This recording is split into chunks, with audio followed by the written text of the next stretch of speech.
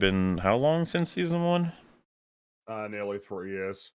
What's with the new obsession with 3-year gaps? Why do I feel like that's common now? Squid Game had a 3-year gap, didn't Is it? it a production timeline thing? And Arcane had a Yes, 3-year gap? It's mainly is that, because I think Andor Season 2 started production shortly after Season 1 came out. Then there was the writers and actors strike, and then there's just a long window after that for all of the post-production. Unlike, typical television, which obviously doesn't have that significant a time between seasons. Well, it's something that has been discussed about, like, the health of TV shows being the there's a lot of youngsters that, something. I saw someone post this, I think it was on the subreddit, and it made me depressed. It said, so 2008 was when Iron Man came out, right? Which that, if you just do some simple math, that's 17, 18 years since that. Wait, have I done the simple math correctly? I have, right? Yeah, I think but, close enough.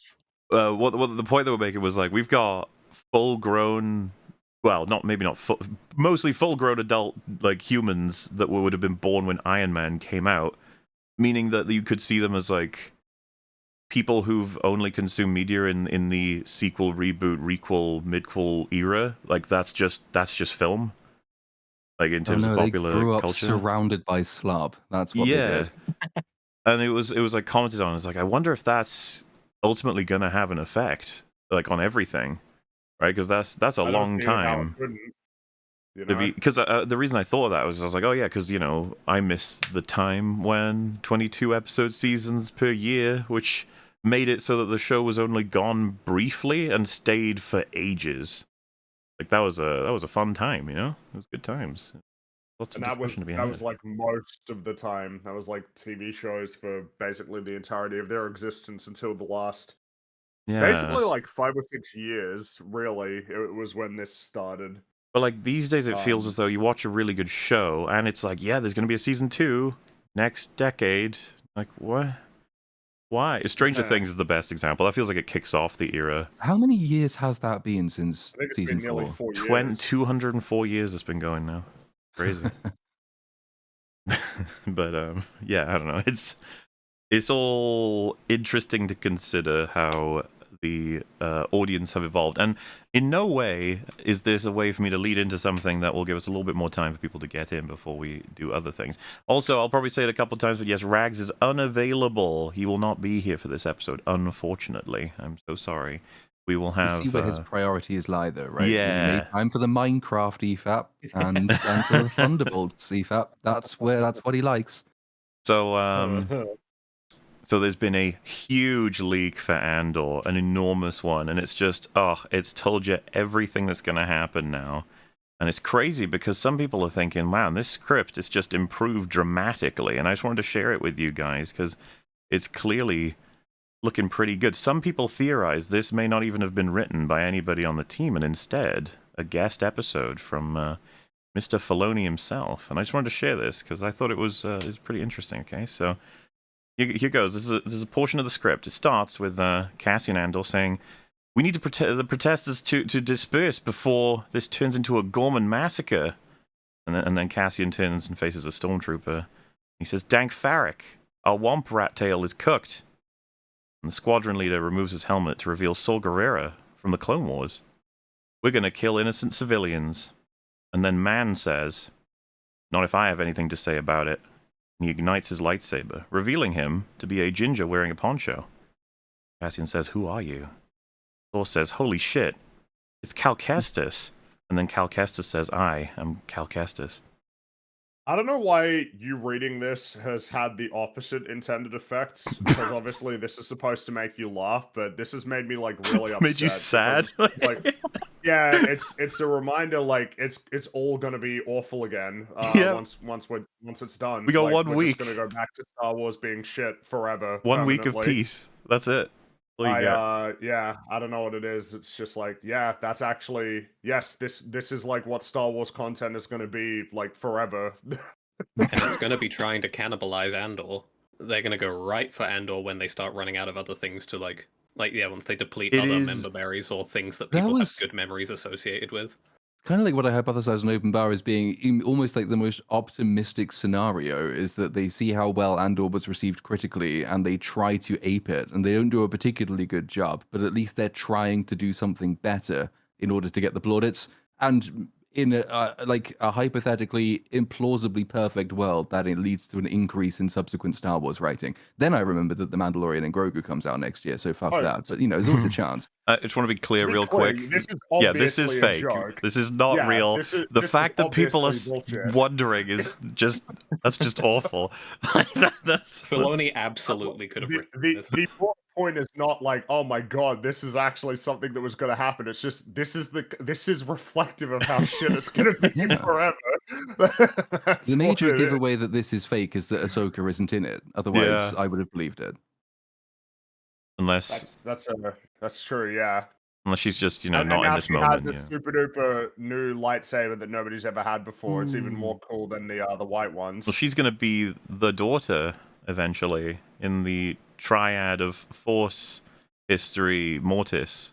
Okay, I have picked up enough keywords to be able to sound like I know what I'm talking about, and it's gonna be wonderful. You'll see, because Anakin is supposed to be the Mortis- father. Wasn't Mortis was the planet where Anakin like saw what was going to happen in Episode 3, right? Yep. Is that in the and Mortis then arc? Yes. I remember this. It's like he sees Episode 3, but then all of them have like their memories wiped of that, right? Yeah, he doesn't remember that afterward. It'd be great. And it's so funny because he sees that that's what he's going to do, and his conclusion is to fall to the dark side faster, essentially. Because he just sort of goes Well- crazy when that happens and starts swinging on people. Yeah, I mean, what else is? I mean, I was going to say, is it worth doing something of a quick summary of season 1? What was Andor about? so. Oh, what was it about? Like, Sure. What summarize? What's the point? Well, I mean, it's about a lot of things, but the core that binds it together is the story of Andor. Essentially becoming convinced to join the rebellion. Like that is what the story is about. He fell down the right-wing pipeline and became radicalized. That silly bugger. Look at him go. That's what the whole season does. It's great. Takes you from a But obviously- disinterested, selfish, or self-centered at least, character to a, right at the end, I'm willing to die at this point because I want to join. But of course, a noteworthy aspect of the character is that he's already. It's kind of something that they reinforce a lot. They even do it in season 2. This idea that he was already kind of a part of it anyway. He just didn't know it yet. Yeah. This notion, like that, there are plenty of people who are effectively have signed up for the rebellion, but don't quite recognize that they've already done it. And that that in a sense, you could also say that it's kind of the story of him realizing that this is what he wants to do, and that he can do, and that he's in a position to do. Yeah, and like the broad choice of many different characters trying to show the different layers and levels of which an oppressive system is maintained and risen versus how it starts to crumble and be destroyed from potentially within or without. It's and of course making an effort to sort of explain how that happens, but also like the kinds of people that comprise that system. That you've got people like Dedra, who is very much enabled by a system like that, like a pretty horrible person that is essentially given a lot of power to indulge in a lot of negative tendencies, I suppose. And meanwhile, Cyril would be an example of somebody who, under better circumstances, if he was born like 50 years earlier, he would have probably been in a position to actually like thrive and do a lot of good in an institution like the Republic. Yeah. But instead becomes quite well positioned to essentially be used to serve the Empire, even though he's not necessarily ideologically attached to the Empire. And then you just see that there are a lot of normal, disinterested people who essentially perpetuate the system, which is a particularly interesting creative decision. It feels like the Aldani arc is the clearest example of that. The fact that they put emphasis on the idea that like the personnel at the Imperial base would be pretty upset if they didn't get to see the eye is like shocking almost as like a thing that they would choose to write in a Star Wars story.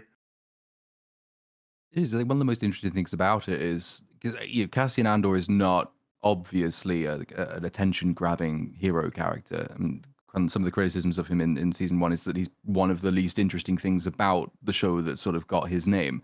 But that is largely because the show is so interested in everything else that's going on around him. It's not interested in just bigging up a character because we're familiar with him. It's very much about, like, this is one character's journey through this world that we're building, but we are building this entire world.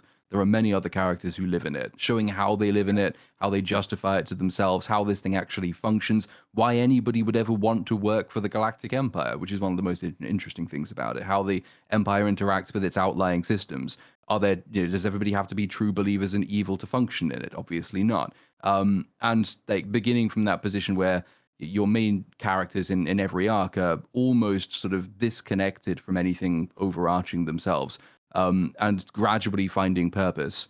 And then that sort of coalesces with the great battle and the speech preceding it in the final episode of season 1, which is about, the important waking up, not all living for yourselves anymore. We are part of something bigger than ourselves, which is also Andor's realization. And then he goes and joins the rebellion, and that's where things sort of kick off. It sort of similarly in season 2, something similar happens, which I guess we'll discuss later, but there is an element of like poetry, it rhymes in this, except that unlike the prequels, this one actually is good. Oh. I mean, to sort of latch on to that observation about, that it's not hyper focused on Andor, even though the show is called Andor. You don't even necessarily say that he is like the character that connects every single plot line together, because it's not really as straightforward as that. The Mon Mothma plot line, which I will say is one of the best in season 1. Mon Mothma is top 3 best characters in this show. I don't think anyone was expecting Mon Mothma after watching the OT to become one of the greatest Star Wars characters post OT. Yes, but here we are. But here we are. She's connected to the story through Luthen, but obviously, I mean, I just think that her storyline is just downright inspired. Like, it's a really interesting journey to take that character on. Like, what is the essentially like the personal cost, the price that she has to pay for her values to serve the rebellion, basically. And then there's a lot of very difficult, challenging problems that she has to confront, that she has to always present herself as a different person than she actually is, the conflict that creates within her family, and the lines that she has to cross, essentially, in order to continue to serve the rebellion is like fascinating to watch. They also, so Genevieve O'Reilly was cast as Mon Mothma for a scene that got deleted in Revenge of the Sith. And then... 20 years later, she got a Rogue One appearance, which was pretty brief. Yeah. And then, the fact that it's like, well, for sake of continuity, we can hire the same actress. And they just so happen to be hiring someone who's fucking great. Like, good God. Yeah. I was about to say lucky, but I guess she probably got it initially because she was a good actress, I'm guessing anyway. It's just that, she has consistently proven... She imbues Mon Mothma with a hell of a lot in the scenes where she can't speak, Mm-hmm. Oh, yeah. Good at it. And that's, it's saying something when you got a cast that has fucking Stellan Skarsgård in it, who I will be praising whenever necessary, while also pointing out, I did not know he had a stroke, and this is all post-stroke. Wait, really? Yeah. Yeah, he talks about it while talking even about season 1 monologue in season 1. Yeah, because he was worried that he wouldn't be able to pull it off now that that had happened to him, and I was just like, fucking hell, dude. You're like... Damn. it's not even something absolutely nailed it. Yeah. Regardless, I guess. I mean, Luthen's speech, and it's hard to pick which monologue is the best, because they're all quite good. Obviously, you've got Kino Loy's, One Way Out, which is a banger, and then you've got Marva's speech in the finale, which is also great. But Luthen's is probably the best. I think it's probably just hard not to give it to him. Above all of the other ones. I'm a big fan of Andor in that capacity for essentially like bringing the soliloquy to modern television. Like having characters just have these extended monologues where they describe whatever it is that they need to in terms of like the thematic content of the episode. I was about to say you can't be ignored. Like I think I was about to bring Flanagan into it because he's Give more. Me a minute, come on. No, well, I was just gonna say he's like criticized for it, So I would. Yeah. I'll probably put him ahead of this in terms of like he gets in trouble for it, sort of thing. Mm-hmm. Which everyone's got a different view on how successful his monologues are or not. But it seems mostly that people don't have any issue with the those 3 major ones from season 1 in terms of like enjoyment. You know, maybe less is more in some cases. Who knows? Flanagan and Gilroy make a show together. Why not? I mean, I suppose another thing to add as well is that Andor is basically the only Star Wars television show that is like actually a television show. Disney Plus shows from like Marvel and Disney, Marvel and Star Wars rather, are like distinctly bad or like at recognizing what a television show is supposed to be and how to leverage a long form storytelling format. Basically, all of them don't really do it properly at all, though it doesn't necessarily manifest in exactly the same way. But Andor is a television show. This is not a story that could be translated into a film. There's too much going on. There's too many different threads all at once. There's too much build up. The narrative structure of the entire show, like particularly with the idea of breaking down into sort of clear arcs, and at least in season 1 specifically, because you know the formula changes in season 2, but the idea of 3 episodes with the first 2 essentially ramping up to episode 3 where the big explosion happens, the conflict, it's like actually taking advantage of being a long form story to achieve things that aren't necessarily possible in film just because you don't have enough time to do it. So that's nice. There's like a real I've television had that show. conversation a few times with people around the internet, just in passing, about Andor, where like the sentiment isn't like entirely unheard that Andor could be like squished down into a film's length worth of content, essentially. But every time it comes up, there's the question of what do you cut has to like enter the room, and then you always seem to just lose way too much. I don't don't see cutting Andor. 12 episodes of season 1 into a single movie, but maybe 2-3 movies, maybe.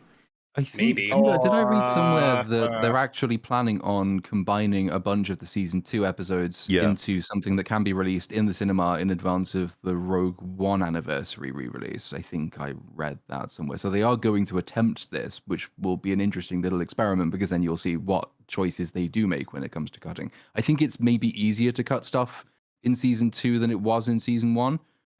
But that's only because like the first arc of season 2 doesn't lift as much weight as the remaining arcs do.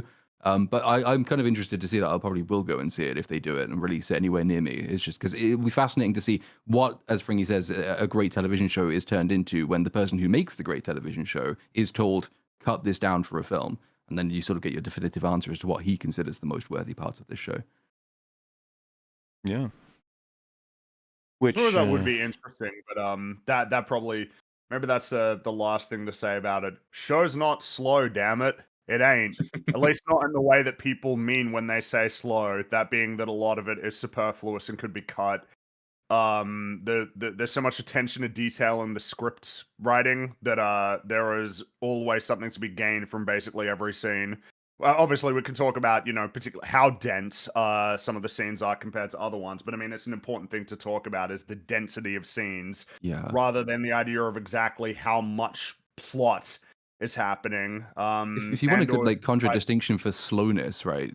Ahsoka is slow. Oh, people Ahsoka's standing around incredibly holding their folding their arms and staring at each other for fucking hours on end. That is slow. Violently slow. Fucking 3 to 4 second pauses in between dialogue sentences. 3 to 4 Single seconds. sentences, Wow. like 3 to 3 4 to 4 seconds. word sentences. I think you're underestimating. Sometimes there'd be like 8 or 9 second pauses. It was insane. Listen, I'm trying to give Filoni the benefit of the doubt, okay? I think the one Nudging where off. Ahsoka and Sabine reunite on the landing platform is closer to 30 seconds because I remember sticking a countdown clock over it and doing the countdown music. I'm sure it's close to 30 seconds. And obviously the argument will be, oh, but it's the first meeting of these two characters that we haven't seen since we didn't watch the cartoons. And fair enough, I guess that's imbued with some kind of character work and symbolism, but I don't think it required 30 seconds to get that point across. And you can still be doing other stuff around it, which is one of the things that Andor does incredibly well. As I'm sure we'll come on to when we do discuss season 2, but a scene in which no one is speaking, there is story happening all around that character, and there's story happening on that character's face, and there's story happening because of where that scene is placed in relation to everything else. The longer you watch it, the more interesting it becomes. So that is the opposite of a slow thing. That is incredibly dense, but it's not slow. Yeah, and then whether or not it's interesting to any given person is down to them, I suppose. It's very subjective, isn't it, really? Pretty much. Like if someone says that it's boring, and then the response is, I'm not. bored though. It's not boring. It's like, oh well, I guess that's the end of the conversation. It's the reason why you should try Well, to we've said generate before, different arguments. we tend to avoid something is simply good because it's fun, or simply not good because it's boring. Like that's Yeah, something we because try it's to avoid. not really an argument that like means anything to somebody who just says, yeah, but like I didn't have fun though, or yeah, but it Yeah. wasn't boring to me though, because then it's like, oh well, yeah, I mean, shit, I guess that's it then. It Maybe can we become should a try little meaningful bit. argument, but Yeah. the interesting thing I found to do when somebody says Andor is boring and slow because of this, then you ask them what's actually happening in that scene and see if they can tell you what's Yes. happening in the scene that they describe as boring. As Because long as 9 they times can, out of 10, they yeah. don't actually know what the scene is happening. Like they can't describe it, in which case it might be boring, but that is largely because they've not actually understood anything that they're watching. And in some cases, it's because they've not made an effort to. Well, But in other cases, maybe it's a failure of storytelling. But I am more inclined to think that, like Disney Plus and Star Wars, and because we live in the Marvel era, as was discussed earlier, we've all sort of been conditioned to expect characters just to tell us exactly what's happening at 5-second intervals. And this is not a show like that. So it might just be that people aren't conditioned to watch long form television. Well, yeah, that was like that was like a mandate from Netflix, right? Like an Yep.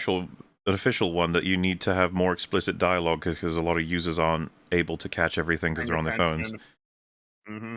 Like that's just the saddest reality for storytelling you could pretty much get, but it at least explains a lot. Did the Russo say something about the idea that like Avengers was going to be at like the first That's a TikTok meme. movie? It's Was a that meme. That's a See, meme? I knew this Okay. would happen. What's happened Yeah, is that Joe yeah. Russo has said enough cringe things that people are starting to invent cringe things because it sounds funny. Okay, But now, I see. so like, say it started with him saying reasonably cringe, and then people went crazy and suggested like insane quotes. But now the joke is like ones that kind of seem like he might have said, and that TikTok one, a lot of people think he actually said that.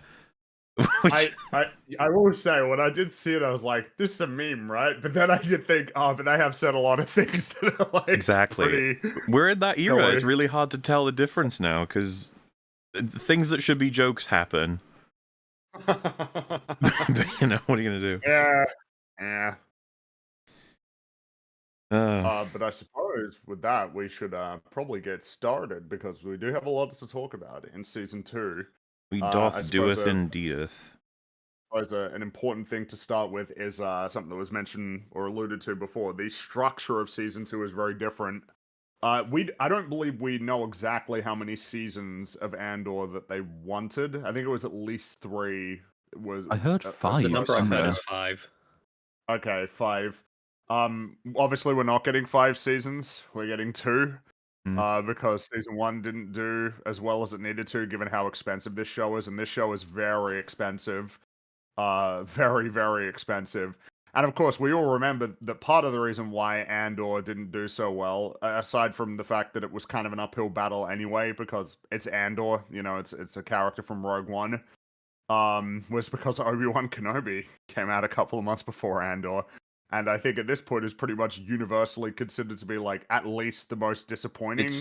It's one of Star the Wars only show, if not things the that worst. could actually compete with like the sequels. Like some people thought it was the worst thing they've done, and it's like, damn, really? And it's like, Yep. yeah, that's how bad people thought it It's was. fair. That's fair. I mean, it's fucking awful. So, you know, it didn't help, and now we're in a position where I suppose we should be thankful that they got to complete their story, but they are completing what was obviously going to be a bigger story in you know, only one more season instead of up to 4 more seasons. And as a consequence of that, there is a new narrative structure in season 2, where season 1 takes place over the course of a year. Season 2 is separated into 3 distinct 3-episode acts, which are separated by a year, leading up to the events of Rogue One. So that is the structure. Each 3 episodes, we skip forward a year. And we start in BBY 4, which is about 1 year after the events of season 1. Mm-hmm. But we're getting close to A New Hope. Oh my How god. exciting! Maybe we'll see Vader. Yeah, maybe, but probably not. It's just but funny because maybe. it's just not at all what the creators of a show like this want you thinking about, but they're in the wrong place. You know what I mean? It's like you don't understand. Still, That's whenever someone says Palpatine's name or the Emperor or whatever, you got the Star Wars fans like, oh, is he going to be here? Yeah, Is he here? my favorite vision of that is like there's just some dude, and they go, "Oh my god, is that Google Gafask?" And you're like, "What? Who?" And they're like, "No, I don't. He doesn't have that beard." And you're like, "Okay, yeah, sure, So anyway, back to the scene, you know? yeah." So we open the story. It's a test facility on Sinai. Have we ever seen that before? It's like a big snowy place. Not Hoth, but it's a snowy planet. I do not recognize it. I don't think we've seen it. It's like it's mentioned a bunch of times because it's. I think Sienna is like one of the. Isn't it one of the largest imperial shipbuilding planets? And then you've got Sienna like Flight Systems or something is one of the companies that builds a load of imperial starships. It's like the QAT drive yards kind of thing. So like there's a bunch of those in this show where like you'll hear a name mentioned and it is coming from somewhere in the lore or the canon. We might not have seen it before, and we might not even see it in the show either. But it's all very clearly placed in continuity because Gilroy actually took the time to do the research, which is nice. That's right. Yeah. He's not a Star Wars fan, though, by the way. It's He was very upset with him about. I will say it's pretty crazy listening to the behind the scenes where he's talking about like, well, we have these events in the canon that we're obligated to essentially address and deal with. Insane. Like, The non-Star Wars fan who gets criticized for that all the time is the only one that has like created anything respectable in Disney Star Wars' era, and also has an interest in protecting canon.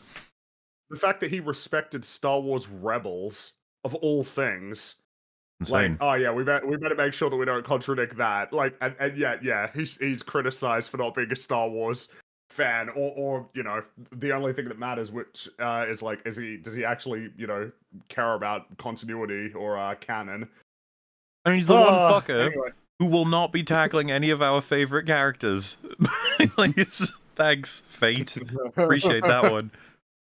But it's almost nice though, because it means you've got the most competent of all the writers attached to Star Wars, who's been given license not only to like obviously there are mentions of lore relevant stuff and it's set in its certain recognizable places, but otherwise, and season 1 had a lot of this, effectively being given license to say go create new characters and go create new planets and actually show us what they are and how they live. Consequently, Ferrix and later in this series, Gorman are probably 2 of the most fleshed out, believable worlds in Star Wars canon at this point, because he wasn't told, well, you've got to go back to Tatooine because everyone likes Tatooine. It's just like it's weird that they gave him, who's obviously so very talented, a huge amount of money to do one of the least sellable Star Wars products. But the consequence of that is the Star Wars galaxy has massively expanded in size and in depth because he's allowed to add these new things. It's something I really appreciate in Andor in season 1 and especially going forward in season 2 is its interest in showing the very diverse cultures of this galaxy, like from Chandrila to Gorman to Ferrix, even like Kenari and whatnot. Like there's a lot of effort clearly built into like how these cultures operate, how they look, how they sound, like the sort of iconography and imagery that's involved with them. Like Chandrila has loads of circles and stuff, as we're going to see later, and it makes the universe like a much richer place to inhabit and to probably like build stories in going forward. I'd say as well that it was a fucking sigh of relief that we finally got the Senate back and the discussion between like all these different planets in a political aspect, because like Disney were famously basically like removing that entirely because they believed like mistakenly that was part of the reason why people didn't like the prequels was politics, which is obviously nuts. And watching them not only bring it back but to take full advantage of it, like the fact that they can start up a Senate scene with Mon Mothma and you're like, oh shit, what's gonna happen, as opposed to a lot of people found them very boring in the prequels, but I wouldn't say that's because they are politics. I would rather point the blame maybe at the dialogue. Infantile politics. Well, they barely even count as politics. That they are politics-sounding setups, like the taxation of the trade routes and the outlying systems. That implies a lot of stuff, which we do nothing with. The Trade Federation blockades Naboo because it's upset about the taxation of trade routes. I don't really understand why, to this day, they decided to blockade Naboo of all places in that particular way. If they'd actually, fleshed it out, done more with it, made it into more of a like uncomplicatedly political story, probably would have been more compelling for that reason. But it sort of sits in that awkward in between stage where Lucas wanted to make these fairly grand but quite dry allusions, whilst also telling a story that has almost nothing to do with them. So then you get back to people swinging lightsabers around and battle droids and clone troopers and all the rest of that stuff, all of which has merit to it, to be clear. It's just that, yeah, it's not the fault of politics that the prequels sucked. It's that Lucas didn't know how to write those scenes in a way that actually impacts the rest of the world, which is a really great distinction with this show, which absolutely does know how to do that. So yeah, the season opens. Since yeah, so the season opens, and we're at this test facility, and a mechanic, her name is Nia. She steps into the hangar, and there's a TIE fighter sitting in the hangar, but it looks a little bit strange, a little bit interesting. It doesn't really look like the typical TIE fighter. I believe it's called a TIE Avenger. It's a prototype, and she enters and she's examining the onboard instrumentation, but she seems a little bit anxious. She leaves and then she ventures into the cafeteria, and we see that Andor's there, and he's disguised as an Imperial test pilot. He's waiting there patiently. I just want to make mention, this is true for the whole season and of season 1, but it's not just a huge budget for any given reason, like, you know, buying actors or how long they took or any given reshoots. It's like every detailed production in this is basically the highest quality. I'd even say down to like the sound design. Like every element of everything feels very much heavy weighted and sort of purposeful. They've taken a lot from, as they did in season 1, the sort of aesthetic that was established in the OT, being that they're so closely connected to it. They want to evoke a lot of the sort of 70s sci-fi, which is reflected a lot in the facial hair and hairstyles as well of different characters throughout this universe, it's just appreciated. All of it is like I said, like set The design, sterile, costume design. lifeless Yeah. blacks and whites of Imperial locations. Yeah, Compared to somewhere like Ferox, which is a much more sort of, well, it's funny to say organic because it's not. It's an industrial sort of place, but definitely, you know, the kind of place that feels like it arose naturally, like that the city was built out just as they needed it, as more and more people live there. You know, tight winding corridors and like markets blending into just regular streets and workplaces integrated into the town. You know, they something definitely like that. Sense spent of the money. culture and individuality to it that is like foreign to Imperial powers, which is like part of the messaging in the show, and it's kind of neat. Yeah, part of the storytelling, effectively. Yeah. So Nia nervously informs Andor the ship's been prepped for a test flight the subsequent morning, and so she gives him the night's password, Kafrene, and hands him the key. And then she briefly glances at Andor and averts her gaze and explains that she was told not to look at him. But Andor decides to reassure her and also acknowledge that she's sacrificing a lot for the rebellion. And then she says something pretty interesting. She makes note of the fact that she enjoyed working at the facility, and it was fun, but that's going to be over now because of this. Which again is just one of those things of like, you didn't have to write that. Like that somebody would say that they actually like kind of enjoyed working there. Even someone that, you know, kind of enjoyed working there and is about to, you know, essentially make sure that will never happen again in order to in order to aid the rebellion. When you're like this sort of level of a cog in the machine, it's hard to really tell that you're like necessarily a part of a machine that is doing harm as such. Yeah, and she says it in like a mean, guilty way too. Yeah. He feels bad about us having to say it, but like even Andor's like, it's I mean, that's not crazy. That's okay.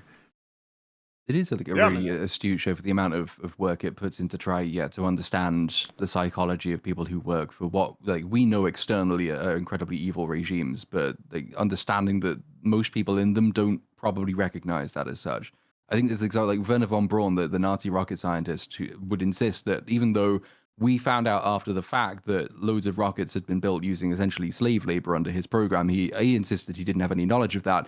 And when the V2 rocket was launched, I think he wrote to a friend saying, I'm so happy that we did this, but the rocket landed on the wrong planet, because he was fundamentally this sort of optimistic person who didn't really understand, at least that's the story he would want everyone else to believe, the nature of the thing he was working for. He was a very happy-go-lucky scientist type who wanted to do good things for the world and ended up doing them on behalf of the most evil regime the world's ever seen.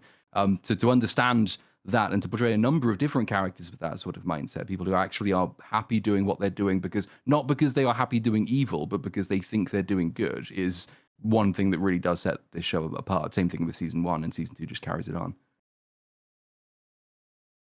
I also enjoy, by the So, way, that shot showing Andor reaching for his gun when he hears stormtroopers. yes, well, Good stuff.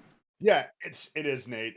They do I mean, the same thing happens again, like, because there's a co-worker that sort of approaches, and Nia goes over to her to relay Andor's cover story, and then when she whispers in her ear, Andor, like he sort of, he's like, like, what's happening here? Like, he's paying more attention naturally. Just a bit on edge. Been through a lot, you know?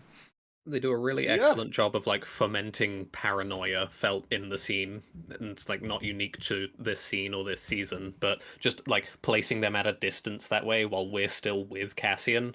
What are they saying over there? For all he knows, he could be compromised right now. Yeah. But it's okay. Apparently, the coworker was just saying that Andor was cute. Though, the sort of positive vibe kind of disappears pretty quickly because Nia asks Andor, if I die tonight, was it worth it? And Andor says, this makes it worth it. This, right now, being with you, being here at the moment you step into the circle. You made this decision long ago. The Empire cannot win. You will never feel right unless you're doing what you can to stop them. You're coming home to yourself. You become more than you fear. Let that protect you. Which I felt had echoes of our Nemec's manifesto in there a little bit. Absolutely. Like the idea of, because it's something that he says in his speech as well, which is also a pretty good one. The idea of people having already signed up to the cause without realizing that they have. Like the idea you're coming home to yourself feels a bit like that, as sort of an observation that you're just you're doing what you're supposed to be doing. I think it's a good thing. Really a great alternate way to write, like, find confidence in the fact that this is you. Like, you're sort of choosing something that's going to get you killed. This is the road you're on because this is who you are, and there's comfort in that. There's protection in that. So it did kick off the first of a few questions I have about this opening sequence. Because I just probably not spoiling a huge amount. I said the opening 3 episodes are probably my least favorite across this entire season, probably across both seasons. And this opening sort of tie escape sequence we're coming on to it doesn't make, like, some bits of it don't quite add up. The first question I started thinking was when she said, if I die tonight, would it be worth it? So you're not taking her with you? Because there's clearly enough space in that tie for more people. In fact, that's quite a big part of the tie's function later, is that it can take more people. Why is she happy to be left behind in a place, having committed this betrayal, believing that the betrayal will probably get her killed, as opposed to why isn't she asking him to take her with her or something like that? Even if he turns her down when she asks him, or if he tries to take her and she gets shot, there's more sort of a bittersweet story element to that than a very naive person. And the naivety might be the point, saying, of course I'll betray everything I've ever, worked for, if not fought for, and let you take the ship, and maybe I'll die, but I guess it'll be worth it. It seems a little bit too. I would have mounted somewhat of a defense in the sense that they want to, keep it as non-suspicious as possible, getting him into that ship. But the thing is, he basically breaches like the cover the second he's in the main room anyway. Shoots the droid, so it's like may as well take her. It seems. Mm-hmm. So yeah, I think that's fair. I don't imagine she will be able to mount a particularly compelling defense as to like what happened. And I don't know why she would bother, It's like, just leave. Or unless the idea is like, yeah, she's already just like running for the hills, in which case, I don't know, maybe go with Cassian, unless that's like off the table. Like, that could be off the table at Luthen's instruction or whatever, because that seems like a kind of thing he would probably do. Well, yeah, because if she stays behind, it's not like she's really, she's not like Lonnie. She's not really in a position to do anything particularly helpful after this, in a sense, like in this capacity. This happening like puts all eyes on her in a way. Not necessarily her specifically, but everyone here. It would be under intense scrutiny for how this has happened. And like the show does lean quite heavily a little bit later on Luthen asking Andor to do things that he becomes sort of increasingly uncomfortable with, like the sacrifices that he's been expected to make, the almost careless attitude toward the lives of innocent people.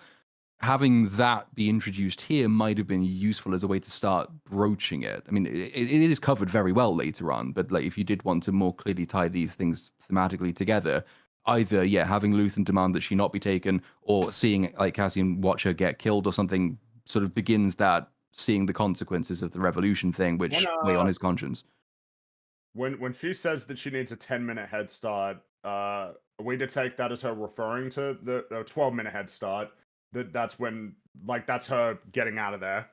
Like, I mean, she's still guess on. so, yeah. leaving. She's still on Aaron. record as being a part of all of this, right? Like, it basically, is it worth the risk versus just getting out? Right. Seems like she has the chance. And what's ironic about it is that if she had gone with him, she might have been able to, tell him how to use it. I'm not sure if she's fully familiar, but she at least seems to be aware of the machine itself. Yeah, I mean, you would think one of the first things you do when stealing an experimental fighter is you get someone to give you the instructions for how it works. Well, that does was- seem a little bit sensible. That was accounted for in the sense of it was just a huge mistake, Yeah. unfortunately. Well, There's yeah, some Well, it's a problem mistake with the from- information. It's a mistake from Andor's perspective, right? Because as we find out later, this is not the ship he was Yeah, here he's to been steal. trained But it's to not pilot. a mistake from her perspective because she presumably Yeah. always thought he was stealing the ship. well, yeah, because there'll be arguments later about exactly how much they knew about this ship when he was sent to take it, because that's what he's about to do. He does he goes into the hangar, shoots the droid, steps into the ship, and is like immediately, obviously, a little bit confused about the interface. Like he pauses for a moment when he gets inside. But then when he sits down, the ship comes alive, and he awkwardly fumbles with the controls for a moment before activating the engines. He's about to leave because the door is open, so he can get out of there. But when he pushes forward, the ship flies backwards and slams into the wall. For a Which I ship will that he say, I'm doesn't know how to first- pilot, I would have thought he'd be a little less aggressive with the forward and back. But he pushes it hard, and it like sends him all the way back into the back of the hangar, as opposed to being like, let's see if I go soft, which direction am I going? I Actually, suppose it reminded me of Independence Day, the bit where they get into the alien fighter and he jams the sticks forward and it goes backwards, and then he flips the instructions backwards, upside down and flies off again. It's not as easy here, though. There is no instructions. There is no manual on how to drive this one. I will say, but seeing he's him fly backwards and slam into a wall was like, like, wow, what's going on here? I think he is experienced enough, and this is a serious enough show that with a ship he doesn't understand, and he assumes like controls do things. He kind of just do it like anybody would even play a video game. Just be like, all right, let's try everything soft. Let's not go crazy until I actually know what goes forward, back, up, and down. Because I am also not too much of a fan of this sequence, especially not the greatest thing for me to see as the intro to season 2. The season 2 curse, like you can feel it looming, It was slightly concerning because it's just like, especially that's a bit silly. That conversation he had with Nia, like I thought for all the things we've mentioned already, but also just like, oh, so cool to see how far he's come. He's now inspiring and leading people, even in a subtle way, not like a super explicit, like leading an army or anything. Just like there's this one person who needs what he says and he's able to do it. It's like, oh, that's cool progress since we last saw him. Mhm. This is less so what I want. I would way prefer to see him actually very competently steal it, and have to face challenges. If I was I to suppose- like provide any kind of a defense, it would be that like it almost feels to me that when like the handhold arm like things come out, that is like an interface element he's very familiar with. So he would be like of a mind that like, okay, now that I'm here, I understand how this thing works. However, I don't think that really like negates the need for perhaps a bit more caution in terms of flying this thing. Well, because I get the impression this is supposed to be a bit funny. There are several moments that are like, Yeah. I'd say it's comedic. It has to be. Yeah. Seeing him like, seeing him ramp up like, yeah, we're gonna get out of here, and then fly into the wall. It's like, yeah, that is somewhat amusing. But also, again, it's like, like, yeah, a I little don't bit know like, about this. But you could kind of tell why they'd done it. It's like, well, we've got the criticisms that we heard from season 1 is that it took too long to get started and it was quite dour and serious. So we can answer those criticisms by starting with a high octane chase sequence and some funny stuff. That does And feel like that what is- this is, yeah. It does Yeah, feel like not what I why wanted to this is see from there, it at all. Oh, and just Which you I'll know, I'll say yeah. again in like 2 hours from now, but Rags is not going to be able to make this episode, I'm afraid, and Ryan is on the thumbnail because he may very well be here within 2 hours or so. That's what we're hoping. So, there you go. Those are the answers. I'll remind everyone again in like 2 hours from now. Don't you worry. Another thing that was a little bit unfortunate was you see a whole bunch of stormtroopers enter and they see that like Andor's can't like fly it, and then he just like spins around and wipes them all out pretty effortlessly. It's like, Which you Don't can do because they just stand there and one of Yeah, I them don't says, understand what what they the would do. hell? And then they just stand there and then they start shooting at it from no cover whatsoever whilst this ship is Yeah, like this is- crashing well, it's a into the little ceiling and awkward everything. if they know Firing their that small arms at this ship when it's becoming you would immediately apparent assume you that don't they do would anything. know. Yeah. But they probably would know this, right? Like that you can't actually take down this ship with a small arms fight. Maybe not, but like it doesn't I don't- take long to see that you can't. Yeah, they wouldn't be privy to like the schematics Well, and or anything, but like I imagine they know they can't shoot down another TIE fighter. I've I never don't know. liked how much. Can you see they like actually standing next to cover, but they won't use it? It's like, Yes. guys, come on, please. Maybe they the don't cover like- wouldn't do them a whole lot of good, but still. And like that I would have thought stream the of first fire instinct would be where they like, just get in stand touch there. with someone. So, Like, well, yeah. find- So, not using cover, not reacting to the fact that they're near death, trying to take on a ship of that size with their guns that are clearly doing nothing, and simultaneously doing all of this when they have no clue what is happening. This is just like, this is not reassuring. This is very much a zombie-brained stormtrooper activity, which upsets me. I don't like to see it. Andor's one of the shows Only I very always. distinct, right?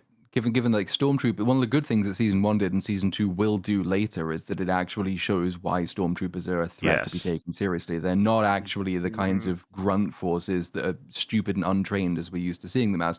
Their presence is supposed to convey in this show severe threat because they are actually competent. They are the Empire's shock troops. And the rest of the show does that really well. It is just this opening sequence where they've sort of reverted to their sort of Disney canon meme format, which is disappointing. And you can fix this with some easy post recordings, right? Even with the visuals as they are, you can have. I think Theo just mentioned it's just playing something over a receiver, like what is happening, what is going on, and some like authoritative voice says, TIE Avenger not authorized for liftoff, sort of thing. And the pilot's refusing communication. That could be something you could throw in.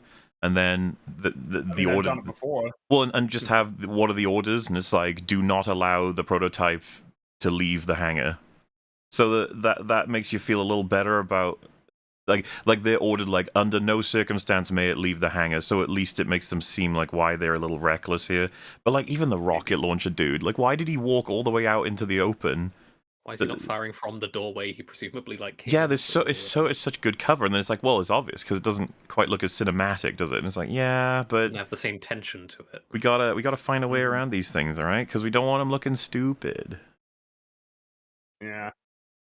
When the one with the rocket launcher feels like he's there so that we can see one of the suppose like experimental weapons that the ship has, where it like shoots a giant like plasma like blast and basically vaporizes him and vaporizes a hole in the door, which he then uses to blast a hole through the door because the hangar doors are closed, and then he launches out, slides down the cliff, and nearly falls off the cliff. Yeah. And then the power goes out, and it the problem is just when you see that, it's like I don't think I don't think I like seeing all this.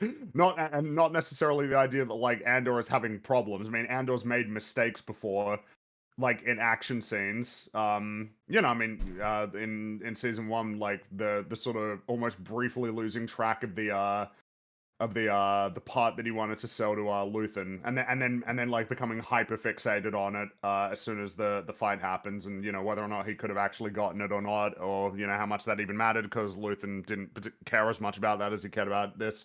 But just seeing him, blast his way out, like, and slide down the cliff and nearly fall off, it's like, uh-oh. Yeah. But it doesn't sit there for long because there's some TIE interceptors that are coming, and Andor fires up the engine and launches off the cliff just before he's hit with the ballistic missiles, which I presume would have actually taken it out. So that was pretty lucky that he managed to fire it up just in time to escape. There's a lot of that in this And fight. then- I'm not particularly fond Yep. of it as a whole. It's kind of eh. Well, yeah, because then he's getting chased through the canyon, he's slamming into walls constantly.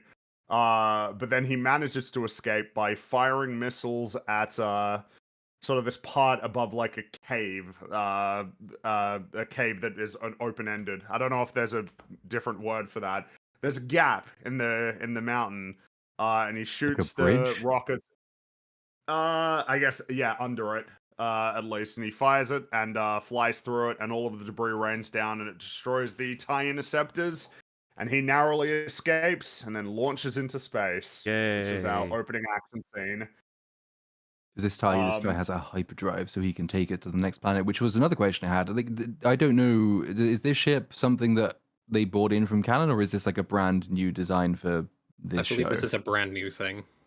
Because I was wondering, like, I think I'm right in saying that one of the things that make Darth Vader's TIE advanced thing so special in A New Hope is that it's a TIE fighter with like life support and a hyperdrive system. Whether or not it might have been better to have this as like the prototype of that, not at least because it ties in so much more clearly, but because Star Wars sometimes has a problem when it brings in hyper advanced weapon systems in prequel series, because then you wonder why you didn't ever see them again in the original trilogy. And this TIE is very, very advanced, like more advanced, it seems, than Darth Vader's own personal one.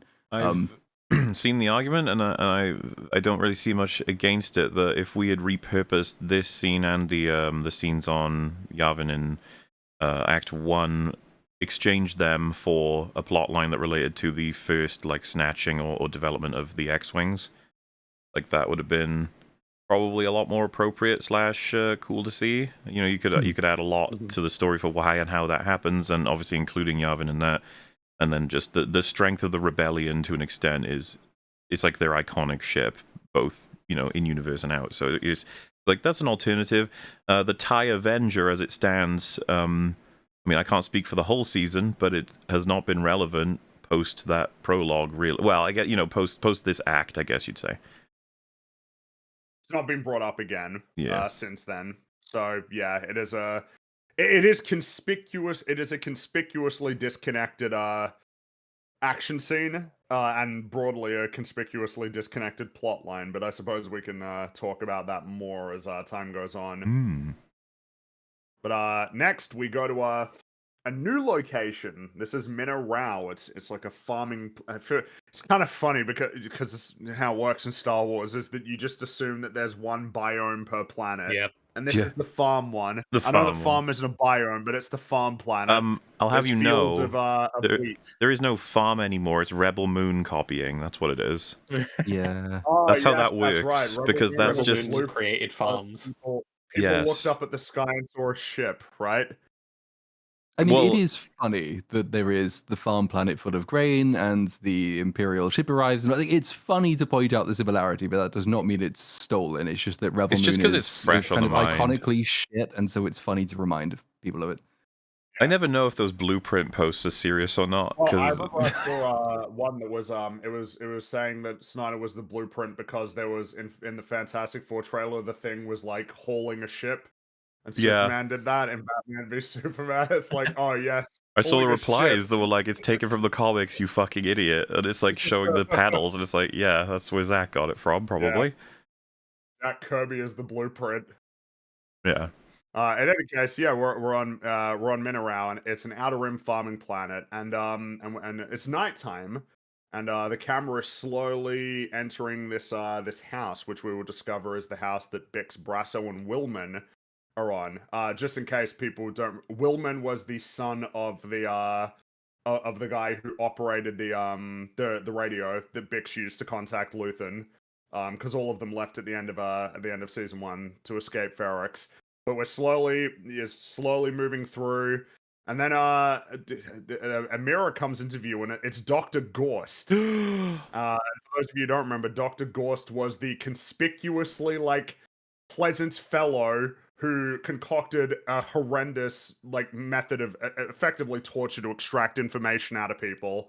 He was he was so nonchalant and chill about this horrible thing that he had invented, which of course he had used on Bix, who really suffered a lot in season 1. But he's here, and then we see that Bix is in bed, and the bed sheet is slowly removed, and she wakes up screaming. But it was a nightmare. Brasso is there, and he's trying to calm her down. Now, of course, this is the kind of thing that it's like, okay, so we are like following through essentially on this this plot point from season 1. It sounds weird, but I was very happy to see this. I was like, yay! Doing justice to a character's trauma for once. Yeah. And I just like the way that they did it too, because Gorst would never be here in this manner. So it's like, what the fuck is going on? And then it's just like, it's a nightmare. Yeah, it's a nightmare. But Brasso's calming it down, and we got a new character, Talia, who's also there. And then Willman comes in, and B2, you remember him? The fun droid. Yeah. The particularly fun droid. He's an old fella. Doesn't work quite so well anymore, but he's still trying his best, which I appreciate. And he explains that Bix had another nightmare. So this is far from the first time that this has happened. And he also notes that Andor would want to know about this. Like he would want to be told about this. But Brasso, he elects that they should talk about it in the morning, before they expect that Andor will return the next day. All right. So that's our second, thread that we're going to be dealing with in the first arc, the Minna Rao storyline with Bix and Brasso and Willman. But then we head over to Chandrilla on the Mothma estate, which is like, oh look, it's Chandrilla. Have we seen it in a? We haven't. I assume it's appeared in one of the animated shows, but I think, is this the first time that we've seen it in a live action? I think so. I mean, I don't remember. I don't remember it in an animated show even, but I don't have a strong memory of those things. Well, actually, yeah, chat. Is this the first time that we've ever been there in a Star Wars television series? They would know. But, first time ever. First time. Oh yeah, might have gone there in a video game. That's true. There's a possibility of going there in a video game. I can't think which game it would have been though. I've played a load of them. I don't remember ever going to a Chandrilla. It's the Jar Jar Binks game, I think. Oh, I didn't play that one. Shit. So it begins with Mon Mothma's daughter, Leda, who shows her wedding dress to her friends, because this is the wedding that was set up in the conclusion of season 1. Now you might remember Mon really didn't want to set this up. She really didn't want to do it. But it was essentially the only means by which she could smooth over the financial problems that she had to deal with throughout the entire season. Evade obvious detection from the Empire and maintain the rebellion funding, basically. There was a piece of setup in that, which I think a lot of these wedding scenes are actually really strong, but there's a few of them which slightly bug me. From what I remember of season 1, part of the reason she has to go through with that is because she's been funneling money from various accounts on Chandrilla in order to fund Luthen and the rebellion.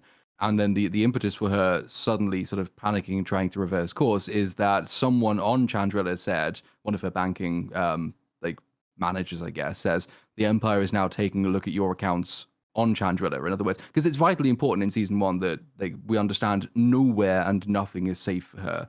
She's not safe in her home on Coruscant. Her husband isn't safe to be around.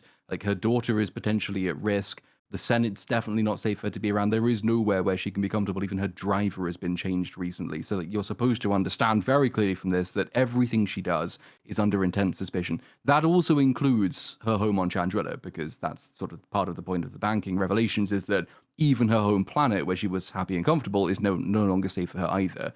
That, I think, some of which gets lost in this episode, in the sense that there's going to be a lot of sort of standing around talking in hushed voices, but talking in public places as though there's no possibility that that did annoy me, or the Empire is there, and that got annoying the more it went on, I think, and it sort of worked against the the really reason good why way season 1 did. I suppose a reason why it can be annoying is because there are a lot of other scenes in this season as well that like deal with that reality of actually Yes. accounting for whether or not there are listening devices. There's like significant plot lines revolving around this. Well, I love So the it is code. conspicuous. The code speak between Claire and Luthen, right? With the whole like they refer to It's people as always really pieces, and they yeah. always talk about the viability and the Oh, it's incoming great. shipments and stuff. And yeah, it's enough that the audience can get what they're saying, but sometimes you can even be like, "Oh, that probably means that." Oh, yeah, that. And it's just a really great code, and it makes a lot of sense. But there are, I think, 2 instances in this arc where those two are talking out in the open with no code, and it was really bugging me. You have see them a still taking care, but like obviously the level of care does seem to be like decreased, especially given like the suffocating paranoia that like permeates this whole series, right? the care seems to be more so for anybody who might overhear them that's like walking past rather than Yeah, specifically because they're worried that they might be, bugged. there are double Yeah. agents crawling all over the place. There are all kinds of interest. Even people who they are manipulating need not hear any of this, like at any time. Otherwise, it could end badly. We have a big one take here. We're doing a one take. So Mon and Perrin, they meet with their guests, and Mon's assistant Erskine, who I believe was in Rebels, right? This Yep. character. But I don't think we didn't see him in season 1 though. At least I certainly don't remember. Unless I'm mistaken. I don't remember him in recall season seeing 1 him. either, but you know. No. And basically informs her about some pretty mundane problems with parking, basically. But Mon's expression sinks because she spots something. There's something or someone in the courtyard. And Someone she who can only be sorta- bad news for a lot of characters that are his Well, ally. and of course, when you see it, it's like, oh, I think I know who she's seen. And she heads downstairs and she keeps putting on sort of the gleeful expression while passing guests, but she's clearly agitated and worried. We see Vel. She's walking down the staircase and she asks her, "Have you seen who's here?" And then heads to the platform, and as she's heading to the platform, she's like intently staring at whoever this person is before being called to by Tay. And if you remember him, he was essentially helping her solve her financial problems. He got brought on because he was actually interested in essentially working against the Empire to sort out her financial problems, and he's here. And he wants to speak with her in private, visibly disconcerted. Like he's just like notably kind of agitated and edgy. At this point, a note for the one they've done. It's a really great showcase of how viable this intro to the world is. Like the effort and the set is insane. But you also get like a quick rundown of which characters are in this area and what they're going to be sort of invested in this arc, who you can expect to see, and the dynamics involved in it. And the fact that like the camera's staying on all of like Mon's expressions throughout all of it, despite the fact that they give you a little intrigue if she spotted something that she's heading toward the whole time. It's like a nice way to keep you attached while giving you information that you do actually need. And then just making use of Genevieve O'Reilly's performance, they can rely on her. Oh yeah. And I mean, certain characters are behaving as you would expect. Perrin is, obviously the only thing he cares about is basically what's going on in terms of the wedding. Vel doesn't seem particularly thrilled to be there, just in general, which is not surprising. But the fact that Tay is kind of like on edge is a little bit unusual because he's always been pretty composed. Obviously, whatever problems he's dealing with, there'll be things that, have to be dealt with. But like he's clearly something's on his mind. There's some expressions between both of them that don't look so easy. No, I don't. Like he looks really concerned. I suppose we'll find out more about that later. But then he says that they'll speak when she's not quite so busy. And then Mom pauses for a moment and walks towards Luthen. Oh my god! He's playing the character, the collector. And Mon asks Luthen why he's there, and Luthen replies, "I'm afraid that's a secret," which I'm sure would be a very annoying thing to hear at this particular time. It's just, I think it's a Um, really great indication of the relationship he has with any given ally, that whenever they see him, it's bad news.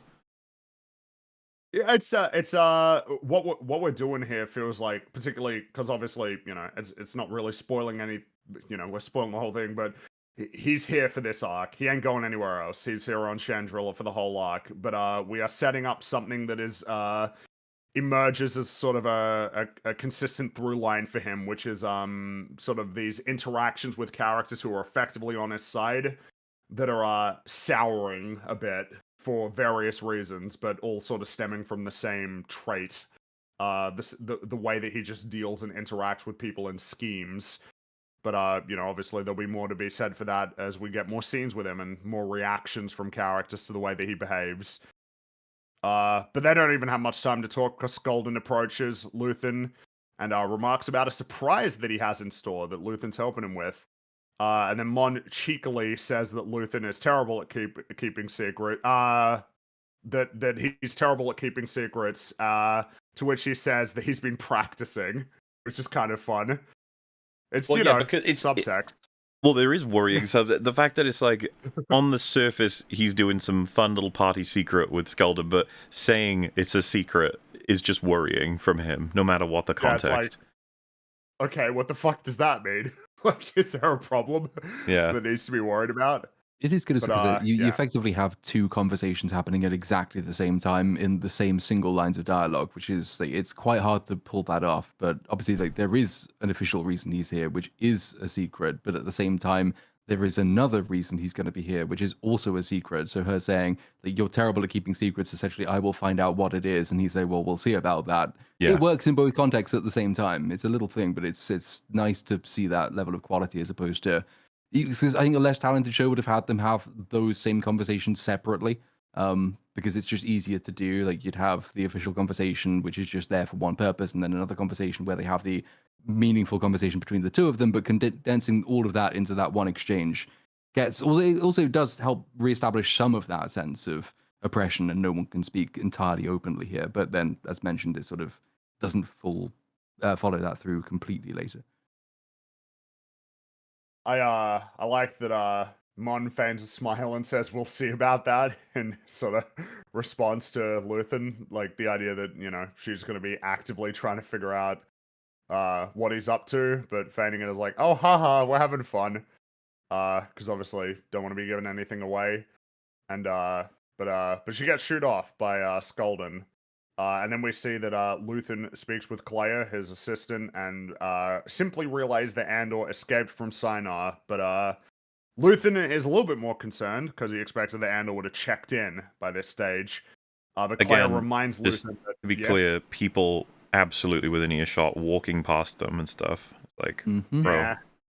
And it's this takes one quick redraft. You have the exact same dialogue said through code. It's so simple. It's like what happened with the primary shipment, It's like, oh, well, it's left the docking area, or it's left transit, but it's in transit. Something's very wrong, and just like the expressions will do the rest.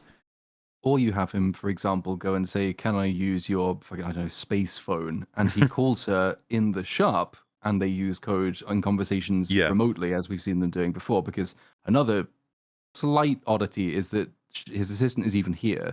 I'm not entirely sure why, even in the show's context, because she leaves pretty quickly anyway, because she has to. But why we even needed that beat where she is here and then only to send her away again, as opposed to doing what like season 1 did frequently, remote conversations in code. I would certainly recommend. It seems like because the notable bit of information here is that she just says it would be too risky to transmit from the Mothma estate for pretty obvious reasons, but that she has to keep listening. But I mean, she's not going to be here for very long. And if you've got a highly sensitive operation ongoing, which might require transmission, why you would go somewhere where it's from whence it's not safe to transmit anyway is a question. It's just. Little bits and pieces like that, I think, could have been improved. She doesn't have to be here. I think we could have established everything that she does establish by being here remotely anyway. Like, there's a couple of interactions she has which are kind of interesting. It's just that I don't think they outweigh the problems of having it here. And I think they just wanted broadly to give Claire more in this season than season 1. Get more, for sure. She does get more. She's a lot of fun in this season. A lot of scenes. Oh, yeah. So we're back on Minarao, and Bix and Willman chat while repairing some machinery, because I guess that's what they're up to, which isn't really surprising, given what they were doing before. And Bix teases Willman about a crush that he has on a local Beeler, but the pleasantry who comes over and they have a chat, but the pleasantries don't last very long because we're about to do the Snyder is the blueprint thing, where they see an Imperial ship looming above the wheat field. Though they don't really know why it's here at this point, but obviously Bix is appreciably concerned about this, like notably more concerned. I would say there is purpose here in that she seems very comfortable, playful, working away. As much as she's got her ghost nightmares, like I think something you can kind of angle here is that she's relatively secure and happy on this planet, and then the Empire arrive again. It's like, oh fucking hell, like yeah, which it's like that obviously serving a broader thematic purpose. The idea of like the Empire is constantly sort of expanding its influence. Like, is there anywhere that's truly safe from them? And anywhere that is safe, how long is it going to stay safe, Exactly. But, we see the Andor. He's, now look, everybody, I'm going to be referring to it for now as an unnamed forest planet, okay? Why? We don't know where this is yet. we don't know yet. We don't get, because usually we get text that says where we are, but we don't know where we are yet. This is just an unnamed forest planet, okay? And Andor, he's flying into a forest. He pretty sloppily lands the ship, but it's okay because it's experimental ship. And he takes a moment to gaze at a maroon ship that's several meters away in the trees. Before he ventures outside, he draws his weapon as he approaches it, calling out to his contact, who's called Porco, which is a funny name because it's pork. It is a funny name. So you immediately think like Porkins of pigs. That's right. Maybe it's yeah. Porkins' brother. Maybe that's why Porkins joins the rebellion. Yeah. His brother died. Maybe. Well, yeah. He ain't here, okay? Because there's no reply. But then a voice calls out from the forest, and declares that Andor has 15 blasters pointing at him, and another voice scorns the first guy for divulging that information. And the two of them argue for a moment before Andor declares that he's not an Imperial pilot. But whoever these people are, they're not very receptive. They tell him to drop his weapon. He does, and a whole bunch of guys emerge from the trees. And now we're kicking off this particular plot line. Mm-hmm. But we got to head over to the Malthine Divide, where we got our first Krennic scene. Yay! Jangle that key. He's been featured pretty prominent. Well, it's fun. Ben Mendelsohn, obviously, he's a very entertaining actor, and of course, it's fun to be like, oh, Krennic in Andor, so he'll just be like better. He'll just be a better character. He'll say more interesting things. A scene with Krennic and Partagaz. Yeah, he has been featured pretty prominently in the market. That's exciting. You got to appreciate these scenes as they come, though, because of the 9 episodes so far, he ain't been in much. No, he's only appeared in 2 episodes. Using him sparingly. So, that's right. But a whole bunch of people have been gathered. Partagaz is there and Dedra's there. And Krennic makes it very clear that they've been assembled to discuss something that is so classified that even Tarkin doesn't know about this meeting. He hasn't been told yet. I actually think because that made me improve my because when I first watched this and the entire scene, I thought he's a little bit clownish from what I remember.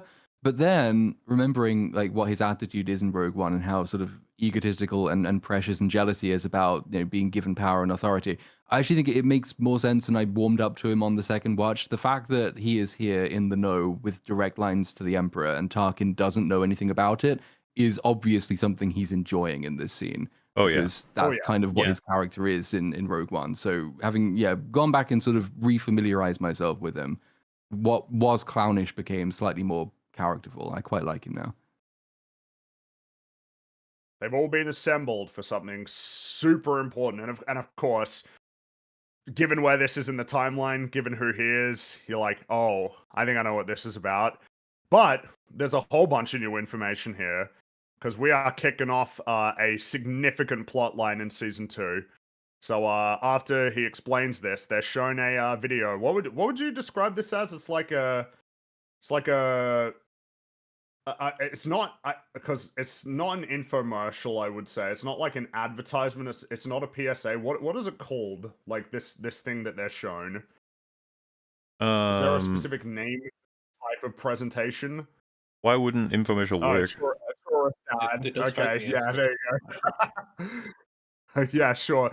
It's an ad for it's an ad for a planet called Gorman. And we got some important information here. The noteworthy takeaways is that the Gore are renowned artisans. They make really highly sought after clothing. That is like their principal export. It's basically their only export. And they use the silk that's spun by Gorman spiders to do this, to craft these prized textiles. Much of which is displayed in the capital city, Palmo. We'll be seeing a lot of Palmo soon. This is this is all just sort of background. Krennic pauses the video and then declares that Gore is of great interest to the Empire. It's like, ooh, I guess we're gonna find out why. But we gotta go back to the forest planet first. Andor is restrained by what is obviously something of a ragtag group of people. And he explains that he came to meet his friend Porco, who was supposed to be handed the TIE Avenger, like he was going to take it on. And the ragtag group admit that they killed Porco, which is pretty tragic. But I guess it does spur Porkins to to become a hero. So, but they don't really believe Andor's story and conclude that he's an Imperial test pilot because he's wearing the gear. I don't Anybody want got to poison anything the to say? well or anything, Yeah. but I mean, am I right in thinking that we'll be saying, but first we have to go back to Forest Planet with less enthusiasm each time we do it? Yeah, I thought about separating into different plot lines, but it does feel like relevant to show when we jump back and forth. They're doing it it's for how a you- reason, right? There's a reason. It's you know, just yeah. I find Well- much more interest in one side of this than the other. Yeah, it's the kind of the deal with the whole rebel sequence. It's like I understand what you're doing, but I get beyond it, like the yeah. basic principle statement, there's not a huge amount of flesh on the bones of like what's actually going on here. I understand what you're doing. We hop away, you hop back. I continue to understand what you're doing. Hop away, come Yeah. back. I continue. I think I've got it now. Whereas you compare it with the scene introducing Gorman, and it becomes sort of more layered and complex every time you return to it, because you think that like giving the infomercial tourist ad at the beginning is just almost like a cover story to just merely introduce the topic. But actually, the fact that Gorman has this reputation, the fact that it is high fashion, becomes very important to what the Empire's strategy is with respect to that planet later. So Yeah. even what seems like a disconnected advert skit just to introduce a noun has story implications. Whereas the Rebels, Absolutely. you go to them, they bicker, and then you go back to them and they bicker, and then you go back to them and they bicker and also play rock, paper, scissors. And there is, it's doing it maybe a slight injustice to say that's all there is, because I think it does resonate a little bit more later on when you sort of see the contrast between leaderless, disconnected rabbles and led, directed, and coordinated people with a cause. That's fair enough, and the contrast is worth drawing. It's just that it does take a number of scenes to establish that, and it's not very deep, I don't think. And like it's hard as well, Yeah. the contrast where you have Partagaz, Krennic, and Dedra, like who are all Yeah. very interesting to me and all get to Yes. bounce off each other versus Cassian and a gaggle of retards. It's like, He barely you even know, really gets anything to bounce off of. not so. a huge amount. No, versus like I don't know what it is. Like I think his name is Anton Lesser, the actor for Yeah. Partagaz. He can take a line. He's one of those actors. You give him a line and he can turn it into something so fucking interesting. He needs to say "excuse me," and he like goes "excuse me." And it's just like, what the fuck was that? It's just like the most interesting way you could have said that. Holy shit! He plays great. Thomas More in Wolf Hall, and like that's obviously like very high prestige drama. And I think I read that he was sort of reluctant to take a role in the Star Wars show until Tony Gilroy told him basically play it like you're in the theater because we're trying to do something serious, and that sort of sold him on the prospect. But he's been in a number of other things as well, just very very serious, proper sort of thespian with that training, and it shows in every scene he's in because there's so much variety in it. Like you say, every time he expresses anything, it's never quite what you'd expect, but it makes it just more engrossing to watch and listen to. Well, anybody who's writing for him, no matter who on the team, their IQ skyrockets temporarily, apparently, because like some of the shit he says is some of the more involved dialogue you'll ever get, which is saying something for Andor, by the way. It's like multi-layered crazy shit that the people in the room he's talking to don't even understand in terms of like exactly what he's getting at. You can read it multiple ways, sort of stuff. And then just the ways that he'll surprise you in terms of he's so not a cartoon evilman, empireman. He comes across as so completely sure of exactly why he runs everything the way that he does and for what purposes, right? The ISB scenes are made so much more interesting by having him be a part of them. And, you know, the fact that we've got very few moments of him left now before he's gone forever, it's going to be like, oh, man. And I don't even mean that in the sense that he's dying or anything, just that the season's almost over, so. Yeah. So back in that meeting, Krennic explains that energy independence is central to the Emperor's agenda, but that achieving it has been really difficult. And he remarks, and this is fun, he remarks that access to stable, unlimited power will transform the galactic economy and solidify imperial authority. Unlimited power, that's the saying. The Emperor wants. There is a mineral. I mean, the mineral's called calcite, but the deep substrate foliated calcite that can be found beneath the surface of Gorman. And this is going to be an important aspect of achieving that energy independence.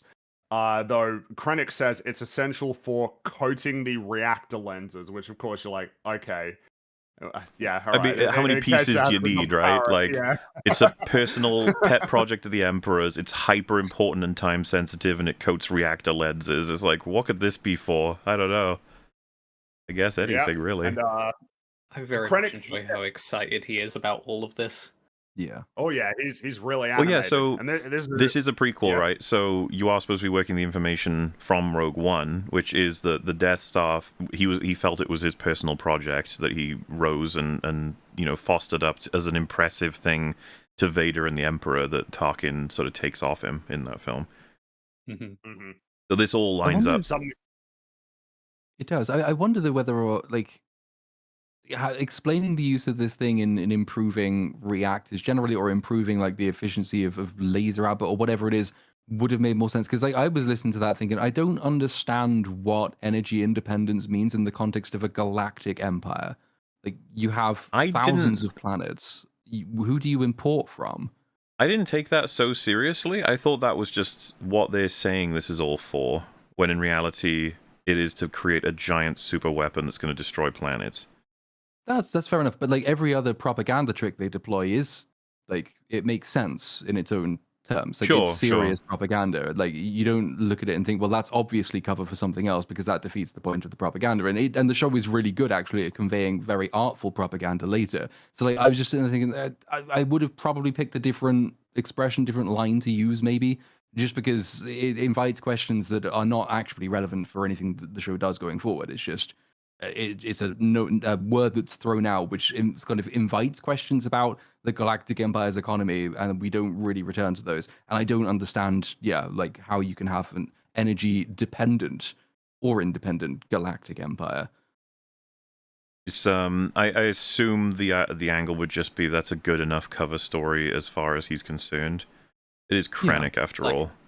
In terms of like what's actually going on there, maybe you're looking at something like the industrial base responsible for like the generation of power across the galaxy or whatever is further beyond imperial control than they would perhaps like it to be, and this in-house solution would represent like that sort of angle. But yeah, we do invite the question.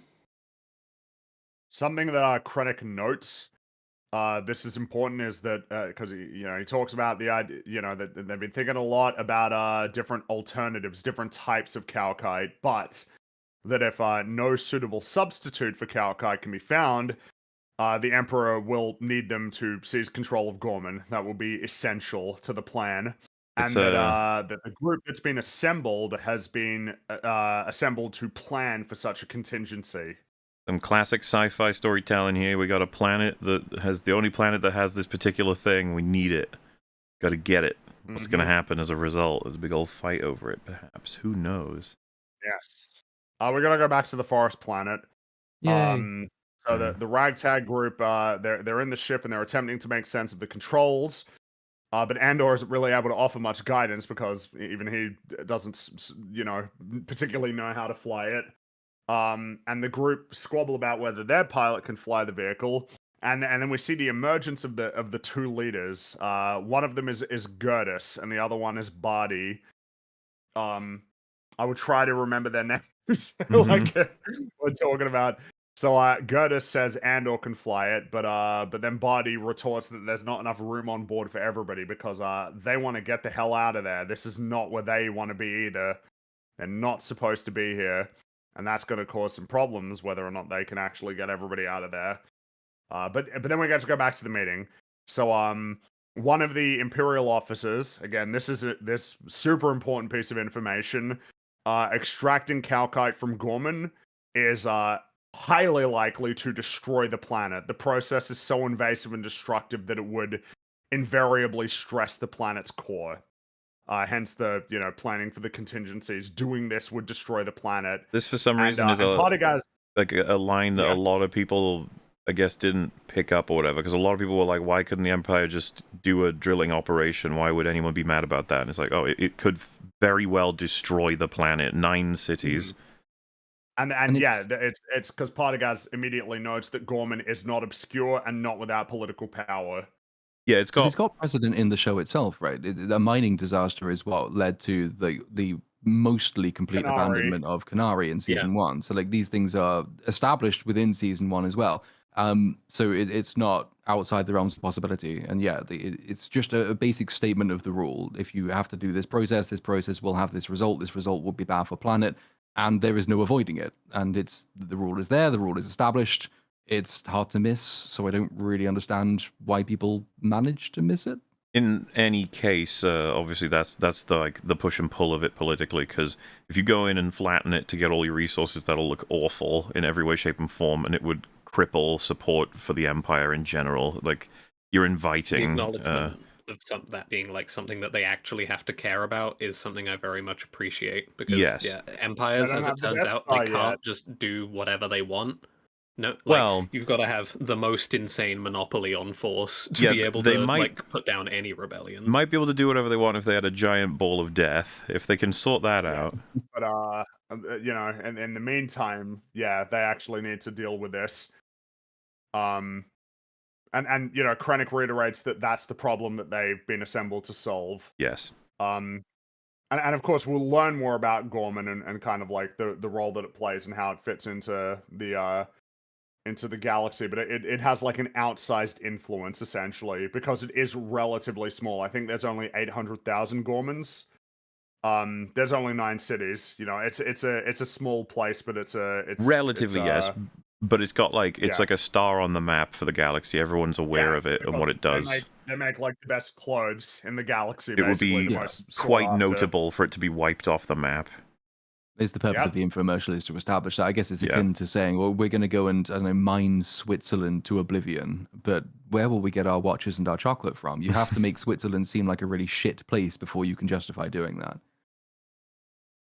Back on the forest planet, the ragtag group continues to bicker about how they're going to leave the planet. They're arguing about whether their pilot can fly the plane given its unconventional controls.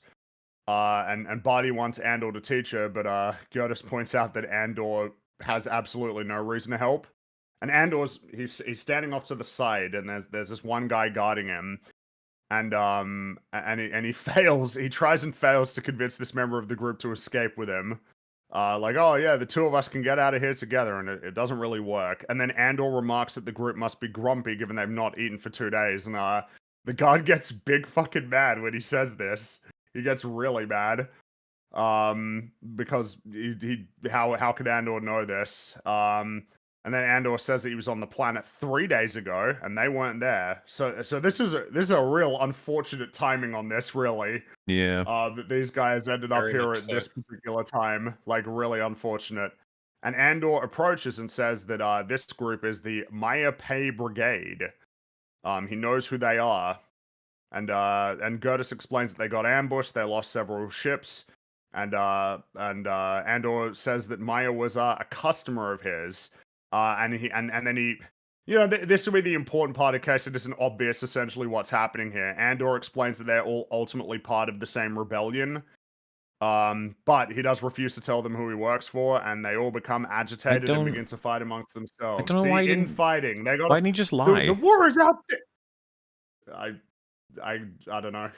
Just when they I say, mean, "Who do you work might for?" as well, Because yeah. him refusing to answer that question and making fun of them somewhat for giving away who they work for, it just agitates further and, like, you know, disarray just dominates. When it's like, Andrew, if you just said, like, I work for Glup Shido, you can do that, then what happens next? You know, it's like yeah, And I the work for Well, that. yeah, and I mean, The argument against it might be that him not doing it is the point, in the sense that, because you do get the line later on in the show when Luthen sort of chastises him for not thinking like a leader. So in this moment, he never really makes a bid to unite these people behind him. He first tries to break one person off to betray them, and then he won't trust them enough, or even he won't even lie to them in a bid to get them all on his side. He's still thinking quite independently. How can I get off the planet? And these people are kind of circumstantial to that. That would be my guess as to what the reasoning for it is. I mean, don't even think in it's that without case, merit. It's just like if that were his concern, he didn't want to give anything away. You could still just lie about Glup Shido, right? yeah. I suppose the thing is that there might be a risk that they would know if something was a lie. Well, whatever. But I That's mean, the same result. they are pretty plainly incompetent. So Like, it's if something that's if not, they said we checked the files, there is no Glup Shido, and then he was like, "Well, shit, you got me." It's like, yeah, we're back at square one. You may as well give it a shot, right? yeah. Might it be worthwhile to state what the point of all these scenes are, Yes. just to make it clear Yes. that Kind of have, but wow, yes. what is the point, Mola, of this Well, subplot? so what struck me, especially with the editing here, was that we've got now one of the most, like, quintessentially foundationally important scenes for the whole season, basically going to lay out exactly what the Empire's plan is that takes them from prototype sorting out, like, this plan in a very, like, sterile, you know, tactical way with propaganda and interest in how any given planet, you know, would react or work, the Senate, all this other stuff. All of it's leading to constructing and finalizing the Death Star and controlling the galaxy. It's actually like one of the most important conversations that's ever going to happen in this universe, is in this room. It's kind of interesting to think about it in that way. And it's so controlled, unified, to the point where, like, the people who need to do what they're doing are told, and ideas are spread, and, you know, Krennic's controlling and directing the whole thing, and it's very efficient, very effective. Meanwhile, we contrast with what are, like, the budding rebellion on mysterious forest planet that cannot be named just yet, and it's like, look at this, like, futile contrast, that the breakaway nature of this rebellion right now is exactly why they'll never be able to fight something as strong and well oiled as the Empire. It's going to act as an interesting origin almost, and how we develop further from here over time. I just don't know that this was the way to execute that idea. At least on the Rebel side of it. I really like all the Empire stuff. I think it's great. The Rebel stuff do- sort of suffers as well because we're going to have it again later, and much more compellingly, and localized in a place that's very important. And you could also make the argument we've kind of already had it on Ferrix as well. So there's a sort of a hat on a hat on a hat, in the sense that we do understand that this is what the Rebels were before they became what they are. Fair enough. You could establish it in a way that's much more directly connected to everything around it, which we will go on to do, in which case, why have these scenes at all? What is the point if you're just going to do it again? I wonder if well, no, I don't wonder. The pettiness and, like, the almost, like, plain silliness of what they're arguing about is obviously, like, intentional. Compared to what we see with the Gorman front, and how that one's much more essentially the conflicts that exist there is way more, like, reasonable, essentially. Like the nature of how that arises, there's like better reason for the conflict, differing principles, the difference between actually living through it versus being like a disconnected observer who just sort of comes and goes. Whereas here, they're all arguing basically over stupid shit. It's meant to be stupid shit. Like I'm not necessarily even saying it in a way that's like disparaging to the writing. Like it's all meant to be dumb about like who ought to be the leader, or you know whether or not somebody in their group betrayed them, or like the personal grievances that they have that are like breaking them apart. It takes a while. This subplot runs all the way until the end of episode 2. There's a lot of time that's dedicated to this, and it feels like a lot of the scenes can more or less be described in a very similar way, which is that the ragtag group bickers about pointless shit. Andor points out that they're being stupid, and then they maybe listen to him, and then he eventually, you know, What I would escapes. caution if they were constructing this is that deliberately creating a bunch of retarded characters that we have to endure for X amount of time is going to feel like you're watching a bunch of retarded characters that you have to endure for X amount of time. That is, if you want to create that, you know, you're gonna have to suffer the consequences of it, because this was probably the most criticized element of the first act, I think. Well, outside of another conversation that took place. Yeah, probably. You really want to be doing more with them than essentially, like, you want to leverage them for something that's bigger than the thesis statement that justifies the creation of the arc in the first place, right?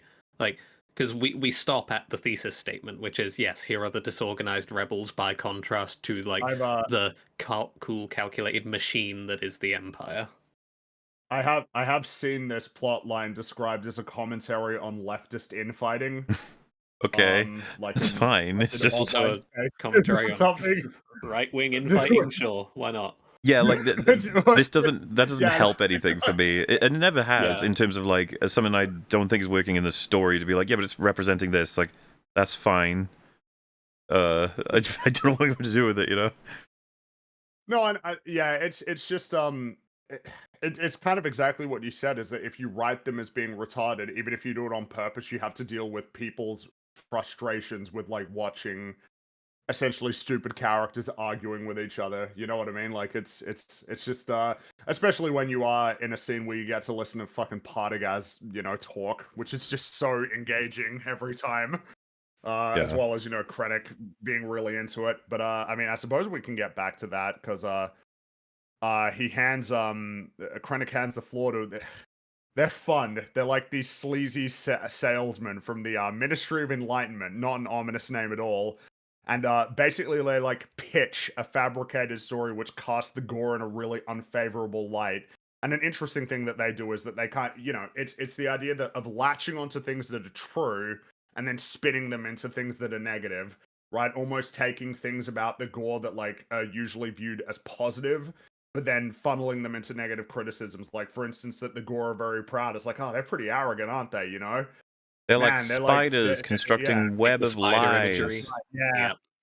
It's really fun to see. I enjoy how into their evil job that they are. Yeah, They're well, like, and they even love it. essentially argue they're responsible for the current rhetoric and perception of Gore, the Gore people, right? Like they talk about the current sort of aspects and how they can turn it all at their will. This is what they do, and yes, they are very excited to express that, which is They're like, so wow, you're animated. evil. animated again. Like, the way They made the move. story, shaped it, and they blew it up. And you know, basically the point is that they create and disseminate narratives that benefit the Empire, and that they are looking to do the same thing if the Empire decides to take over Gorman, which at this point is not like a definitive thing that will happen, but you know, just in case they need to do it. Back on Forest Planet, the ragtag group tells Andor that there are beasts lurking in the forest. Remember this because They won't. for some reason for some reason it's forgotten. Meanwhile, Gertis and Barty bicker with each other on the, you know, experimental TIE fighter. And Andor, you know, he wonders who's actually in charge as the group unwittingly fires off the ship's cannons. Does anybody have anything to say about this, or No. do we just move on to No. So the Imperial officers break for lunch or for afternoon tea, or you know, they got treats and everything, like little foods to munch on. And Oh, and sorry. yeah, I did have something to say about it. yeah, Oh my. sure, okay, Yeah. Oh my Which is goodness. the problem with establishing right at the beginning of the episode that, just fiddling around with the control sticks, Andor does manage to make it fly. And it's difficult, but it's doable, and it takes them maybe 30 seconds, is that there's not a huge amount of reason they can't do the same thing. That would be my They comment. probably It's just like the crash earlier it, for scene sure, but, undermines you know. how serious to take their problem is, because all you really do have to do is wiggle the joystick around and you figure out it moves, and then from movement you can figure out how it moves and where, and what the coordinations are. So because we've shown that it's manageable, showing them not manage it becomes even more frustrating. But that's it. They are retarded though. That's true. So as they break for their snacks, a notably fat officer wonders if it would be easier to simply stage a devastating natural disaster, but such a scenario was already it's been gamed out, and it's been deemed too unpredictable. Like too many variables to deal with. And then an officer was explaining to Partagaz that beginning the mining operation itself is a relatively swift process, but that security and administration on the planet is the real problem that they need to deal with. Yeah. And then, much to Partagaz's surprise, he tells him that the Empire intends to start building a new armory on Palmo the following day. Like he's notably like stunned to hear this.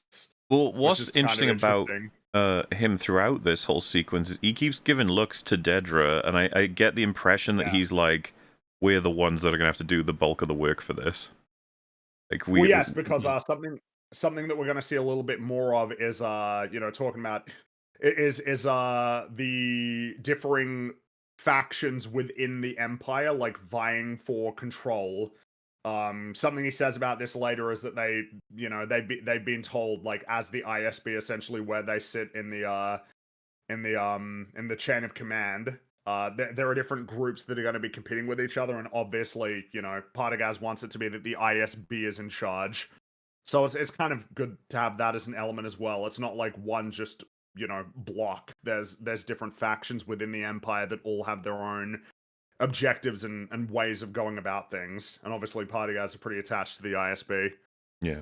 He thinks he's essentially having to see what am I going to have to be working with over the course of the next several years. And yeah, because if this is the first he's hearing about an armory at the meeting, that's troublesome for him and how he will have to plan things now. Because I imagine he'd probably want to like immediately go home and start using that information. He's broadly aware of how exactly this all works. It's not as civil as it comes across. It's very much like, you will do it. You'll do it well. And it's like, okay. We see that Dedra staring out the window, seemingly in a bit of a daze. But Krennic approaches, and she hurriedly sort of stands kind of at attention, stands up straight and everything. And Krennic notes that Dedra is being quiet, and she says that she likes to know what she's talking about.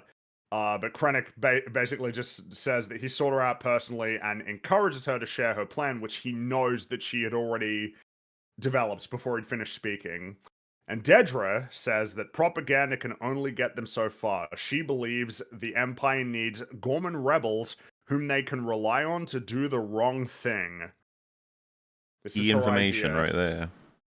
This is very important for understanding what's going to be happening from from the second arc onwards. Because I do find it amusing to refer to it as Arc 2, and then people will be like, "Oh, the TLJ planet," and you're like, No, none of that. So back on Mineral, B2 is unless anybody had anything more to say about I was gonna say I appreciate Dedra like being reserved in the way that she is, because I take that essentially as like a continuation of what happened with Ferrix, because one of the things coming into the season, I was very curious as to how that would affect her career. And as far as I can tell, or at least, the way I took the scene is just that, like, she is keeping her mouth shut for a while after, like... Yeah, doesn't want to draw attention. She's the ugly duckling right now. Because she was way more aggressive. I mean, if anything, a bit too aggressive, There'll be a fun line for that later. Yeah, I was going to say, there's a really great line for that. We'll talk about that when we get there. So we head back to Mineral, and B2 is waiting patiently for Andor to return. Brasso comes in on the speeder, and he explains that the Empire has come to the planet to conduct an Imperial supply census. which is something that they haven't done on the planet for, at this point, at least 8 years, but we find out that it's been 10 years since the last time. It's a spot check, basically, an audit. And Willman is concerned that the Empire is not only going to be checking the supplies, but also who is gathering the supplies. Bix is worried that they'll be checking visas, which none of them have. So, there's No. a problem that they're going to be dealing with. I find this plotline has plenty of potential for different points that the show needs to make, but I do want to point out, like, this is scene 1 of, I want to guess, either 4 or 5 that I feel do the exact same thing every time. If you want to call these guys... Huh? I was going to say that they are... So the information does change, but I think I agree that it's broadly essentially achieving the same thing. Like, you can all put it information is under an umbrella of the Imperials are on their way to inspect, and we need to be very careful about that. The other things are discussed, like options of hiding, running, or changing jobs, or trying to do this, that, and the other thing, which is all well and good. It's just that broadly, it's like the tension is rising because the Imperials are on the way until they are here, which is a lot of the scenes. And what I felt was missing was I wanted more character out of basically everyone here. I want certainly more Brasso. I quite like him. I think he's neat. He seems like a real fun and fair and kind person.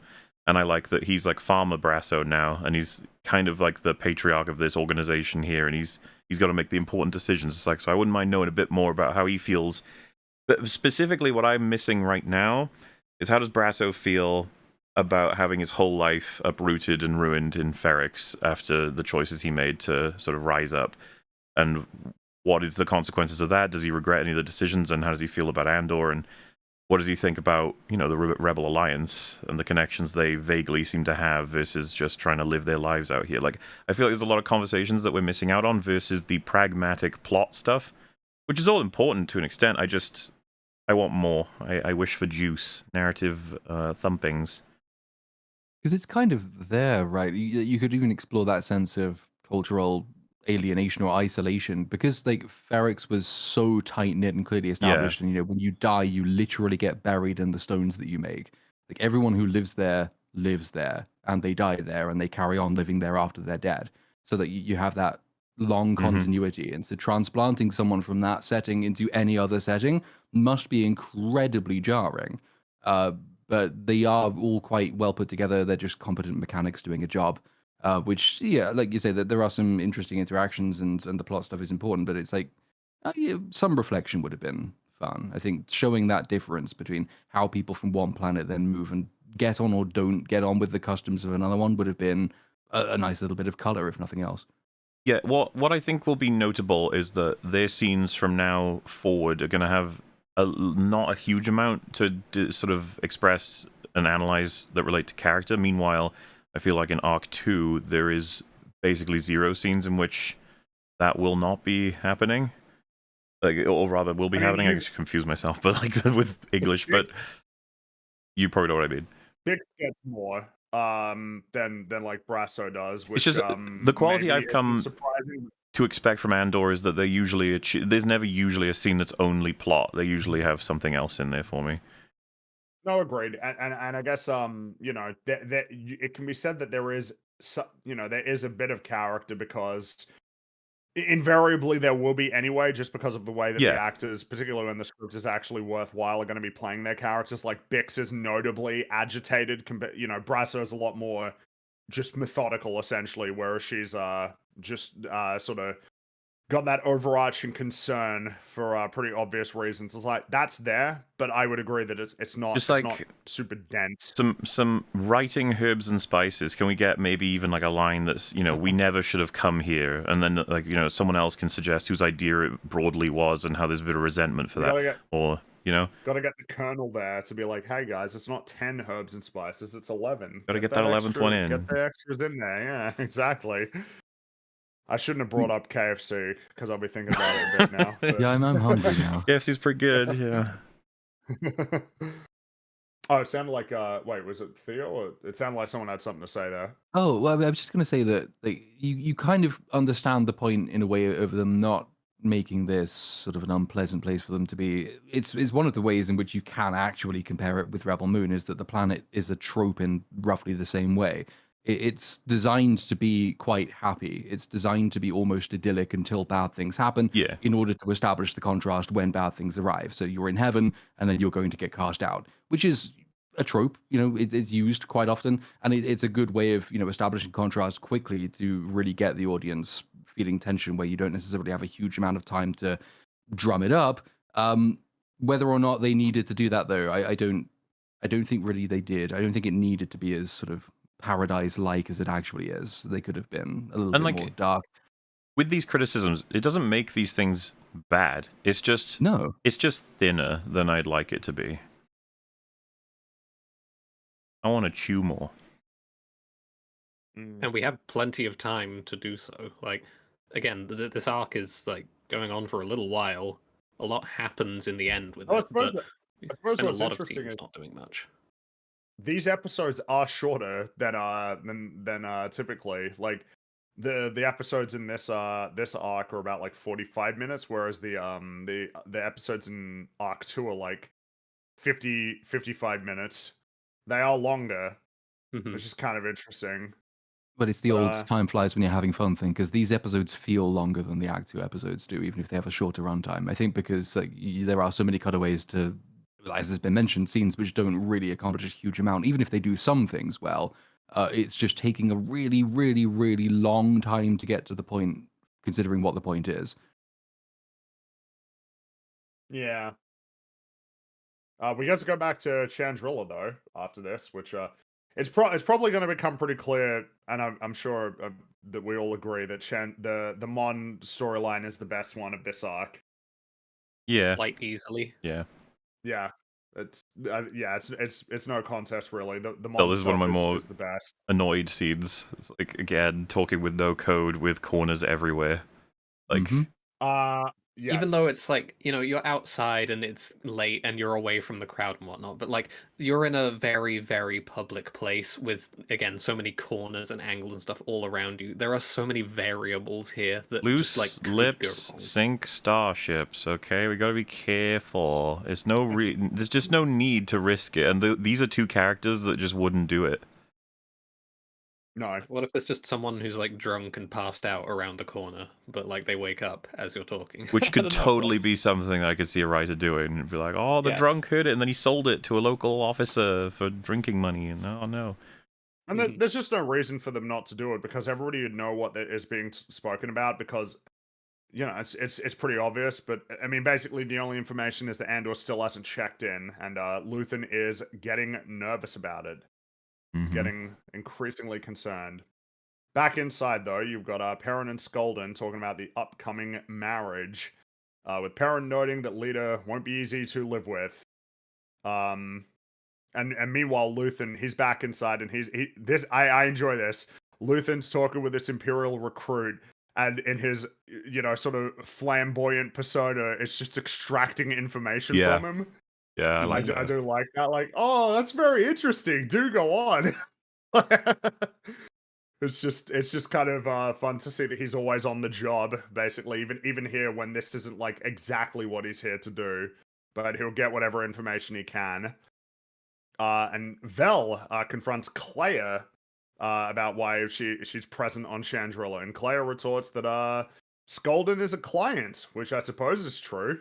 That is true.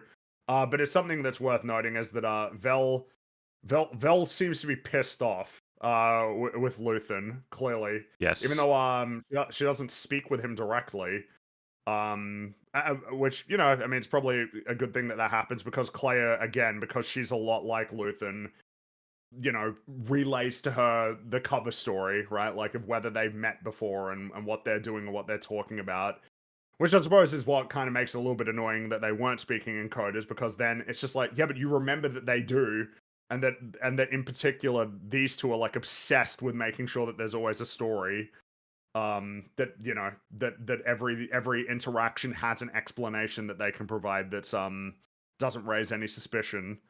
I just want to say as well, I like the further involvement with Claire. Now, not just because she's attached to Luthen and everything to do with Luthen is the most interesting thing in this show. I'm not saying I'm biased at all about that, but any more that I get on like his closest subordinate is usually pretty interesting too. And I'm fond of how the actress plays her, right? She looks so fucking done with this party, down in the rest of her drink, and then immediately picks up another one, and she does this little eyebrow thing of like, The look she yes. gives to Vel Yeah. when Yeah, and then it's like this brief moment of happiness for him, more alcohol, then she sees Vel and it drops. It's just like, oh, for fuck's sake.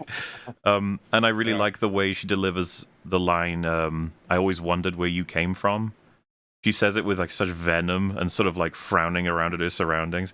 It's just, this is the kind of stuff that I like to see in all of the dialogue in Andor. It's a high ask, I get it, but I love lines like that because it's sold as a neutral sort of observation, but it implies that Claire's always kind of disliked Vel, probably her attitude or the way she acts, and that You kind of get that a little bit. yeah, and in that Claire's season one, basically yeah. saying like this explains your like the way that you behave, and it's you know, that she doesn't approve. Like Claire doesn't like any of this shit. It's all pomp, right? And the irony, of course, is that Vel doesn't really like it either. No, but obviously it's it's a bit different because obviously she just has like big problems essentially with particularly like old Chandrillan traditions, Yeah. and customs, which this is very much something, and Mon doesn't like it either. But then we got Mon. She meets with a visibly tipsy Tay. He's been drinking, and he just outright states that she's been avoiding him. And then he admits things are not going well for him. He's having financial problems and marital problems, both of which come as a surprise to Mon. Like she was completely oblivious to this, which is it's like, oh, that's a bit awkward. And then he says that he wants to talk about the Foundation, which, if you remember, the Foundation is the means by which her financial problems were essentially solved. But the conversation is interrupted. He has a lot of gestures, though, I will say. Like, he's just acting a lot different than the way that you normally see him. He's really composed before, and now he's like constantly moving around and shuffling in place and Yeah, sort of staring off. Something's clearly 1,000 wrong. yards He's also drinking a lot. He is drinking a lot. Keep note of that. And yeah, it's something that's kind of an interesting thing. There's a guest who interrupts a conversation and very awkwardly says hello to Tay, because obviously she knows what's going on, even though Mon didn't. And she tells her that Lita had her first fight with Skolden's son, Stecken, who she is arranged to marry. And Mon goes and finds her, quite distraught, asks her what happened. And Lita is crying, and she says that he won't even hold her hand. And Mon very quietly says that she is so terribly sorry, which obviously, if you remember, that she really, really, really didn't want to have this all happen, is about a lot more than just this fight that she's had, clearly. Well, yeah, because there's a she's lot of guilt basically there. set her daughter on this path now.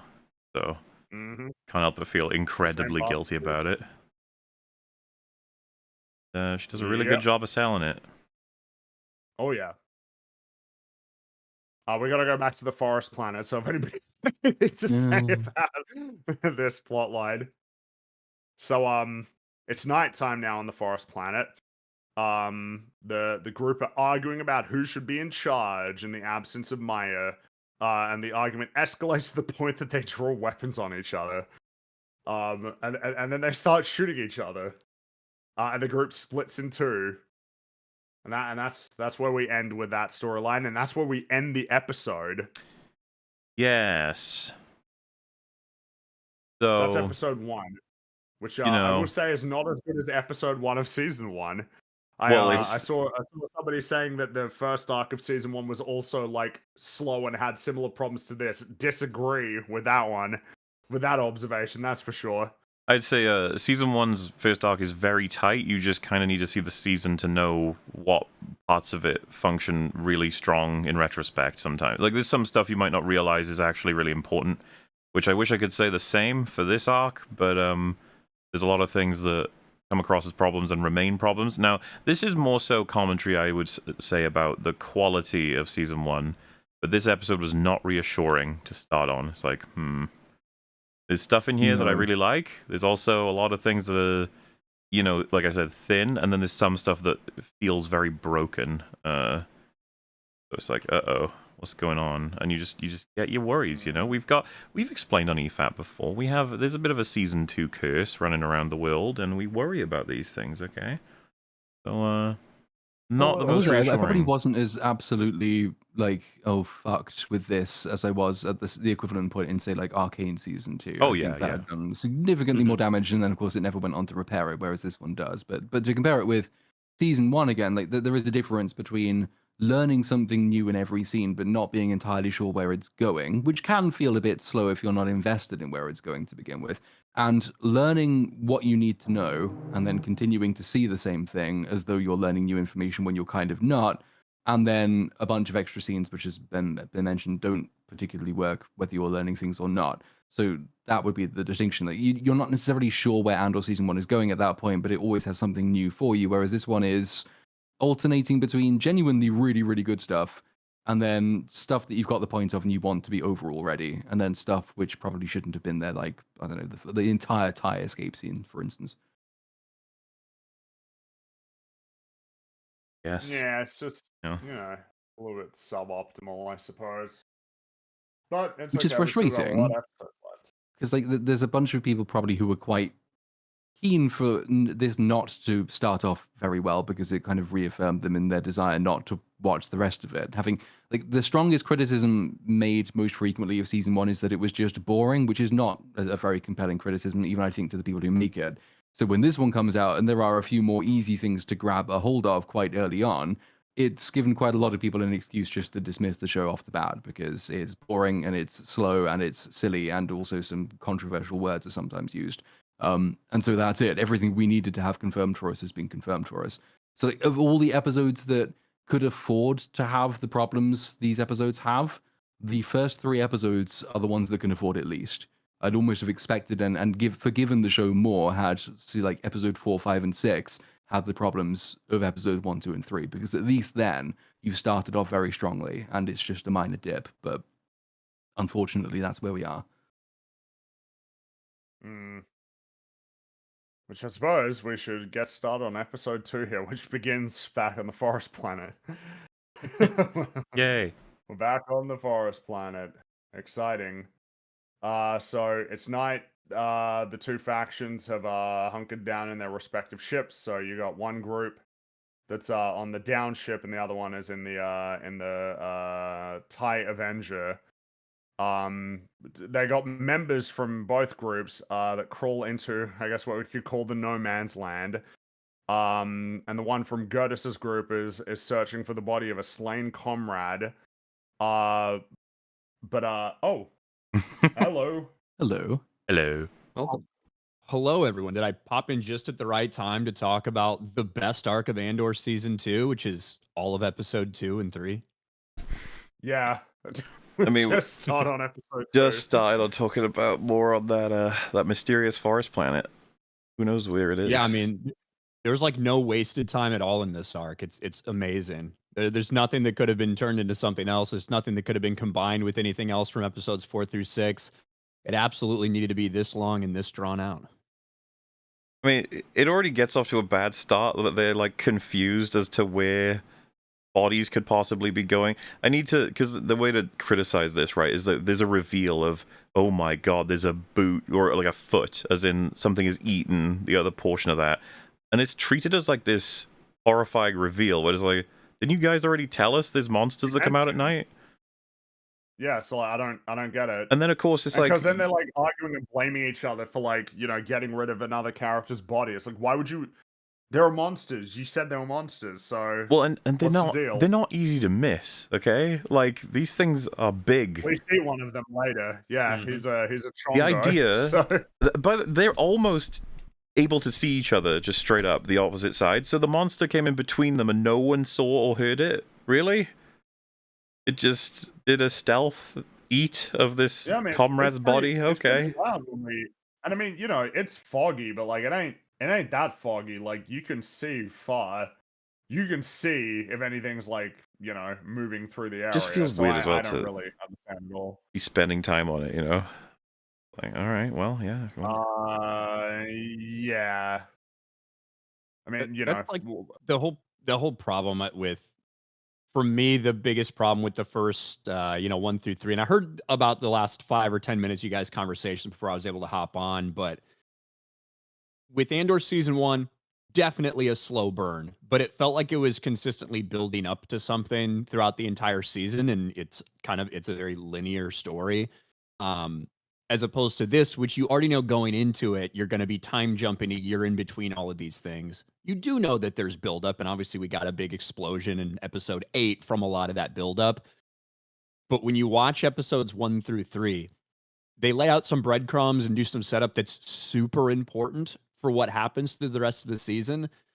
But it also seems like there's either missed opportunities or complete wasted time. And virtually all of the rebels on what we don't know is Yavin yet, it seems like a massive waste. And it could have been better utilized doing something else, because I get what they're doing, right? They're showing us, look at the differences between Saw's people, between Luthen's people, between all these different groups of rebels that you're forced to work within a situation like this, and it can be chaotic, and some of these people aren't maybe in it for the right reasons, and you're working with some criminals and some lowlifes. You're doing what you have to do, and it can be really unpredictable. I get it. I didn't need 25 minutes of him stranded there with them just being retarded. I don't know It why just it got lasted longer than the comparison scene with the ISB, or rather the Empire, I guess, at that point. Like, that feels like they've completed the goal there, and that we didn't need to stay with them for another episode.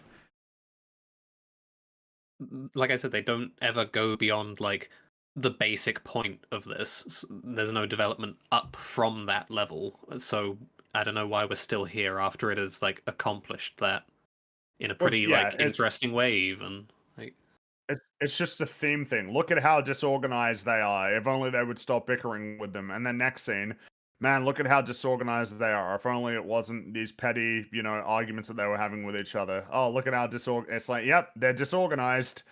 I get it. they sure I are. get the point. Well, we But, haven't even gotten to their most retarded yet, so. No. And then, of course, it feels like, again, jumping from that back to another Partagas scene, Partagas and Dedra scene. They're back on Coruscant, and Dedra says that she doesn't want the Gorman project. She still wants to track down Luthen, who they'd codenamed Axis. Partagas remarks that the two of them have been essentially reminded of where they stand in the chain of command, and that the ISB is not the ultimate authority in the Empire. Something we talked about a little bit there, that that scene is kind of conveying there's plenty of information that Partagas doesn't have, and that there are sort of competing interests and competing groups, and that gets reinforced more. And then he basically plainly states that Krennic wants Dedra on Gorman, so she is gonna go there. She's not really in a position to protest that or disagree. And then he adds that she hasn't really delivered on the Axis story and shouldn't expect even more time to find him, which is kind of an interesting remark. It's like the idea of, you essentially, like, you kind of put the story before the results, and that you should have flipped the order. Yeah, like she made him a celebrity, that was my almost. mistake. He's here, he's there, he's everywhere, he's nowhere. Yeah. Like, catch him 1st then Mhm. make him famous. Yes, it's still such good. Like, even the one you just mentioned, right, of humbling, isn't it? Being reminded of our place in the chain of command. It's like, I wonder what he means by that in totality, right? Because there's a couple of layers for that one, in terms of like how he feels in relation to his position, but then how he's almost like implying her position, maybe in relation to him, but also in relation to Krennic, in relation to what she did with Axis. It's just like, there is a way this works, and it's probably about time we were reminded of exactly what that is. He has a couple of lines in all of his scenes where he's very invested in the hierarchy of the Empire, like that it has meaning. And I think that good stuff included in there. We get it a couple times dropped, including, when they're trying to get all this done on Gorman, and Partagas is talking about, how if we get this done, the ISB will gain significant favor with the Emperor. And, that alone does tell you that there is all these people are vying for the favor of Palpatine at the time, and you're going to get rewarded. You're going to get more. You're going to get more authority. You're going to get more. You're going to get everything. If whether it's the military that comes through, whether it's the intelligence arm that comes through, and all these different sectors. It's Well, just cool to show that again, yeah. that it's not just one big conglomerate of essentially people who are all of the same sort of mind, and none of them have any sort of unique ambition for themselves or their organization. This is just like pretty notably just kind of how it works underneath dictators. So you have a bunch of different organizations and important people within them vying to like exert their influence the most over the one person who actually gets to make all of the decisions as such. Trying to curry favor and such. Yeah, I mean, it's super interesting to have them referring to Krennic this way, that he's like this kind of annoying person who we have to absolutely do what he says because he is Krennic. But simultaneously, right, you get those pieces in Rogue One where Krennic is infinitely frustrated that he is powerless when in a room basically with Tarkin or Vader. You know, it all keeps Yep. going up the chain. To reassure Dedra about this, Partagas suggests that though the Gorman project may seem like a demotion, will actually serve her well, particularly because Krennic only really cares about results. Doesn't care much how. Yeah, he's not how going to those control results her are on achieved. this that much. Yeah. That she'll actually, yeah, that it's, you know, there's he says it's a gift, which I mean, we'll see about that. Yeah, you we'll know, in see. terms of how she's going to be feeling about it later. So we go back to Chandrilla, and Luthen brings in an enormous cloak statue through the banquet hall. Another pretty large and well designed set, because it's always kind of impressive just how many of them they must have. But then Claire again reports that Andor hasn't checked in, and also that they couldn't contact Bix as the Mineral line was shut down due to a temporary reception outage for Imperial inspection with no additional details. This isn't in code again. This is all just... Mm-hmm. And this is particularly awkward because they're in the banquet room. It's like, so you're not outside, you're... I know there's like, you know, people... I don't know, man. It feels like It's just a bad Yeah. place to be talking about this. It's just out of But the character at this point. It's out of character. The assumption should be effectively like the Eye of Sauron is on this place. Mon Mothma is not a known friend of the Emperor. Like they've been watching her all through season 1 anyway. You should expect that of all the places to have bugs and to have like the Empire's attention on it, where potential spies could be listening in, it's got to be here, and it's got to be inside in particular. So just stop it. Stop doing these scenes. Her driver is an ISB plant. Yeah. Yeah. Yeah, and you combine that with the fact that the person that her daughter is marrying, the son of the person her daughter is marrying, his dad is this kind of well-known, he's in a criminal organization of sorts, right? He helps people launder money. He's well known for being that type of person, which doesn't necessarily mean he's an enemy of the Empire, because he's friends with so many of them. But at the same time, that's something that would be very... like, I feel like that would be very compelling, and the Empire would want to keep an eye on all of that's going on. Yeah, they should be switched on constantly while here. And that's the thing. The best you should be getting is code. And it just offers chances to make some really fun dialogue, too. I was going to say, like, you know, other than that, like, I love the Stellan Skarsgård still committing to the body language all the time whenever he's in that mode. And I liked as well that his more flamboyant accent slips a bit when he says... he's like gently, like with the statue, because they're probably making some kind of mistake in the distance, and it doesn't sound like his usual. And then, you know, slips back into the full one when he's talking to Claire. But it's just like, those things I like. They're all deliberate on his part, probably, but it's just like, yeah, but you should be more careful, obviously, if you're going to be having these chats in the center of the room that could echo. In reality, he says careful because he actually put a giant bomb in there in case he just needs to kill anybody in its presence at any given time because they might leak something. Gotta be careful. But now Claire's going to go back to Coruscant. So again, yeah, it's like, you know, I guess it's good to have her here for, you know, what she can say. But I mean, she's going to go. Yeah. She got to, particularly because there's plot stuff that needs to be done that can only be done at Coruscant. So off she's going to go, you know. And so we see that Mon and Perrin are briefly chatting about the very expensive statue before Perrin cheekily pokes fun at Mon and Tay's, you know, former, relationship, before adding that Tay actually has been drinking too much. He wasn't just getting tipsy, he got drunk. And then he very coldly remarks that Tay was always weak. which obviously gives Mon something to think about because, you know, the mind's going places at this point already. Yeah. Tay's going to be a bit of a problem. This is a quick aside about, episodes that just recently came out, but what the fuck happened to the husband? Oh, Perrin is.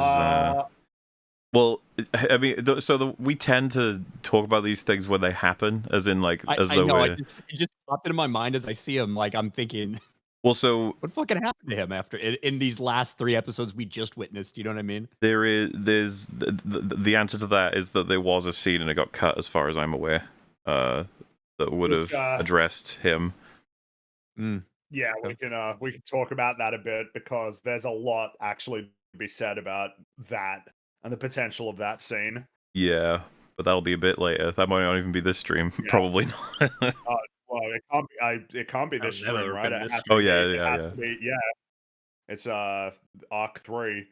But we're back on Minarao, and there's a fella called Kellen. He's a local clerk, and he heads into the field to speak with Brasso, Bix, and Willman, and basically just explains like the situation. The Imperials, who number in the dozens, have inspected their first site, and where they go next will essentially indicate if they should expect that they'll be audited. You know, it will say like which direction they're going to be going in. He does note that the Imperials need their grain and that they know that not everybody is present on the planet legally, which, you know, might help them out, but because the last audit was a decade ago, it's difficult to be certain about anything. Obviously, Bix is particularly nervous and suggests that maybe they should move to stay ahead of them, but Kellen points out that the Imperials have been looking out for people who run away. Like, a lot of the people who are getting arrested are people who are trying to flee. So that is not a particularly good option.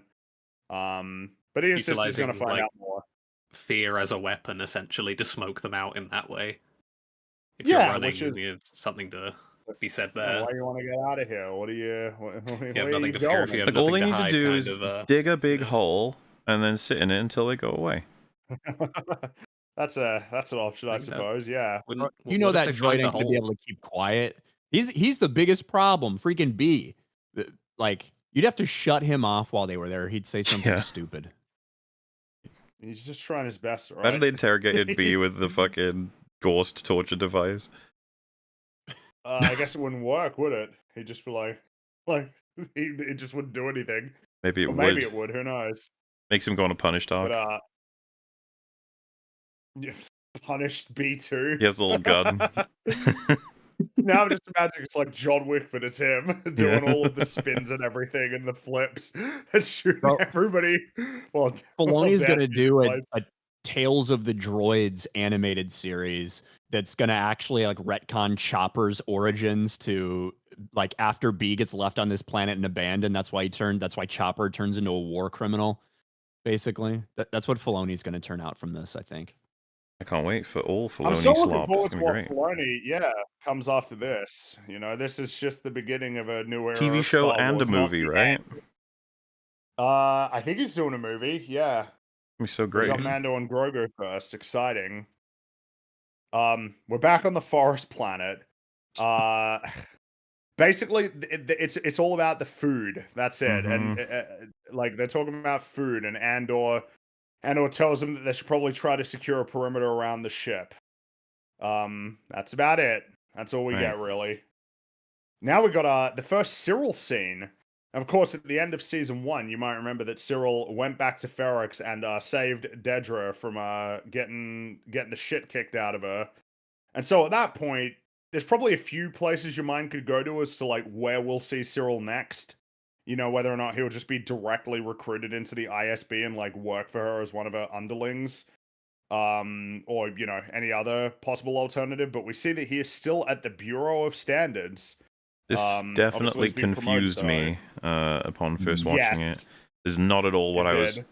1 expecting, 2 hoping, 3 I don't understand how this fits. I just don't. It's like he remained here while the main thing that happened as a result of what was going on with Dedra at the end of season 1 is that they kind of like start a relationship. Career-wise, he has to wait because all he did in terms of his career, in terms of benefiting from that, wasn't actually benefiting from that. It was more so that he did something very impressive at the Bureau standards that got him promoted. So it's like, oh, I thought, of course, he would be fast-tracked because Dedra would now consider him extremely useful. He's proven himself several times over, sort of thing. I didn't expect to see him here at all, but it's like is it a year between the end of season 1 and now? Yes. So Yes. Yeah. It's about a year. in that year, he's become, the supervisor or manager or whatever of this area, which is progress. It's just not at all what I was expecting. I was interested in hearing what his career has moved on to in regards to Axis/Andor, right? Like that. I thought that was the major focus. So I think the complete absence of Axis from like him as a person in this arc essentially is very, very like conspicuous. Considering that was his like life story essentially. Yeah, we get stuff. It was also. Go ahead. I would say it's also strange that like, to me in the first season, you're kind of thinking, does he have the hots for Dedge, or like what is this? And then it basically is implied that he is just completely like, she is everything he wants to be. He's like idolizing her, right, for the work she's doing, more so than necessarily like some kind of romantic pursuit. I feel like that's the way they played it and wanted you to interpret it in season 1. And then now obviously somebody comes and saves you in that way, you catch feelings, whatever. But it was shocking to me that now that he's back to his regular job and they're just living a nice home life together.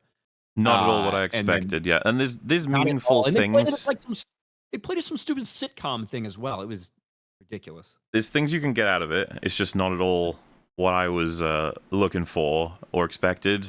We don't get that part of Cyril, I guess you'd say, until Arc 2. Arc 1, very much about his, I guess, what you'd call his domestic life, setting it all in place. Well, it feels, that it's played comedically, because this speech that he gives, because he's briefing a new employee, and in a very kind of unhinged way, he's talking about like this amazing job that he did, and that there's a future, at the Bureau of Standards. Like, it's very intense, and it feels weird because it's like.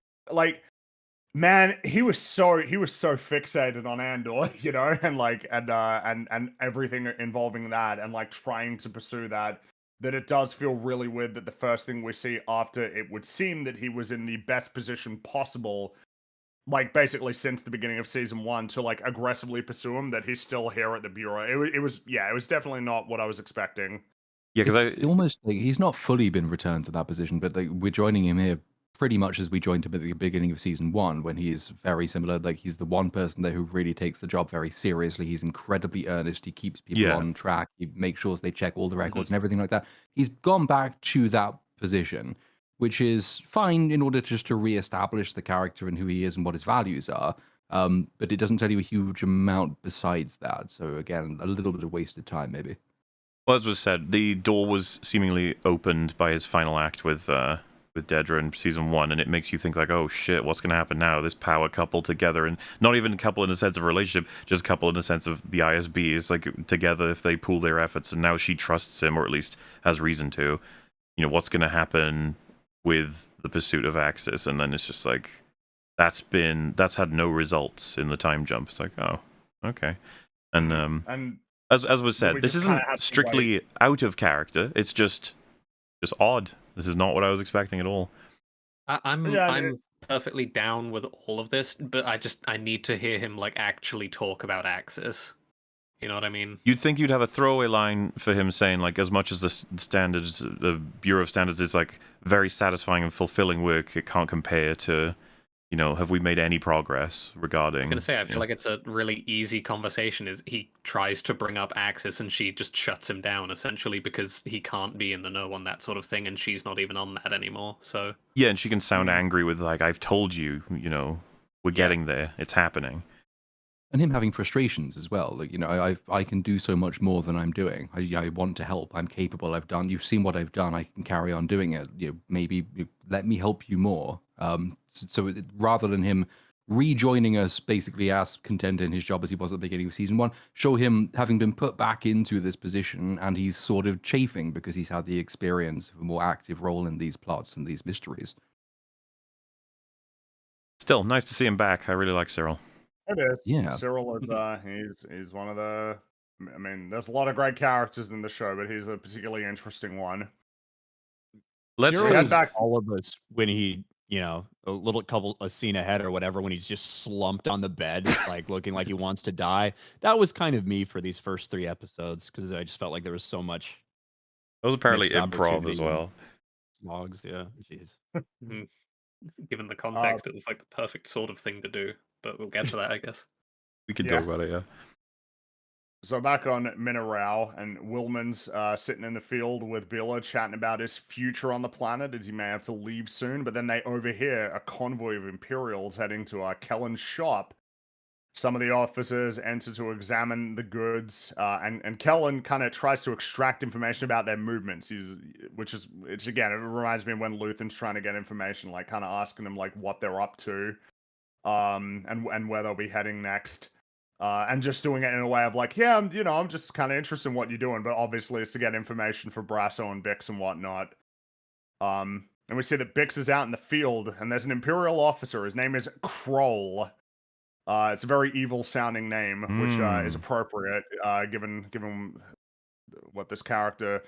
He attempts to strike up a conversation, and Bix provides a lot of very short answers to the questions. Obviously, she doesn't really want to fuel this conversation or have it be any longer, but he's pretty persistent. And he asks Bix to join him on a trip to a place called the Rao, which is a large city that's on the planet for a meal, for dinner. And Bix deflects and states that her husband wouldn't approve. And then he asks if her husband is around. It's like, oh, what are you doing? What? I mean, yeah, I he's don't got get his the role, vibes like- pretty immediately. Yeah. Yeah. And then and this isn't the last disconcerting thing he says. Bix says that her husband is off planet for a few days. Obviously, kind of, because I guess Andor can serve as that. Because I don't know if we're meant to conclude if they got married at any point, but they're definitely together at this point. Is something worth remembering. And the officer then asks Bix if her husband worries about her, before explaining that the communications have been shut down, like in the area, so that nobody can leave while the Imperials conduct their audit. And then Kroll starts towards Bix, but stops when he hears that Brasso is approaching. Good old friendly it's like- Brasso ruining Lieutenant nice Cruel's conversation. intention. Yeah. He just I was wanted a to little romp in the wheat, man. I mean, look, you've got this dog shit assignment on this backwater planet where all the like normal population probably looks a little inbred, and you see a hot, potentially illegal immigrant, Your name is just looking for- Cruel. Your name's Kroll. Yeah, you don't have a chance. Yeah. Like, come on, you gotta take what you can get. So I was a little bit disappointed it's- at like the poor quality of the cover story they came up with, though. Would it not have made more sense for her to say that Brasso is her husband, for example? Because if the Imperials haven't seen him flirting with his new girlfriend, then they have no reason to believe otherwise. He's actually around. He's big. He's imposing. They're on the same side. They should probably get their story straight, given they know the Imperials are guess- coming for them. Because Andor could arrive back at any moment, right? They don't know. At any moment, yeah. Yeah. Because they expected him to be back the day prior, so it's probably better to stick with their story, particularly if like anybody unwittingly reveals like Brasso and Talia have like a relationship, then that would potentially cause problems for them. Mm. Yeah. I don't know if I would have said if I were her, and obviously she's like coming up. They should have probably prepared what they were going to say. She's probably not expecting, Lieutenant Rape to like come up and like ask her these direct questions. But I probably would have said my husband's actually in town on business or something. Like to say that he's off planet for a few days when this guy's already given off creep Sounds like a vibes is lie. probably not the best thing. Yeah. Yeah. She has a lot of The trouble with that is that puts a place for him to be found, potentially, should it ever arise. You know? may be able to move around that, though, right? Be like, oh, you can't find him in the city? That's strange. He should be there, I guess, if it came to it. Yeah. Bix has a lot of expressions that are just sort of interesting to think about. She like she's trying to force smiles throughout a lot of this, but it's pretty obvious, particularly in her eyes, that she is stressed the fuck out in this conversation. It's very uncomfortable. That actress gets. I was about to say she gets a lot more this season as well, but like it's not like in the first season she didn't impress. Her acting was pretty damn good in it She as got a well. whole bunch in that too. But I mean, she just gets a lot in general. Bix is quite fleshed out amongst a cast of characters who themselves are really fleshed out. But yeah, We almost this, saw her with her flesh out if Lieutenant Kroll had his way. I think that because obviously you can tell from the beginning, what we saw with her dream, that the nightmare that's persistent. She is struggling still with the mental ramifications of the torture she went under, the PTSD, the trauma that she suffered through.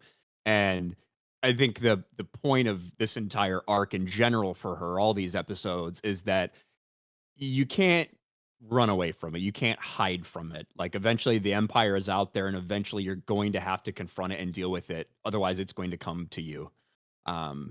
There's also a degree of realizing that you have the ability to fight it as well. So it's not just that you have to fight it, but it's that you can. So she begins being completely powerless in those nightmare sequences, and she's terrified of this officer because that experience has left her so traumatized that she thinks she is helpless. And her overall arc is sort of rediscovering that she isn't completely helpless. She can still do things. She can save herself. She can fight against them. To the point of, well, actually, no, we'll save that for when we cover it later. But like her arc is rediscovering herself as much as in anything else. She just had to remind herself that she's a woman in the Disney Star Wars universe. They can do literally anything. I mean, put your mind to it. Oh, she could have just punched his head right off if that was the case. But yeah, exactly. Doesn't quite Sort have of that harkens power back to level. the Yeah, thing her Cassian name says is in episode 1, Ahsoka. right? Like, there's nothing like different about you, like resistance. Like it's the thing from the Nemec Manifesto. Like freedom is a pure idea. Like it occurs spontaneously and without like prompting. Oh yeah. Nemec, I miss him. He only had 3 episodes. He was great. Oh well. Taken from us too soon. Much like Skeen taken too that's part of soon. it. Well, Skeen was pretty great too, but then he died and was reincarnated as the Thing. So Yes, that is the continuity for sure. So on Trandrilla, you got there's a party that's ascending the mountain. And there's a few conversations going on, though the main one is between Mon and Vel. So Perrin and Skolden chat about the old days. We see that Lita, in the middle of a conversation, we don't get the full context for, tells Stekken that she always wanted to see or do something that Mon wouldn't allow her to do, and that things will be different now. Which is obviously just adding on to the already established friction between those two. Lita doesn't really like Mon. No. Much at all. They do not get along. It's a more hostile adversarial than like with Perrin, who they have their conflict, but she does seem to be able to get along with and have fun with, but theirs is not as good.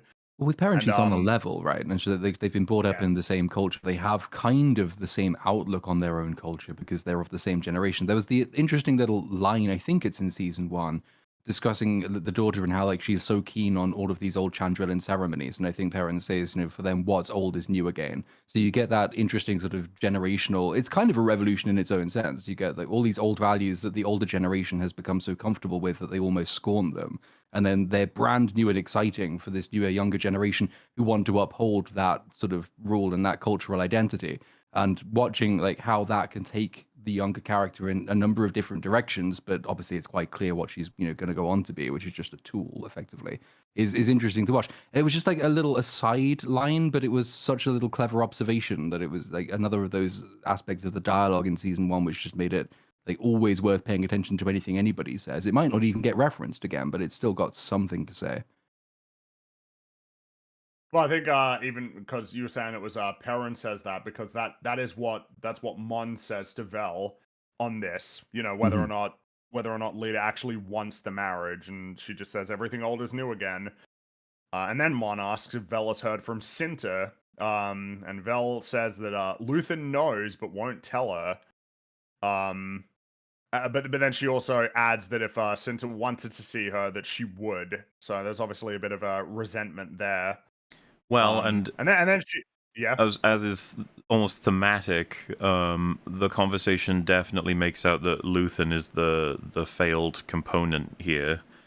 Like he's the one that should be doing something else, and it's just something that starts cropping up with a lot of characters who are aligned with him. It's something they've clearly dropped hints for. I'm curious how it's going to play out in the final arc, because it's like everyone is gradually more and more displeased with Luthen's leadership in a sense. No one else is quite as committed to making their mind sunless spaces like he is. Like, Yeah. they don't have that kind of. They're not willing to go to the same lengths in regards Well, to yeah, like it's, complete ego death, essentially. because Mon, because that's a good point to bring up. Because Vel insists there's work to be done, and then Mon says we have to live to do it, though, don't we? It's like, yeah, that's not Luthen, though. He shares his dreams with ghosts. God damn it, he's he's Well, yeah, fully. Like Luthen as a human being is basically already dead. He's just like a machine that is like carrying out what he thinks needs to be done.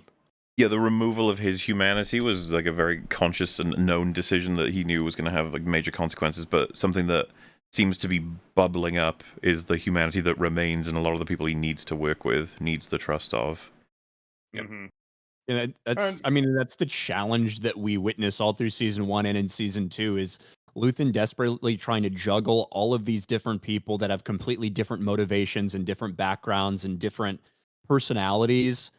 And he has to manipulate them to get them to do what he wants them, what he needs them to do. Yeah. Regardless of the ramifications. And they all require a different sort of medicine, and it has like crossing weaves that can get into a point where it's difficult for him to maintain it, right? Complicated, and simultaneously gives a lot to any given two people who discuss him with each other, a sense that you can't quite maybe trust him as much as you'd think. Well, and you particularly see how that paranoia kind of ratchets up in Arc 2 for Andor, like with the way that he deals with Luthen. You know, like that. I mean, it so seems paranoid that he's. It's one of the things you see in retrospect is that they seem to have done a lot of work with everybody in regards to Luthen. It seems very deliberate. Yeah, I'm sure it is deliberate, and it will hopefully lead to a really interesting conclusion for his story, which is almost certainly going to be a tragic one. Yeah, there's not many options for him there. So Forest Planet again. I'm not even sure how much I want to talk about like what actually happens in these scenes at this point, but basically Gertis, which is that's the group that's got Andor, they're arguing about why that one of their members, Plug, has seemingly disappeared. And they're wondering if he got taken hostage, but Gertis says it changes nothing since they have Andor, who's the only person who can fly the ship. But then Plug returns from the fog and he's frantic because the other group are attempting to move the TIE Avenger and line up its mounted guns on the downed ship so that they can then shoot them. And Andor says it won't take too long before they can do that. I mean, it would take hours, but it won't, they could do it is what he's getting at. And so Gertis' crew fires upon Barty's group, which halts their advance. And that's the scene. It was a bit disappointing again because it just seems a little too retarded. It's like if the to be shot upon team were just a little careful and moved toward them through the trees, they would have been able to kill all of them easily. Just while they're out in the open, desperately tired while trying to move a fucking TIE fighter. Yeah. Like it's the most easy way to kill them all ever. And it's like, and what if they were successful and they move it to align with your ship? They pretend like they can't be in anywhere other than the ship. Like, just walk out. Yeah, they could just go into the Move forest. further into the forest. And then, Why of course, you'd be like, also, are they planning to just try and shoot all of you? You guys have the pilot. This is something that's lampshaded later. As like, are you retarded? You're going to shoot the only guy who knows how to work the ship? And they don't have an answer for this. They're just like, this is what I mean. It's just like, all of this is just annoying to watch. Like, why? What am I gaining here? We're not here? gaining anything new from it. We're not learning anything more about what we're trying to accomplish with these scenes. It's just persisting. Well, and like this, I guess maybe there's an elephant in the room, but you know who plays Gertis, right? The actor? No. No. It's Tony Gilroy's fucking son, right? Oh. Is it? You do have to wonder if this is why they included so much of this bullshit, But like, you don't it's need kind of it to be this though to have him, right? You could have it be Get anybody. him Yeah, to play I a- sincerely get him doubt to play that. a real character. Yeah, exactly. My read of it is No, much more that there's actually there's not enough at the moment in this part of the story for Andor to do, and this is a way of effectively keeping him out of the A plot for long enough until like his story really does begin at the end of this arc. And it's sort of there's a couple of other scenes with other characters which are taking a lot of time because obviously there are massive developments happening with like the Empire, and there's pretty significant ones happening on Chandrila as well, but the story potential isn't quite evenly spread across each of the groups involved, but we do have to account for them. And so like every now and then we cut away and they're still fucking around because it's not time for them to do stuff yet. The closest you really get to meaningful like action in any of these is just, I guess you can watch Andor and like note that his inaction is that he's reluctant to lead the group, but also he's kind of nudging them in a certain direction so he can exploit an opportunity to escape for himself. And that's basically it. Which is fine. It's just there's a lot of scenes to establish that, and it's not that complicated. So I don't know about you Wouldn't guys, it but have been nice if they could have. Sorry, go ahead. I was just going to say that keeping coming back to this plotline and knowing that it's still going, I was just like, man, why? Like, how is casting going to be yes, for like, 2 episodes? I get it. Infighting. It's infighting. And depending on your political opinion, it's referring to infighting of the political group that, You think is petty. the one that you're focused on. Yeah. Or it's just like, yep, I get it. But like, it's just every scene is, yeah, look at them fighting over this retarded shit. It's like, yep, I know. But like, it'd be nice if I could have Andor like in a scene with actual people, like real characters. Like maybe some actual like character stuff with these guys. Maybe we could do that because like they can be exhausted and without food for 2 days and unhinged and be characters. Wouldn't it have been nice to see, I don't know, one single conversation between Cassian and Brasso? Yes. Yes. You know what? Yes. I guess. Like, are you kidding? Like his best friend, basically, the one who's done all this stuff for him, the one who's involved with getting them off, like getting off this planet and agreeing to go live with him like this for the past year. Wouldn't it have been nice to see one singular conversation between them? Yeah. Or maybe even more. That'd be crazy. Maybe he'll get one when he finally gets back. We're not there. We don't know yet. Oh, yeah, we don't know what sorry. If only Brasso's Ahsoka were in this scene.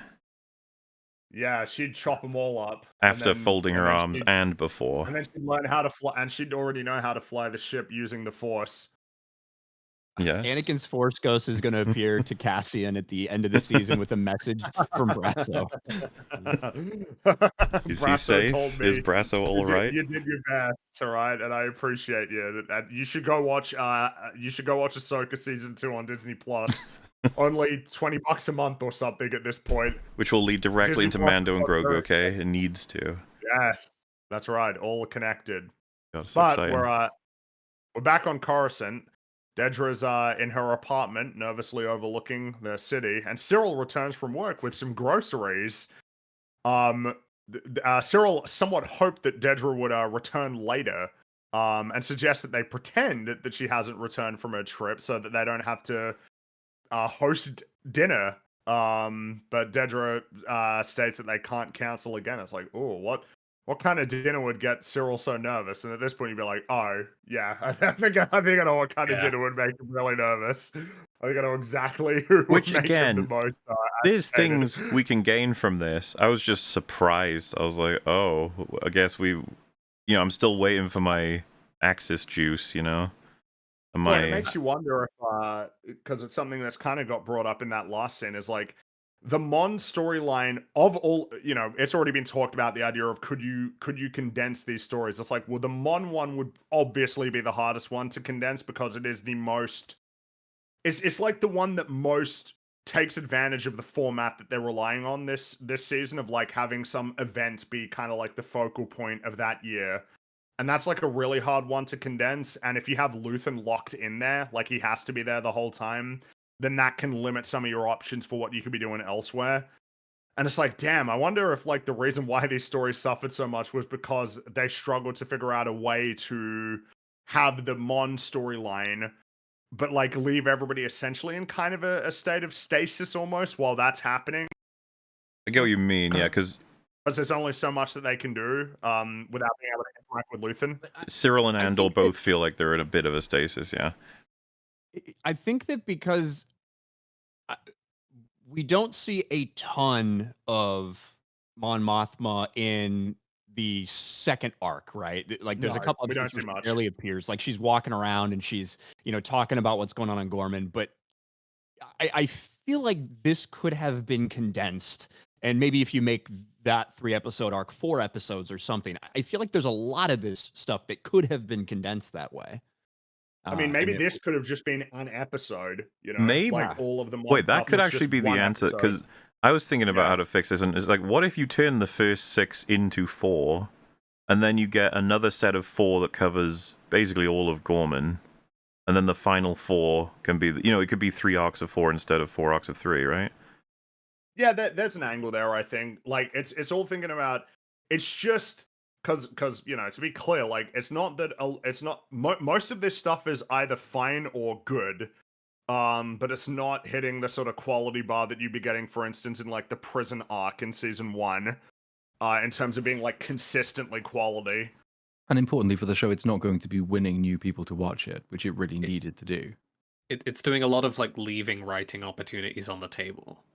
So Yeah, except for the Mon stuff, it feels like that is mostly like. I like. sort of maintaining Maybe this will be the hot quality take. The Mon stuff, I think, is the best. It's just that I very much followed the lead, like, immediately as soon as they had their awkward first conversation. They have about 4 awkward conversations here in Tay. Okay. And it's like, after, I'm pretty sure, because me and Fring were watching it, I was like, after the first one, I was like, he's dead, and Luthen's gonna kill him.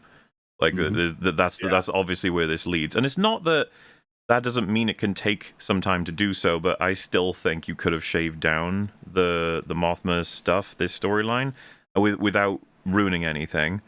As we'd already suggested, maybe move Claire out of here so that we can nail her conversation with Luthen quicker via just like a transceiver. She doesn't even need to be here. We can essentially loosen out a lot of, like, there's a lot of places where there's some fat. We're going to be coming up to a scene soon where it's the first one that I think is entirely redundant, like it serves no purpose at all. I'll point it out when we get there, but there's just that's what makes it seem. That's what makes these first 3 seem so unbearably slow. Is that for multiple, whether it's the Ferrix survivors on the planet, whether it's a lot of the Mon Mothma conversations, or whether it's all the Andor Rebel stuff, there are multiple times where there's 3 or 4 scenes that are serving effectively the same purpose kind of over and over again. Mm-hmm. And so that's what makes this entire arc seem so laborious to get through, because you're just getting presented more information that you already essentially have. Yeah, with like maybe a new line on top that could make you think about something, but at the same time, it's like, that just cost us another scene. I don't know if that was good real estate spending.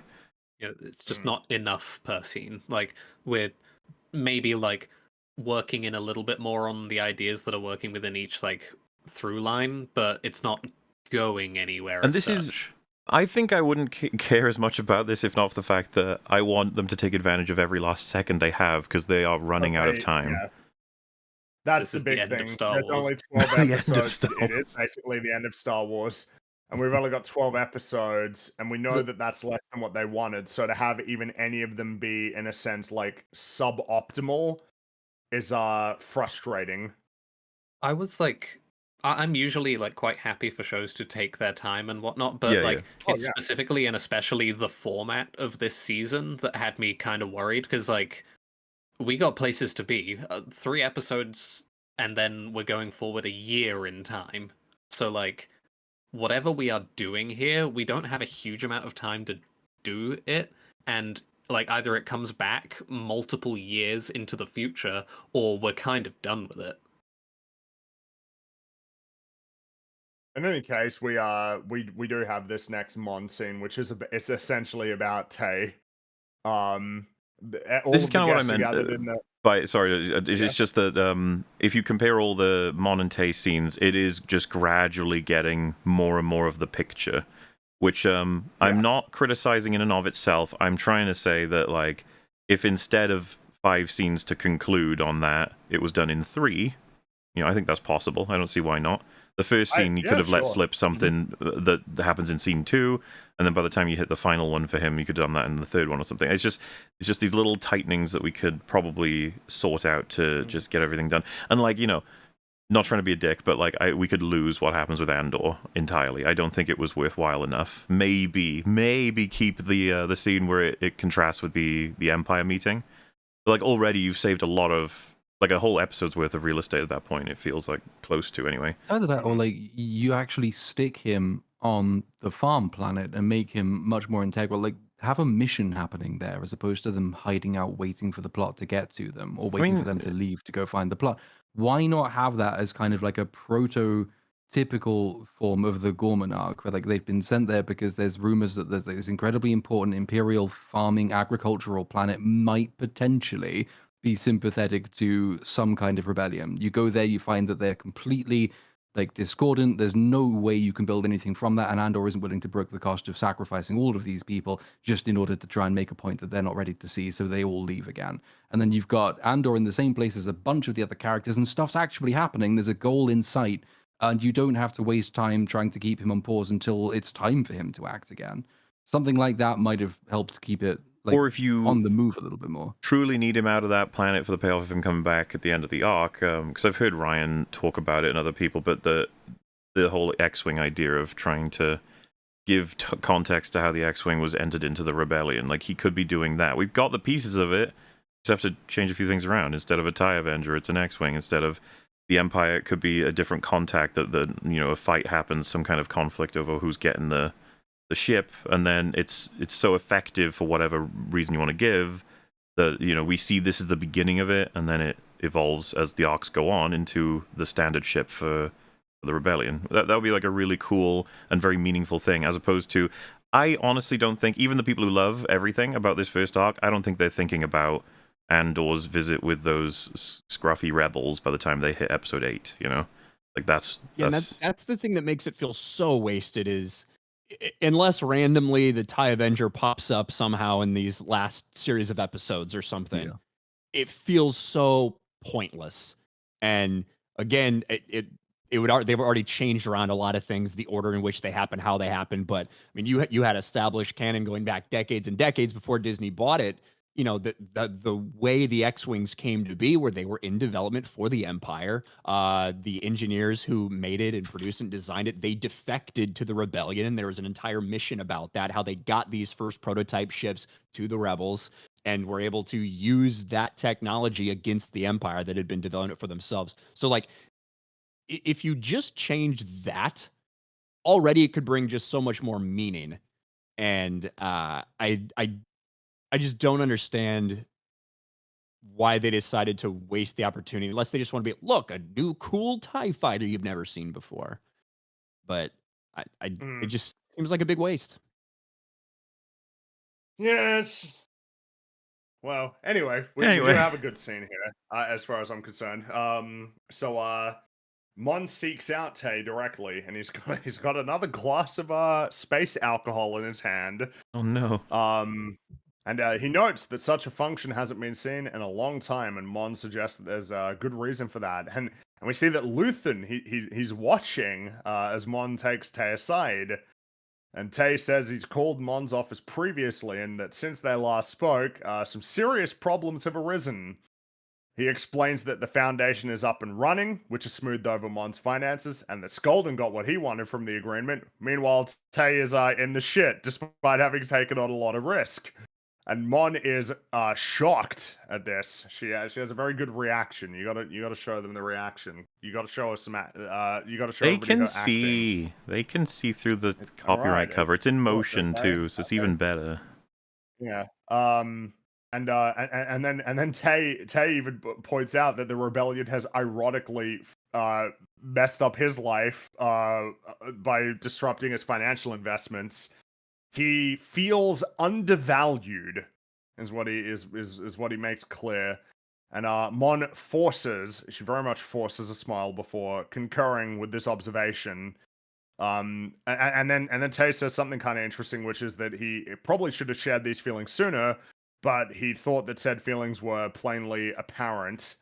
And I will say, I can't help but think, like, man, but if this was if this was an additional 4 seasons instead of Yeah, 12 yeah. episodes, maybe we could have seen that because Well, we've 'cause had to skip this being the case. I grant that they had scenes in the first season, but to not only have seen his financial, like, you know, difficulties arising over time, but to also have seen more that connects those two as friends, like more Yeah. scenes that completely convinces me that they are childhood buddies that have grown up and they have this really important political goal. Because something that threw me off a little bit here, and this isn't a problem, is that when I saw this, and the second he said "I feel undervalued," I was just like, "Dead. He's so fucking dead." Yeah, this, of he's, course. and You're done. if someone's like, "Whoa, why?" And I'd be like, "Well, because now," and when they have this shot of Mon essentially freaking out, I was like, because she's thinking about the exact same thing I am, which is whatever you need right now is not going to be something that we can solve very easily and very friendly in like an isolated incident. This is obviously going to evolve. You've got immense leverage, and this makes you weak in a sense that you might need to look elsewhere. There's so many problems that have erupted from this all at once, and all of them are easily solved if you simply die. Like, it's because he's making himself like really dangerous just in the way he's talking, like Well, and- very much a loose lips stink starships kind of thing, with just the way he's talking so openly, which kind of jars with how everyone else is kind of doing that. But the like somewhat Mon's horrified mistake. expression as he mentions rebel activity just as like a server or someone goes past. The mistake I somewhat made is that's not what Mon is experiencing right now. She's instead just sort of random. She's kind of panicking because she's like, this is a huge problem that needs to be solved. She's not thinking about killing him at all. And I was like, oh, okay, we still need a few more scenes to get there, right? Because like she needs to speak with Luth and she needs to further consider the ramifications of what he is saying, and that's just what I mean in terms of I'd seen this elsewhere. Some people were like, it seemed to take a while to get to the conclusion that he would have the ending that he will, and I think that's what it is. Just the audience caught up on this one really fast, and it could just be to do with the fact that you've seen this sort of thing in other stories before, where someone's asking for money and it's like you can't keep paying them. That line comes out of Luthen, and I was like, yeah, I've seen that in a million things. Yeah, that's kind of I feel like that's almost the point of it, is that she is oblivious to the idea that this is going to require him to be killed. Yeah, I get that. Like she's dealt with a lot of this, you know, the financial stuff, the financial backing, but she's very far removed from a lot of the other things that Luthen is doing, you know, Well, light there's years and a light years, literally removed from all of these things that are happening and the dirty stuff that's going down. So like the idea that he's going to be killed because of this is not flashing to her mind at all, but we know it is for us, and especially as Luthen's staring at the conversation. There's also the like she doesn't want to necessarily believe it angle, because like there's quite a strong personal connection, like beneath all the talk of finances and all the rest of that, when he talks about not having the confidence to tell her things he should have told her a long time ago. Like these are clearly people who like they're close in a way that even she's not necessarily with her own husband. Obviously his wife's just left him. She's not willing to countenance the prospect that someone like this might have to be murdered because of what he's just told her. So there's kind of an element of denial going on, maybe, and that's why she's not maybe on the same page as the audience is at this stage. Yeah, I think it's all extremely well done. It's just that I wonder if there was like a accidental backfire of just a lot of audience members figured where this was going, and so it's like, this is considered the best stuff in this arc, and you already know exactly where all these pathways are leading. So it's like, I wonder if that could have hurt it a bit. Kind of not in the positive way that you would often say, where you know, for instance, you know, when thinking about like what kind of end Luthen will have, there's expectations that you can have, and you can sort of go in a few different directions, and that's kind of like fun when you're in a position where it's like, there is a way that it could go, but the story's so well written and so well crafted up until this point that it could go in a variety of different directions, compared to, oh, Tay's dead. There is no doubt. Tay's dead. And he's not done. important enough that there's going to be a complication with that. Like, we know it's going to be Luthen, and he's going to do it pretty cleanly. Yeah. And then the fact that it's a little bit too potent for Mon as like a story thread. It's which, by the way, this doesn't mean that like it should be changed, you know, like a story, like people immediately essentially figuring out the way that a story is going to go doesn't mean that it should essentially change to subvert those expectations simply for the sake of it. this is like this is a worthwhile direction to take it in, but the fact that it's so predictable is like not awesome, I guess. Well, yeah, because we've still got to wait another over an hour before we get got to the well payoff over of an hour. it. Yeah, exactly. It's episode 3. Because of course the fact that Luthen is peering, like he's watching this conversation is like, yeah, because fucking Luthen will be like, he's gotta go, gotta get rid of him. That's my It's a very good my Luthen. that's my Sounds like Stellan Kingpin. Skarsgård. Yeah, it sounds like Right. Fisk. Oh no, Fisk is I built this city on and I love it. And Luthen's just like, you gotta stop him. He's no good. They're not the same, damn it. You embarrassed me in front of Mon Mothma. Anyway, Mhm. Mon resolves to help Tay figure these problems out after the wedding is over. But you know, we know how it's gonna go. But so on Minarao, Kellen tells Bix, Brasso, and Willman that the Imperials are moving tomorrow, likely towards a place called 300. And Brasso suggests that they move behind them to 500, which they just inspected. But Kellen again reiterates that most people arrested were running, and they can't really move as a group without raising suspicion. He assures them he's doing everything that he can, but that they shouldn't thank him until the Imperials are gone, and that they need to be prepared. And that's basically the scene. It's very plot. I don't know what you know, it's kind of how I feel about it. I think of them as the Ferrex crew, and I'm just like, I just wish there was more. But all right, we got it. Yeah, Imperials are coming. So and meanwhile, Claire's gotten back to Coruscant, and she turns on the radio. I got this, okay? So this is my pick for the most redundant scene in the entire 2 seasons. I think that makes a lot of sense, because although it is kind of interesting to see how the radio is hidden and how it sort We of see it anyway. opens up and is used, it's like, yeah, we're just spending a while here watching her walk into the room and turn on the radio and try to get it, you know. I don't gain anything Andor. here. Like, yep. That other scenes don't show me, right? Like the wide shot of where their shop is located, her walking up to the card that she needs to swipe in order to get the door open in the first place, the lights turning on as a pan of like all the different artifacts in the room, her pressing like what looks to be like a secret switch to light up the back, her going back there and then activating the network scanners or whatever to be able to communicate. All of these things we get from other scenes. I don't know why this scene exists. Even like the ritualized way she sort of goes about it. Well, so when we were watching it, Fringy was like, "Someone's gonna be here." So like that's gonna be that, because why else would we be watching this? Someone's gonna be here waiting for her, and it's gonna be like, "Oh shit!" And then it just sort of ends, and it was like, "Oh, okay." Like that's sure, all right. I mean, you know. Yeah, you know. And that's the thing. Someone would be like, "Dude, it lasts like a minute. Why'd you care?" And I'm just like, "No, it's not. It's just." I care about every last second being used in this show, okay? Like, I want it all for stuff. If we had especially with the 4 format. seasons, if we had another 4 seasons instead of just 1, this would be totally fine. Dude, a 22 episode season and 5 of them, this is A-okay with me. Throw it right in. Instead, it's not. It will be over, and then it will be Ahsoka and Mando and Grogu and all that slop. Yeah. Luthen, he chases down Mon to discuss the situation with Tay, and he asks her if Tay provided a specific number, but he didn't. He didn't say anything specific. This is kind of a noteworthy thing that he says. Like, did he say a number? Like, is there a specific dollar amount or credit amount that he needs? Because you know exactly where it goes with that. It's like, if he's not being specific, like this sets a bad precedent forever. You know, it's not even good if there is a number, which is kind of the point of what Luthen starts saying to her. It's like, we know. I think maybe I'm jumping ahead, but there's a reference to, you're right with the number is like an important way they're communicating with each other. The whole like, we will find a number is her way of saying we don't need any drastic solutions here. Okay, we got this.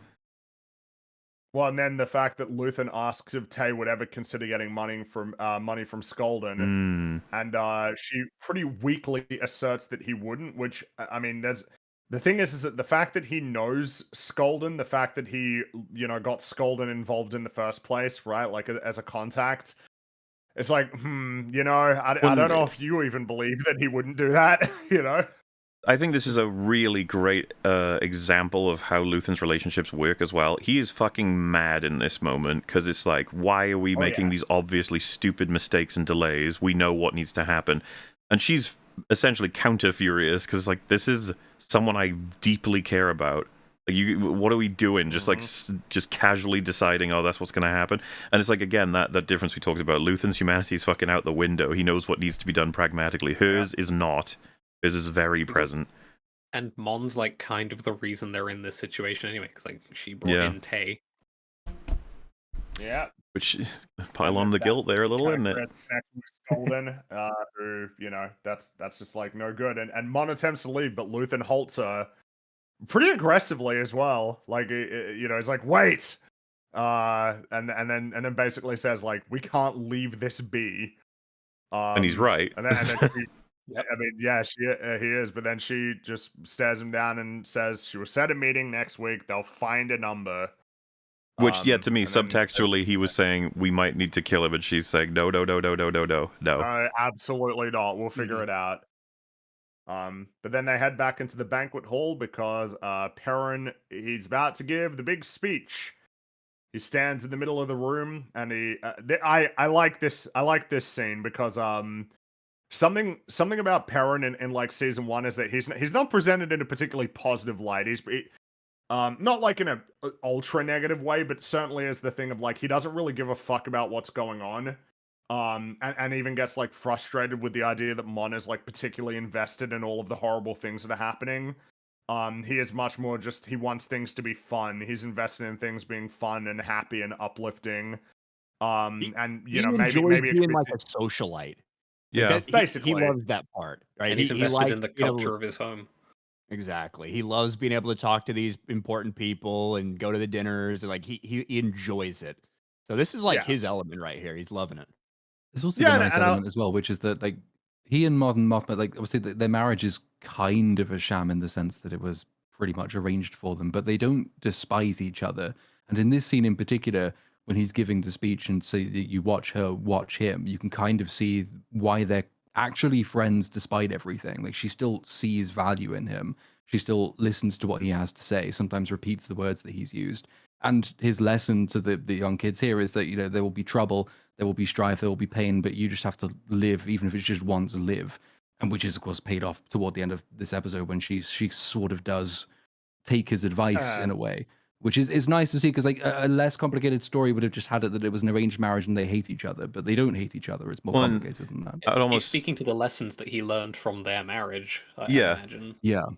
It's like saying that they're a married couple almost goes a little too far. It's almost like they're it's not even part. It's like colleagues, like but respected colleagues. Like they work towards similar goals at times. They have to work together at times. They understand each other's roles. They have some level of respect there, but there's not much like in terms of a passionate love, really. No, but what he says is interesting, and I think it basically it explains a lot about him in a way that's more positive in terms of his attitude. That like there is a thought process, like that he isn't sort of just like this sort of mindless hedonist. That there's actually like a philosophy that essentially informs the way that he conducts himself. Because as he's given the speech, he turns to his daughter and says, "Pain will find you. Trouble and disagreement will arrive without summons. There's no choice in this. You simply stand still and the galaxy will deliver a daily basket of fresh anxieties to your door without fail." Though I do find it noteworthy that when he says this, Mon's gaze kind of drops, but he continues and he says, "My hope is that you learn to reach past this constant cloud of sadness. Pleasure, gaiety, amusement. These are the hidden things, the music buried beneath all that noise. Joy." And it's like, oh, hey, look at him go. Though it's interesting that like Luthen's expression sinks a little bit when he says joy before he looks over at Tay, who is clearly agitated as shit.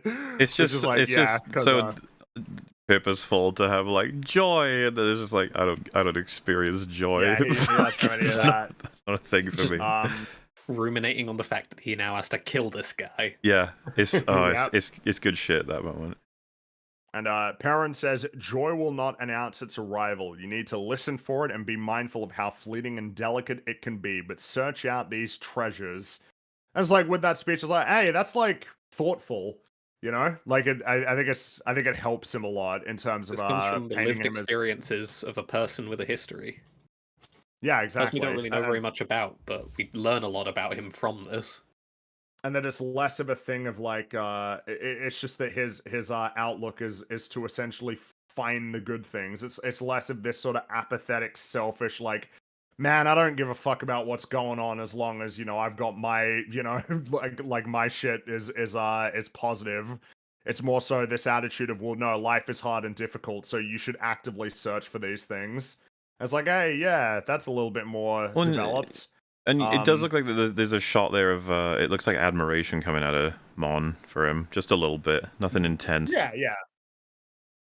But course. like for a moment Though there, she can be obviously- at some level of peace, maybe. Yeah, briefly before everything gets horrible again. We are the thing is we got a lot of we got a lot of forest planet here. There's a brief bit of on of Bix gazing up at the night sky in the night, but you know there's that, and then we gotta obviously waiting for Andor. But this is what's been going on with Andor. That night we're back on the forest planet, and they're sort of the two leaders are taunting each other. Before like if essentially that they assert a challenge, and so both of them are going to take their guys into no man's land to meet and negotiate. But one man is Hang left on behind there, to guard Fringy. Andor. Why in the Yeah? fuck would they ever meet at night in the open field where they say the monsters run around? Why would they do that? Because they're stupid. They're dumb. Oh. They're retarded. Oh. It is a little bit of the, you know, jokes on them. I sure sort do of hope thing. they didn't forget about those monsters and that they don't turn up tonight. That would be awful. No, that'd be no. They only turn up on rainy nights. This isn't Oh, a thank rainy night, goodness. so you know it's all good. But yeah. So they mutually drop their weapons, and then they basically play space rock paper scissors to determine who's going to be in charge. Because again, this is all petty and stupid. And Andor, he sort of nudges his foot towards a drawer, and when the thunder erupts, he kicks the drawer, grabs his weapon, shoots the chain off before aiming at the guard and then gagging him and venturing out into the forest. I appreciate the attempt, but I don't believe you. Like the people would be. There is a severe difference in sound between thunderclaps and a blaster bolt. Like your ears will be able to pick that shit up. No, they didn't. They didn't though. Okay. They have no idea. They didn't notice. Alrighty. And he ties him up and then ventures into the forest to try and get to the ship. But he and the group pause upon hearing strange sounds emanating from the forest. And then a giant fucking flim-flam creature jumps out from the trees and attacks them. Oh, damn It it. attacks them. If only they had their guns in their holsters, but no, they've all placed them on the floor for Put 'em in some the reason. ground, that's right. And Well, no, it doesn't even I'm not really matter, 'cause retarded. I know they all that's just- supposed to be some kind of ceasefire, but you don't need to put them on the fucking floor. You just don't pull them out. That's the easiest shit. But like, you know, But then they all just, you know, it doesn't even matter really, because they just all pick up their guns and start shooting. like idiots, but then, you know, don't know what's going on. It's all chaos. It's just, They're really invested in space, rock, paper, scissors. Yeah. Okay? yes, they are. Come on. But then the tied up guy runs out and he says that Andor's escaping. And Thank they start fuck. shooting at him, but he gets on the ship, shoots the guy that's on the ship, gets in, and then flies away. And he flies past a set of ancient pyramids. Because this planet is Yavin 4. Wow, God. and we Oh will my never goodness. see these rebel retards ever again. Thank fuck. Oh man, I did feel like a level of relief when he actually got out of here. I was like, we don't have to do this Yeah. anymore. Thank God. It shouldn't bug me as much as it does, but the fact that it's rock paper scissors really fucking annoys me because like You're not the only this one.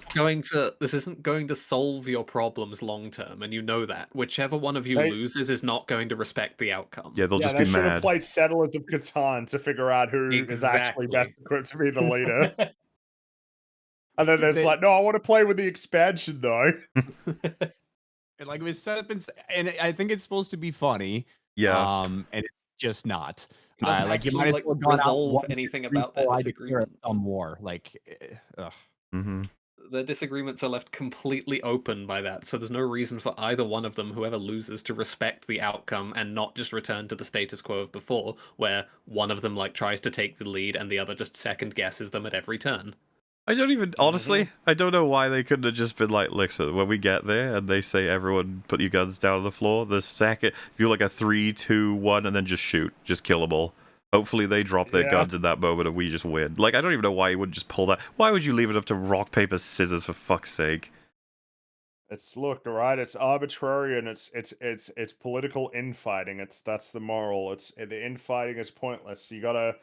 I'm reminded of oh damn it yeah in Team America, the war is out there, man, out there. I kind of upset with the idea that infighting is pointless, by the way, but you know, that's obviously not exactly what's being said here. Infighting No, is I quite get- useful for hashing out A This is particular all- brand of infighting, I guess, is what This this is is. Yeah. essentially petty, stupid infighting compared This to what we People's see Front of with Judea the... and Judea People's Front is kind of like the archetype, except that like people always say that as like a way of a code for just completely pointless petty bickering, but actually the People's Front of Judea stuff has a point in the narrative of Monty Python.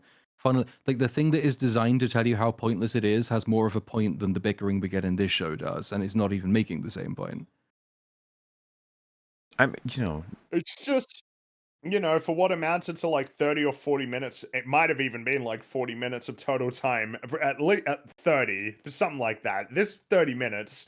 Well, I It's think like, do we achieve? Ryan mentioned a or whatever, whole lot? but like it felt so much longer than what it is. Oh, yeah. Like It did. not even close. It's like as returning there every so often was just like, man, really? Okay. And you're just waiting for them to do something that makes it click, I guess. You go like, oh yeah, okay, that was worth it actually. I think I But said no, after I watched this, like you're in this horrible position where you never ever want to see the rebels again, but also you have to hope that you see them again for that to have a point. So like if they don't come back in episode 9, 10, 11, 12, whatever it is, then fucking why? What was the point? But at least if they do come back, you can say, well, we endured all of that torture for something.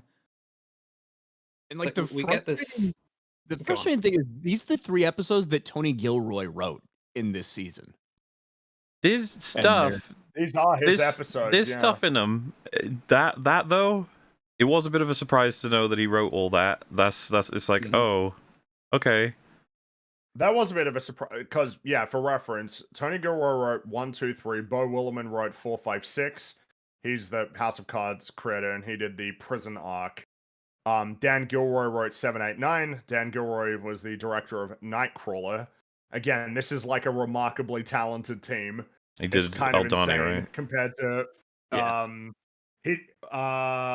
Tony yeah. Dan Gilroy did Aldani, yes, and I think Tony Gilroy wrote 11 and 12 and because Tony Gilroy did 1 through 3 and 11 and 12, I'm And pretty sure in season 1. To be And they have a fair, new writer for 10, 11, 12. they're all gonna have a broad influence on the entire show anyway. They'll all Of obviously course, be of working course. together as a team. Writer's somewhat. room, and everything. Yeah. And the thing is that the idea of it, because in terms of it almost sounds like, yeah, so Tony really fucked up with these episodes, right? It's like, well, he is the showrunner, so like he gets to essentially take a lot of credit for like the whole thing. The wins and He is losses. ultimately in charge. Yeah, so exactly, which means that it's all kind of on him. So it's not like meant to impugn him, but it was really surprising to see that he did 1, 2, and 3, because I don't know, it's just like, yeah, they're just not as meaty as certainly not as the episodes that follow or the episodes from before in season 1 either. But but that does bring us to episode 3, which I suppose we should get started does. on. We see that the prototype TIE Avenger is floating through space. Andor is messing with the wiring, and he activates the rear thrusters, which sends the ship tumbling forth through space. That's how we open. He's having problems basically with this ship.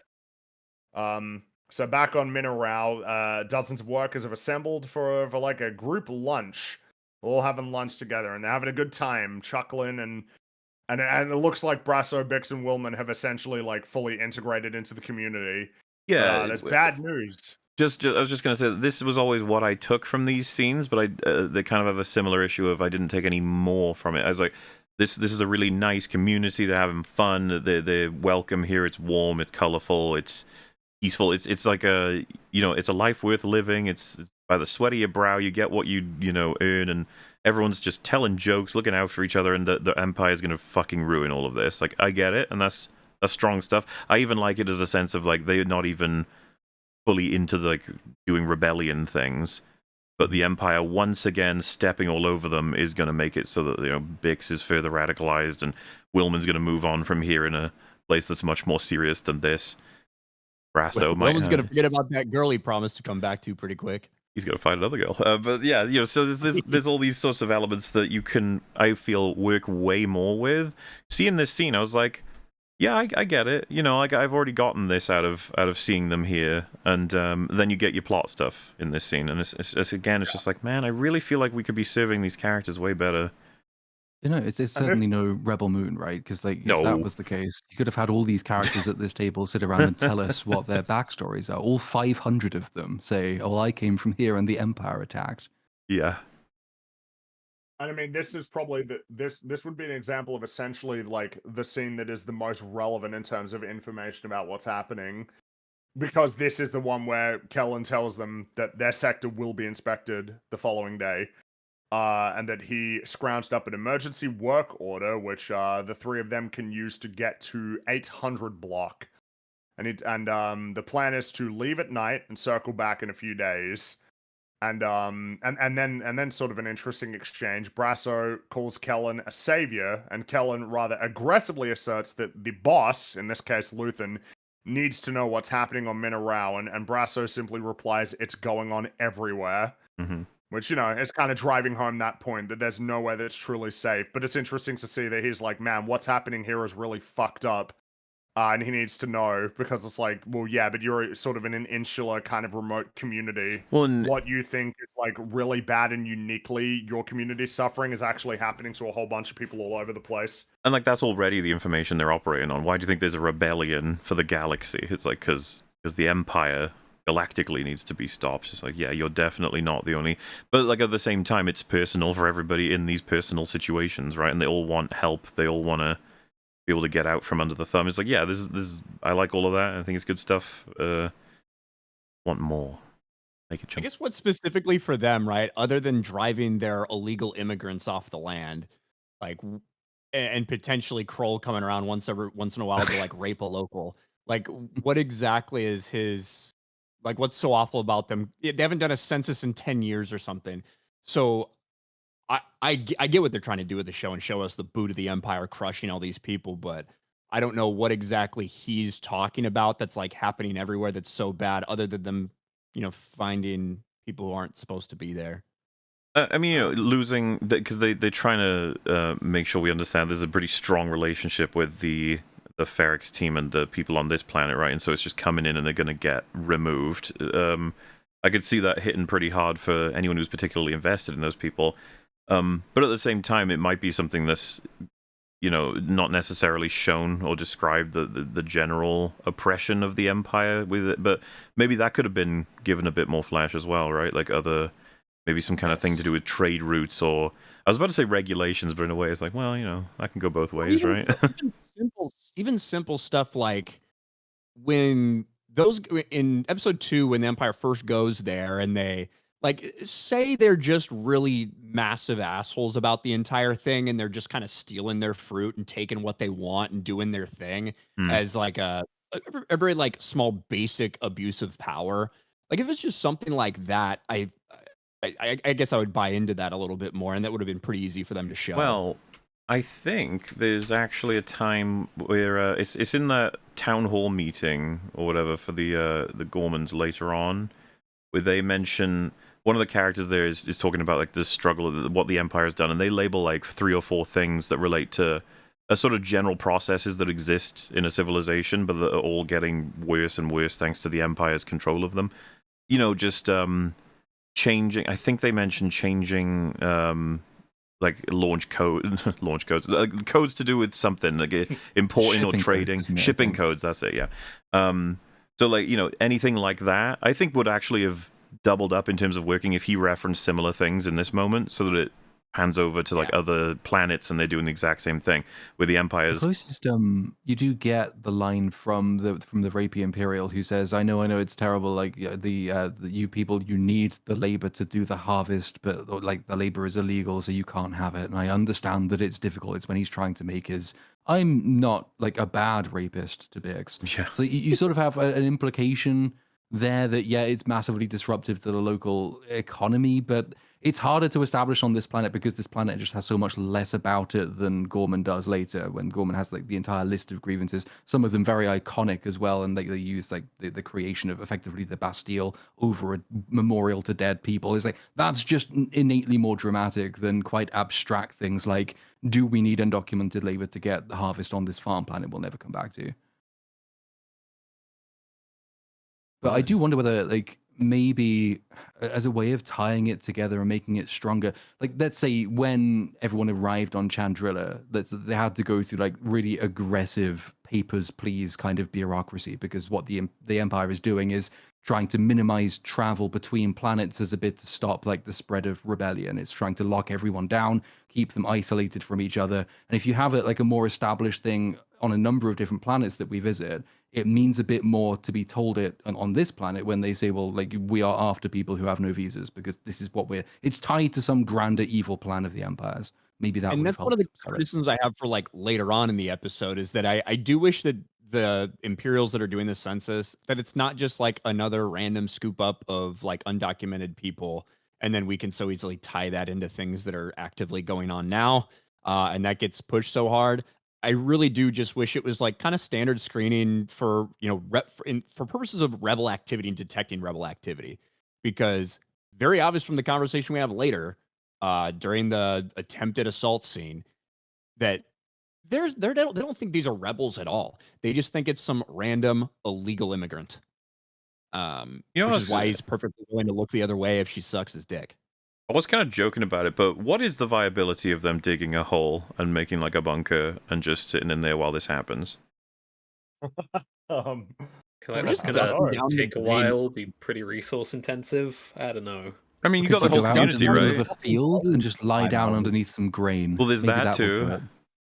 So don't necessarily know what the Empire knows, I guess. I was almost like at the with point of ship and all that. wondering, when she sees Mr. Rapey coming, like, what if she, like, just got outside on the other side of the building, and as he moved around it circularly, she stayed opposite to him, and he just never saw her? Is that possible? Like, I just wonder how easy it is to actually evade them, because if you remember, I know we're not there yet, but we will be soon enough. The way Brasso gets caught out, I was like, oh, like he's like crawling around in the wheat or whatever, and it's just like some stormtrooper goes, hey, and he's just like, oh, Yeah. well, that's that. Like, you'd almost want to see like a couple of flybys from TIE fighters or something to establish that, like, let's say they're scanning you from orbit, so that they have air cover and you can't and escape heat signatures and stuff, so that they can't easily hide. It would, I think that would have been a bit more, viable. As like this is a bit scary to try and evade. They could even do the thing, I think, because you see there's one shot when Andor does return. I don't know if it's a Star Destroyer because it's really far out. I think it's a Star Destroyer. You could even just like have that, stick it down like in high orbit. Like a couple of the shots in Rogue One do something similar where you've got the Star Destroyer inside the atmosphere.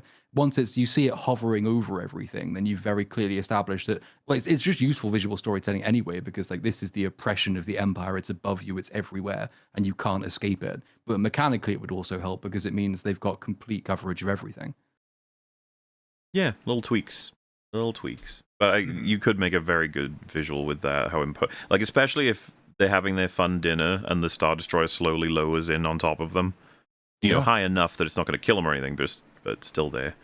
They've used ties for like visuals like that later, like the ties circling like vultures in episode 8, I think. Mm-hmm. I really like that in season 1, the ties in Aldani, where they like the fucking sound of them. It's like, oh, I forgot. TIE fighters can be really imposing if you use them properly. Yeah, one TIE fighter can be like absolutely just scary as shit. If done the right way and used the right way.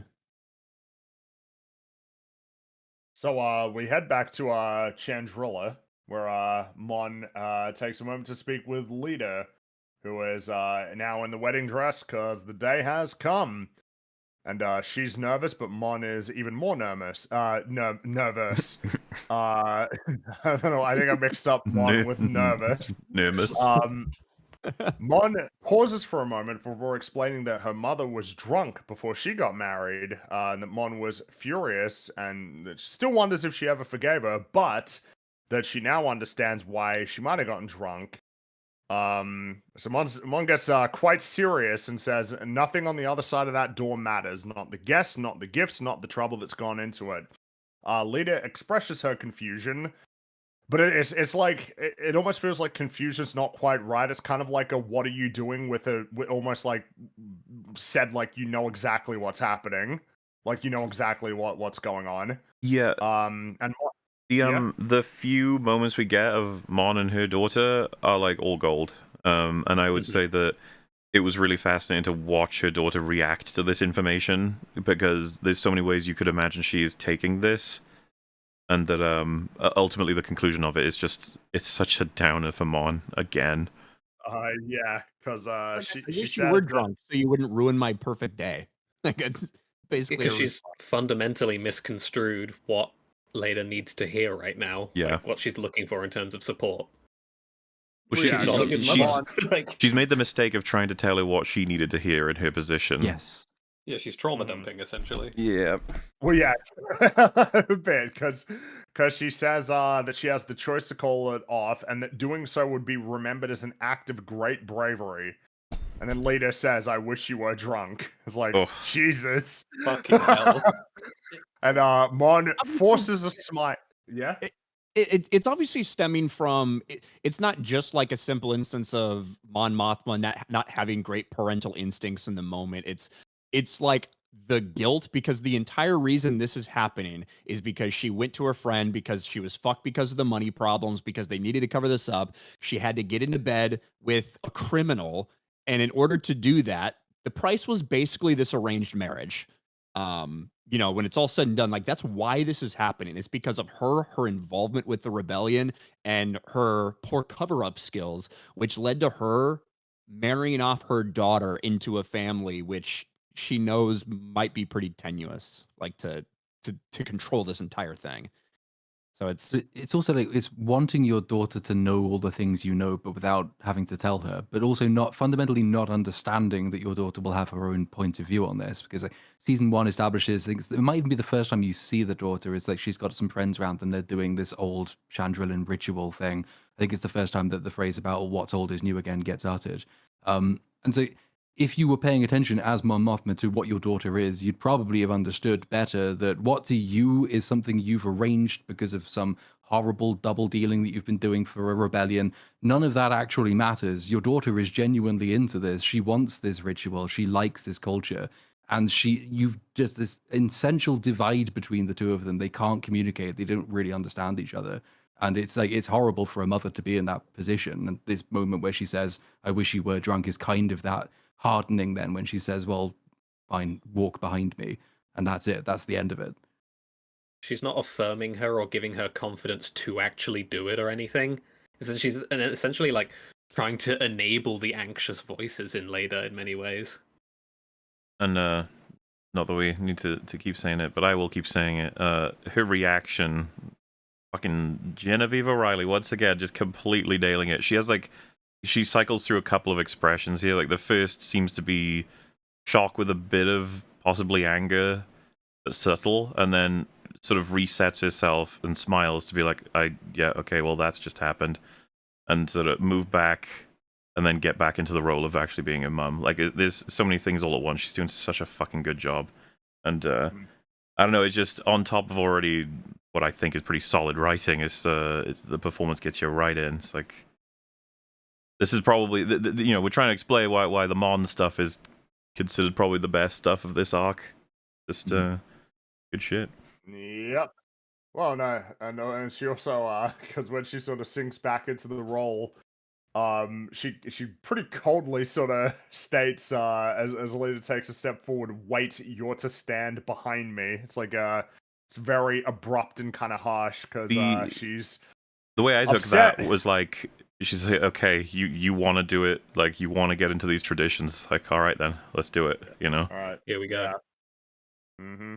And Mon steps forward and she wipes away a tear before escorting Lita into the garden where they have the traditional Chandrilla marriage ceremony, which feels like they put some thought into like what it's meant to be and what it looks like, particularly with the fact that the set is filled with so many circles. There's so many circles. The doors are circular, the garden is circular. There's that sort of geometry to a lot of the architecture, and like a lot of the actual ceremony itself is oriented around like the circle that she has to step into his circle, you know, symbolic of essentially entering into this marriage with him and like becoming a part of his family. It's like, yeah, they put some thought into this. They really did. It feels All the little suitably details of alien and this kind of strange. moment is like someone did have to come up with a whole bunch of believable cultural norms for this alien thing that's very likely never going to be portrayed again, or at least in live action. May very well not. Probably not. Oh, certainly that you wouldn't get anything like this. You think Filoni would ever come up with anything like this? Yeah. He would come up with something. It would have to be samurai or something. It would be like, I'm trying to figure out a way to explain why I don't like his writing. It's He's like already it's a done it, right? shallow. That Mandalorian episode where Ahsoka faces off against what's her name, the witch woman, and it is just a samurai scene lifted straight from a samurai movie, and the ritual has just been transplanted directly from one source to another. There's no actual creation going on; it is just pastiche. Well, now this is awkward because It would also It's epic, absolutely exposit what the meaning of all of this stuff is as part of the ceremony. twice. Like we'd have Ahsoka like off to the side talking to some other glup shitto about like what's like what exactly all of this means and what the ceremony represents. Yeah, this. I I was going to say. think one of the. Go ahead. This is somewhat awkward because Ryan's a big fan of Floaty's work. You don't have to stay quiet. You can defend him if you want. Shut up, my God. I hope that the next, ancient Japanese tradition he brings in, Ahsoka needs to commit seppuku.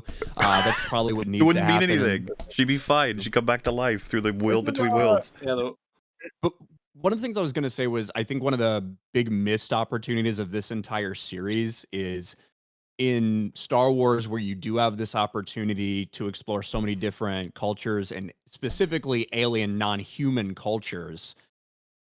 There's been so many humans, right? On Ferrix, it's almost predominantly all human. Chandrilla is human. The Gore are human. And I feel like in these things where we're getting to explore all these different places, it all is human and it doesn't have that any type of alien feel. And I'm not talking about a couple fucking Mon Calamari shrimping boats and JC Penney like sweaters like we saw in Mandalorian. I'm talking about actually getting in to these different cultural things that you could be dealing with. And I feel like this show would have done the best with them.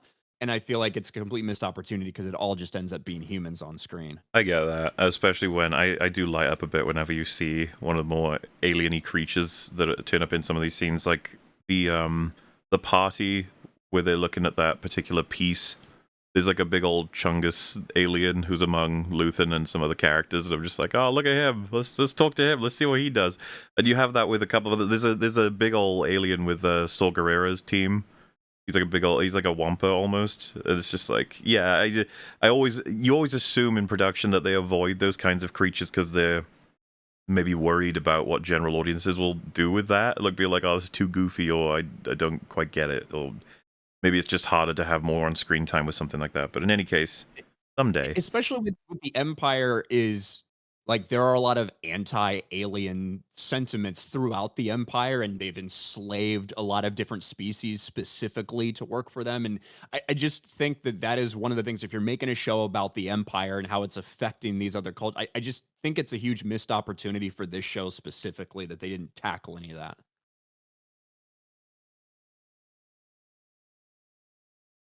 I do wish we had more aliens. It would be nice, but just take what you can get, I suppose. So we're on Coruscant, and Cyril and Dedra are preparing for dinner. Cyril's doing the cooking, and Dedra is choosing a retire for the night, and doing so very awkwardly, like the unhinged lady that she is. She grabs a black clothes, holds it up to Nira, and smiles in a very disconcerting way. I very It's much very enjoy her uncomfortable. hyper fake Stepford wife smile. It's She Yeah. chooses the black of like an officer uniform over her usual white ISB sort of colors. So there's that. Yeah, that is kind of interesting. Look at that smile. It's so it's unhinged. unhinged. Yeah. Look at Dad to try and be human. Yeah. And Cyril, he's very meticulously, straightening out the cutlery before adorning his grey suit with the collar raised, which you might remember Cyril's mother liked to point that out, that he had his collars tailored to be raised. And they wait awkwardly until the doorbell rings. Cyril lets out a breath and invites his mother Edie into the apartment. You I remember feel like Edie? She that shouldn't be understated though. They are just standing next to the door, yeah. waiting for it They're to. I was just very- like, "Fucking hell!" Like, this Yeah. couple, Well, it's just they're a strange Look at couple. that house.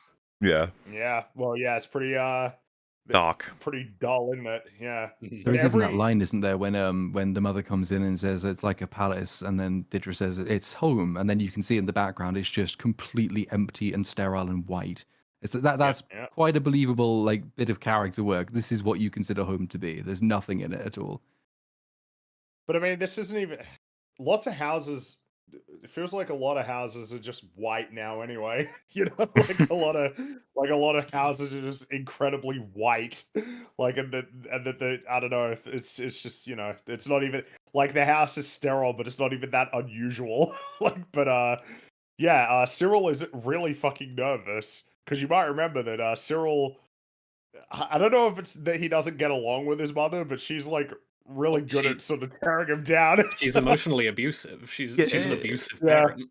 And I almost want to say ahead of time, right? I know a lot of people do not like this at all. Like even in concept, having a scene like this.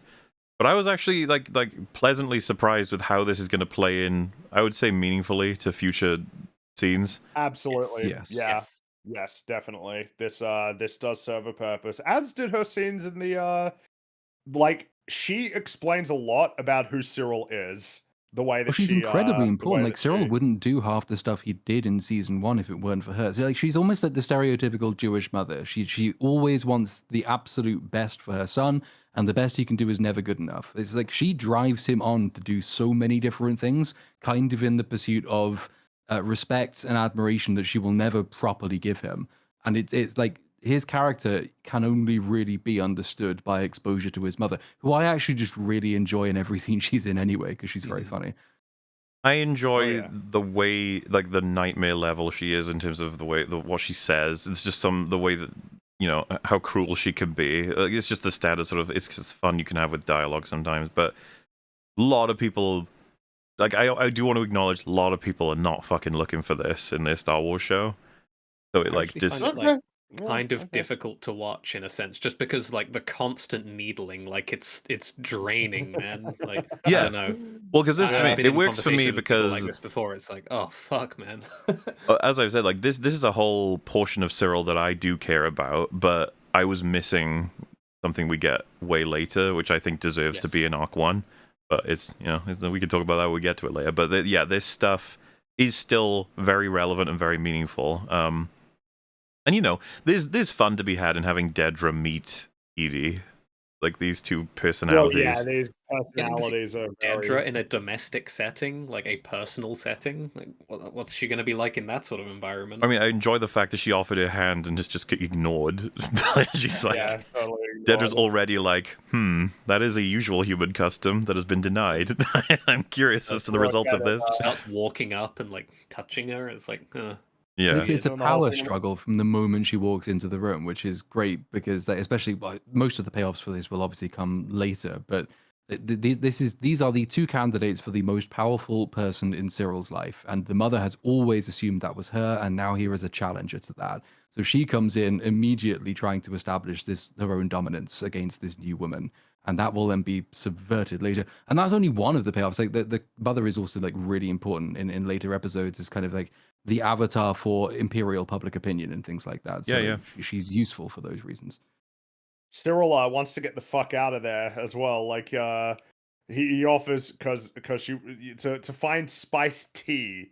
He offers to go and find it, like go to the shops and get it, but Edie stops him because she doesn't want him running The off. fact that she Obviously, doesn't like let go of the unresponded to remark of like what she would think Dedra looks like, she brings it back up because she needs to have that answered, I guess, or like she wants to have control of the conversation in that regard. It's Yeah. like another needle. yeah. And Cyril just sort of existing there in a state of quiet dread. You Yeah. can like see the energy expenditure it takes just being around her on him. Like, Well, yeah, and I think Well, it's what's deliberate the- that they keep having Dedra note Cyril's state of being, essentially, with all of this. She keeps looking at him like, this is what it's doing to him. She What's sees the- the it's a- constant discomfort that he's in. Yeah. And like, and I do think that it probably even makes her take a step back with some of the things that she's probably said or done or expected out of him and been like, oh, so this is why he is the way he is. Yes. You know what I mean? I think A lot he of sees explanation happening here for in terms of Mhm. Cyril's life. So back in the shop, Luthen's shop, Clea establishes contact with Andor, who briefly maintains the sort of radio discipline of speaking in code before basically speaking candidly because he is livid. Yeah, I like that. yeah. And he is like, he wonders if basically any of them even knew that he was that he hadn't been trained to fly this prototype. Like, he seems to be doubtful that like Luthen actually knew this. And it's like, and obviously naturally he'd be furious because it's like, well, this could have gotten him killed. And then you can buy and that then- from Luthen, right? Like the idea of like he'll figure it out, or alternatively, like if he doesn't figure it out, he's probably going to go down like with the TIE Avenger, which is still a win in a way. It makes Yeah. you question everything. If Luthen either did know and didn't care, or Luthen doesn't, like the fact that he got bad information, the fact that they don't know. There's all this stuff that's happening. It does feel like, because you even see Clea's kind of like, whoa, whoa, whoa, whoa, whoa, like you're making loads of mistakes, you're moving in different directions. I'm trying to warn you. There's protocol to do here. It's just like, oh shit. It seems indicative to me of how we've progressed over time, which we would have seen, delivered in much more significant increments. But obviously they've had to crush the timeline a bit. But it just seems like now Andor's actually got some leverage with them to the point where you can be angry with them and criticize them for like the bad handling of the situation. Yeah, Yeah. I can see why Andor would be suspicious of if they knew that this was like that he would have such trouble or whatever, and they sent him in anyway. My takeaway from it in general is, look, this is a prototype, right? This is something they know very little about, and they're trying to get access to it. So I think they just didn't know that those controls were going to be that way. She looks That's- baffled by a lot of what he's saying. Like, Yeah. so yeah, I could You believe can that. see why Andor would have those questions. Yeah. And then he basically demands that she find him a safe location before asking to call home. And Clea says that his home is very crowded right now. And Andor presses for more information, but Clea doesn't really know anything else. So he disconnects from the line, boots up the ship, and heads for Minarao. He's on his way because that's obviously very important to him to make sure that they're okay. Back at the dinner, Cyril is horrified as Edie is relaying much of his life story, obviously in a very unflattering way. Also, like a very just divisive way. his horror to see her dripping the food. He's like, Yeah. he's like, no, we worked so hard to set this up. And I just like the Deirdre's like, it's fine, let her do it. Yeah. Because Edie talks about how Cyril's father, who she describes as fancying himself as an adventurer, disappeared without a trace, which left only the two of them and Uncle Harlow, who you might remember. She talked about Uncle Harlow a lot in season 1. Mm-hmm. There's always Uncle Harlow could help. Uncle Harlow could sort this out. And Cyril attempts to basically stop her from talking, but she immediately shuts him down. Which then prompts Deirdre to explain her backstory, which I don't think makes sense, actually. We can talk about that, because she says that her parents were criminals, they were arrested when she was 3, and that she was raised in an imperial kinderblock. But like, So, she's the at thing with least in that her is, 30s, at I think- least. You have to Yeah. assume or infer like a backporting of terminology to That's what I insinuate thought, a yeah. continuity of the Empire. Because you remember the mining accident on Canary, that was considered an Imperial mining accident, was it not? And Rather Well, than and, the Republic one, it yeah, would have to be Republic. If someone referred to an event that happened on Twitter 15 years ago, they might say on X, and it's like, well, it was Twitter back then. Yeah, right. Yeah. Yeah. But, no, I mean, there is something to be said about that. That there is meant to be a continuity of government. That's almost part of how it can justify its existence. Do we think that that's really the case, or we did just think that maybe it just kind of slipped through? That's one of those things. I think maybe it just If- kind of slipped through. If it slipped It through, could then the thing with Canary also slipped through. Sure, I guess, but taken together, they form a way to make I sense wonder- of both. Do you think there's an opportunity in her, like, saying Republic dismissively with a line like that, being like a Republic Kinderblock? You know, like, I think that you maybe have a chance there to just show how much she's into the Empire versus the Republic, but at the same time, I think that's displayed from her calling it an Imperial Kinderblock, right? oh well, sure. I'm saying there's an opportunity there to do it that way, but at the same time, I bought that it was just doing the terms in retrospect sort of thing. Yeah. I'm totally happy with that.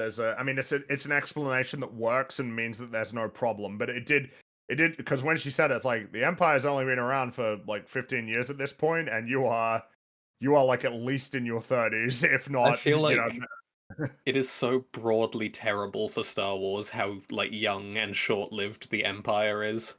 what that only lasted for 19 years. Yeah. Well, yeah, they were. Yeah, That was 25 a years, young and short rule, all things considered. The OT talks about the Empire as if it has been that way for like 50 plus years or something. So, nah. well, this is what I will say. Originally, George had, and you can even see this with a lot of books that came out in the 90s and things like that. George had a timeline that the Clone Wars originally had happened, in his estimation, 40 to 50 years kind of before what we see in the OT. He shortened that timeline up, which is one of the reasons Obi-Wan looks a little bit older than maybe he really would realistically based on the timeline of what we see in the prequels and stuff like that. George changed his mind and moved that when he decided to actually go full bore and make the prequels. So maybe there is a little bit of truth to how it felt like it had been around for longer than it truly was. Because it's been there for Luke's entire life, but in terms of everybody else, obviously, it's a different story. There's that one guy who, in A New Hope, who famously starts shit-talking Vader about the Force. It's like, dude, you would have been alive when the Jedi were running around in Force. Your old sorcerer's ways. It's like you talk about it like it's some ancient, like this. The thing is, 20 years though, ago. it's not fair to A New Hope, really. No, it's not A New Hope's fault. A New Hope was written with sort of an implied backstory, and then the prequels. Yeah, because I mean, I agree. I mean, it is crazy to think about. Though I have seen a lot of people point out that an unfortunate reality of Andor is the story it's leading up to, and the destruction of the Empire amounts to fucking nothing because of the sequels. Anyway. Right, but I mean, we've talked about this so many times. Like, I don't believe man. any of the five of us and much of the audience ever think of the sequels as actually having happened. No, they are non-canon at this point for me. Very, very effortlessly, actually. That's why it's so easy to accept the cannibalization of Andor that is going to happen after Andor ends. They're going to be picking at pieces of this show. So you're telling me that every time we see Mon Mothma on screen, you're not thinking that she's the one that directly led to the complete demilitarization of the New Republic and an ineffectual government that would come out of that? Future Chancellor, that's right. The future Chancellor. You guys aren't thinking about that? No, I don't tend to. I actually often forget that she's in Ahsoka, but she is. The first time oh my god, you're right. I completely forgot about that. Yeah, I'd completely Jesus. forgotten. Oh. You remember because there was a subplot with Hera. You remember Hera? Oh what a my great god, yes. Isn't C-3PO in that fucking court as well? Yeah, he shows up to do some illegal shit, essentially. He delivers a message from Senator or Princess Leia. I already threatened Ryan. Lie in court or something. I already threatened Ryan with he's gonna have to watch Ahsoka season 2 with us. I'll do it. That'll be fun. Might as well have fun while I'm watching it, I suppose. But that just means that the trade-off is that you have to watch all seasons of Clone Wars and Rebels. Fuck that. How is that a trade? All of them. That's. What's the way trade. to I see feel like it? this isn't a particularly good deal. He has Watch altered the 11 deal. seasons Bray of- doesn't alter it further. So, in the conversation at dinner, Edie laments that Dedra was raised without a mother's love, and Dedra replies that she didn't know what she was missing. And then Cyril very violently impales like a space shrimp on his plate, and it's in the sauce. He's having a bad time. Very tactful, isn't it? The thing Yeah. Dedra said. Yeah, it's a you know, it's a kind of a savvy reply actually. But obviously, there's a bit different of a situation for her. She's not the one who's had to essentially deal with this forever. So we have a very brief scene where we see that Bix, Brasso, and Wilman are packing ahead of their planned departure after sunset. And then we've still got more of the dinner because Edie is very annoyingly eating her dessert. I don't know how to describe it other than that. It's like really. It's a very annoying way of eating the food. And Well, it's like, she's she's- dealing with two characters who are obsessed with order in every way in life, and watching her fuck around is annoying them both intensely. She's taken something that's very neatly prepared and plated and Just fucking with presented it. and whatnot, and she's literally just stabbing at it. Like, and like a it feels child. appropriate that she's stabbing at it while chastising Cyril for the way that she Existing. describes it was playing at police work on Morlana, Mm. which naturally pisses him the fuck off. So yeah, he stands up and leaves. You get an expression at this point from Dedra that I always took as sort you of see her hands. she seems very much at the point of being like, okay, that's not cool what you just did to him. Like she seems kind of upset on his behalf at this point. A little bit of humanity coming out for her. Yeah. Well, yeah, and this is the part where she basically confronts her directly and dictates the terms of Cyril's interactions with Edie that are contingent on her behavior. And she has Edie has some interesting expressions while this is happening, though she starts to get a little bit more uncomfortable as as soon as Dedra basically threatens to go after Uncle Harlow, who has got a record. She's like, probably shouldn't be advertising that quite so much. And then we see the shot of Cyril on bed, which you got to. There is something amusing about Dedra having gone after Uncle Harlow. It's just like, of course she did. Like, that's just something she would do. And yep. Does it? I also wonder whether like Edie's uncomfortable or in some sense approving, in the sense like Dedra has just revealed herself to be the kind of woman she respects. In which case, like she will go along with these terms and she won't bitch and she won't complain because ultimately what mothers like that want for their sons is for their sons to marry essentially their mothers, and she kind of has.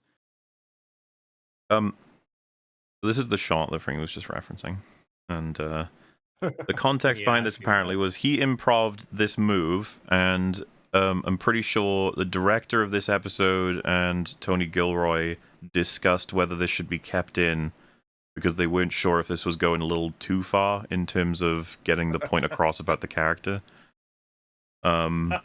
Broadly, they seem to be happy they've left it in, but I've seen a bit of a split on this in terms of people being like, this is too much, or this is perfect. Look at him. I'd put myself in the latter camp. Like, Yeah. it is very emotionally exhausting to interact with abusers like that. So, yeah. I honestly, I thought it might have been too much, but where this story goes, I think this functions very well in retrospect in terms of like what this gives you as information about him combined with everything else, and then where you see him go.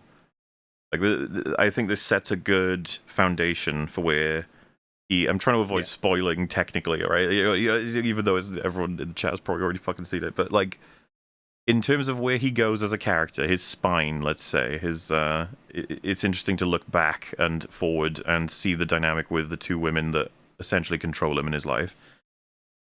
The shocking thing to me was that he's 3 feet away from where they're fucking having this conversation. I was gonna bring this up. He could hear everything they say. Let's right. be honest. So that's the thing for me, that when this part gets revealed, I thought he'd gone to the refresher. I thought he went to take a piss or whatever, but he's 2 feet away. Yeah, and it's But he played did as not though get he it. didn't catch everything that was just said between the two of them, except the ending, which they seem to be getting along. And I was just like, he would have heard all of it, right? It would be like audible to him. It's very, very possible he is like not in a state where he is able to listen. Or maybe intently. he did go to the refresher and then came out and lied down. I don't know. There you go. It all makes The sense bed now. also like makes me feel just awkward and uncomfortable. It's the wrong shape for a bed. It's who has a bed that tapers at the end? Your legs will fall out of it, and then they will drag the rest of you with them.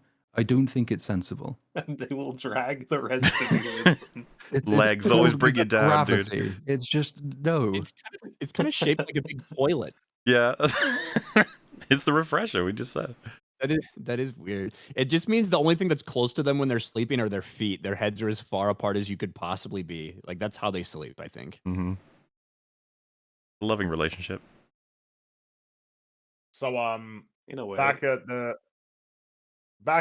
wedding, Skolden reveals an incredibly rare Shandy Merle statue. And he explains how the statue was stolen thousands of years ago when the planet was sacked by raiders. And he then thanks Luthen for acquiring this statue, which he then gifts as a piece of history.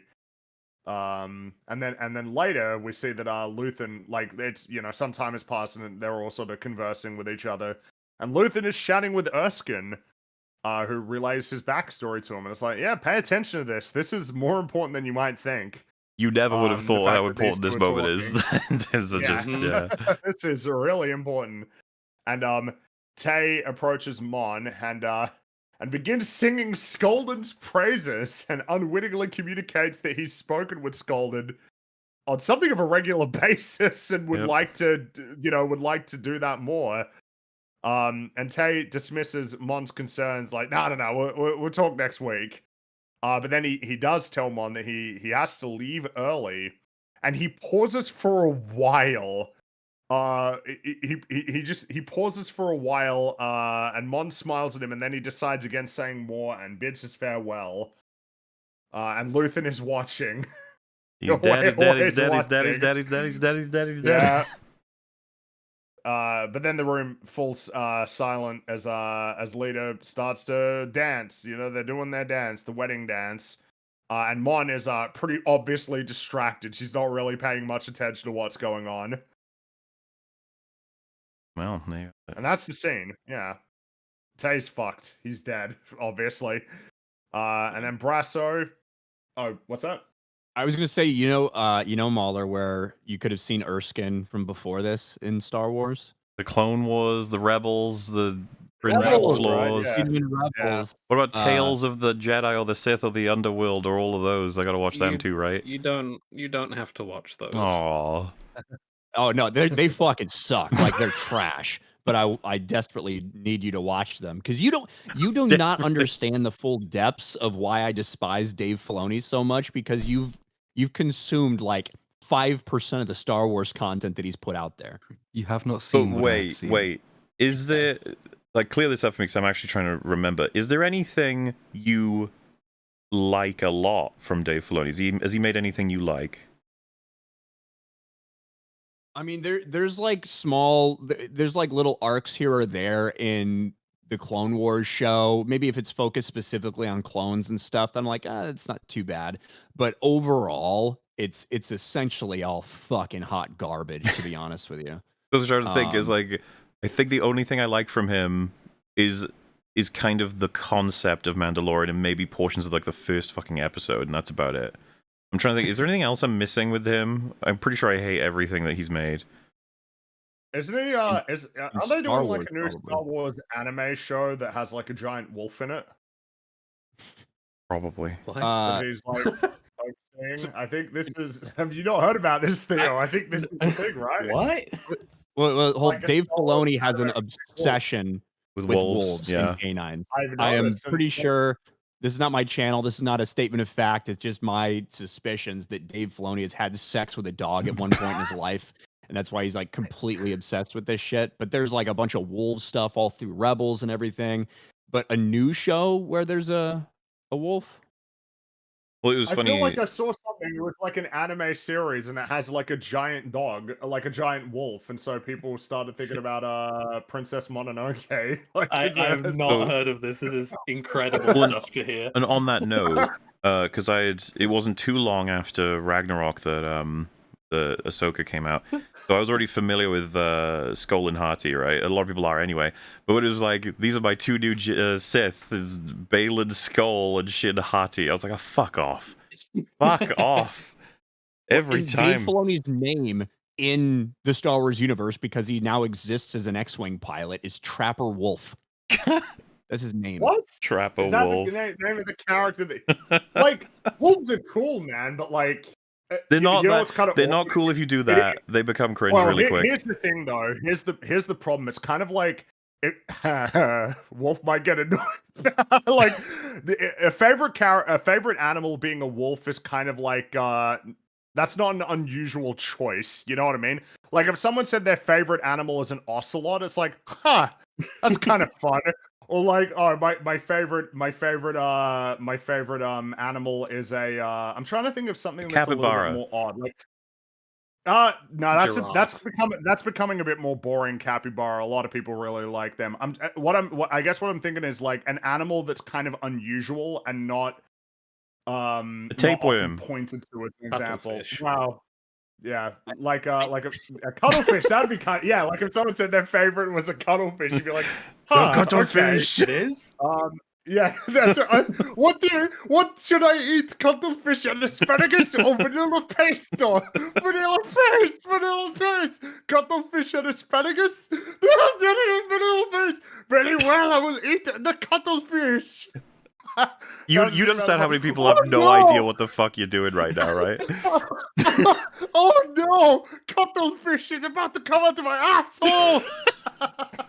This is a South Park reference. The idea Alright, of people this having is- no context. I want to be the people who don't know. They're having the time of their life right now. But you know, to tie it up, it doesn't surprise me, I suppose, that Dave Filoni's favorite animal is a wolf. Not because there's anything wrong with picking a wolf as your favorite animal, but because it is Listen. like a really safe choice. There are The countless cool, edgy loner representations in animals media that are not loners. using wolves for meaning and characters, whatever have you. What Dave Filoni is doing is just the children's like, it's my cool animal, don't you think? Isn't that cool that I have my cool Well, animal? But it's also just putting it in everything. It's like, dude, there's a lot of cool animals you could be picking as like inspiration for stories. I'm a big fan of the idea of having animals as like inspiration for stories, or you know, symbolically like spirit animals, sort of like influence for. Like animals are cool. I think animals are great. If you didn't know that, I think Damn, critters really? are cool. You want some of but the it's just like- underrepresented animals to get the spotlight sometimes. A little bit. I you know, because I've talked about this before. Wolves have had their reputation rehabilitated. Coyotes and jackals, not so much. And I think hyenas. that They're they the are, villain dogs, you know? they are the villain dogs, and I think that's unfair. You know, but I don't think that's gonna. Platypuses in fucking Star Wars. Like the Yeah. problem is Filoni's got a fetish with them. That's the thing. It's gone too far than just a little appearance. Like he was like going off about how exciting it was to get Ahsoka to ride a wolf, you know, and shit like that. And it's like Jesus. But I need to double check. I'm sure that there is a thing that's been announced that's like an anime series that has a giant wolf in it. Star Wars Visions is a thing they've been doing for a could little be while it. now. So it may be in one of those Visions announcements. I'm not sure. You might be. Yeah, Are it might they doing be. another It might be one of Visions? those. I think Mhm. so, right? They've got another season coming out Okay. this year. Yeah. Who's I kind of like the Oddman one. who's writing the Darth Maul show that's coming out? I mean, Oh, you know, Is who it knows? Filoni? Wait, it's probably my say? guess is Filoni like supervising, and then it's going to be all the people that do Bad Batch and stuff like that. That's my guess. The head Let's writer see. is Matt. I don't know how to pronounce that. What a weird surname. It's man. I'm sure that'll be great. Maul Shadow Lord, awesome. Yeah, really cool gonna be name. so Not peak. cringy at all. Why isn't it called There's none- Wolfpack Shadow Lord? That would be even cooler. known for 24, The Clone Wars, Bad Batch, and Fallen Order. Okay. Yeah. Oh, okay.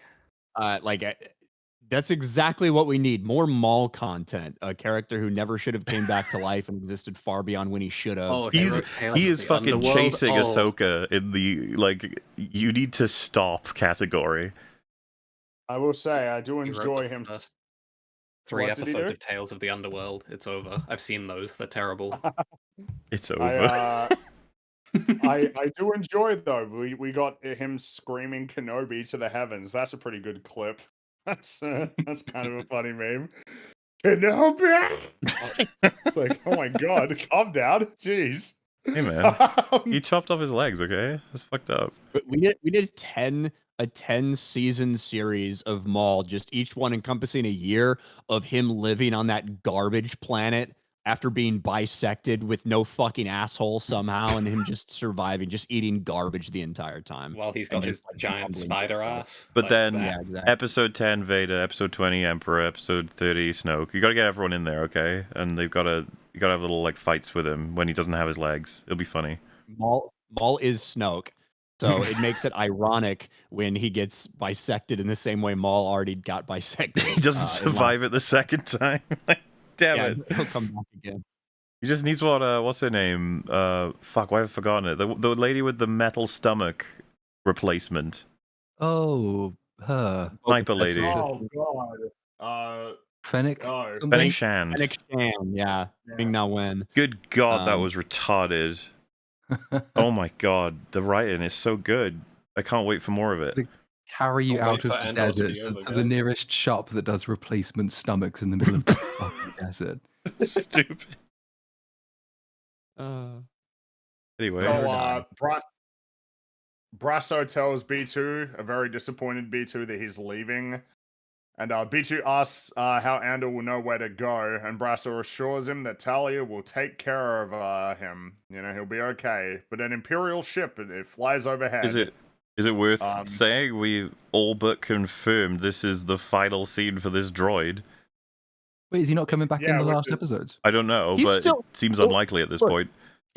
He's either got left on the fucking planet and is just still like circling around desperately looking for Cassian, or Luthen sent an assassin to fucking murder him because he knows too much. Like those are our two options. I figured don't that- know. He's future. Now that I watched this scene knowing what I know, it's like, is that the point of this? To say like, and he lived happily ever after with Talia, that's his fate. Is like, oh, okay. But it's impossible. He's always depressed whenever I know. Andor isn't around. That's what I mean. So he's I- probably just going to I be feel there like- forever being miserable. There's some confusion for a lot of people here because there's like, oh, I figured you'd give the droid a bit more than that. He seemed more important than and then he went off somewhere sort of storyline, you know.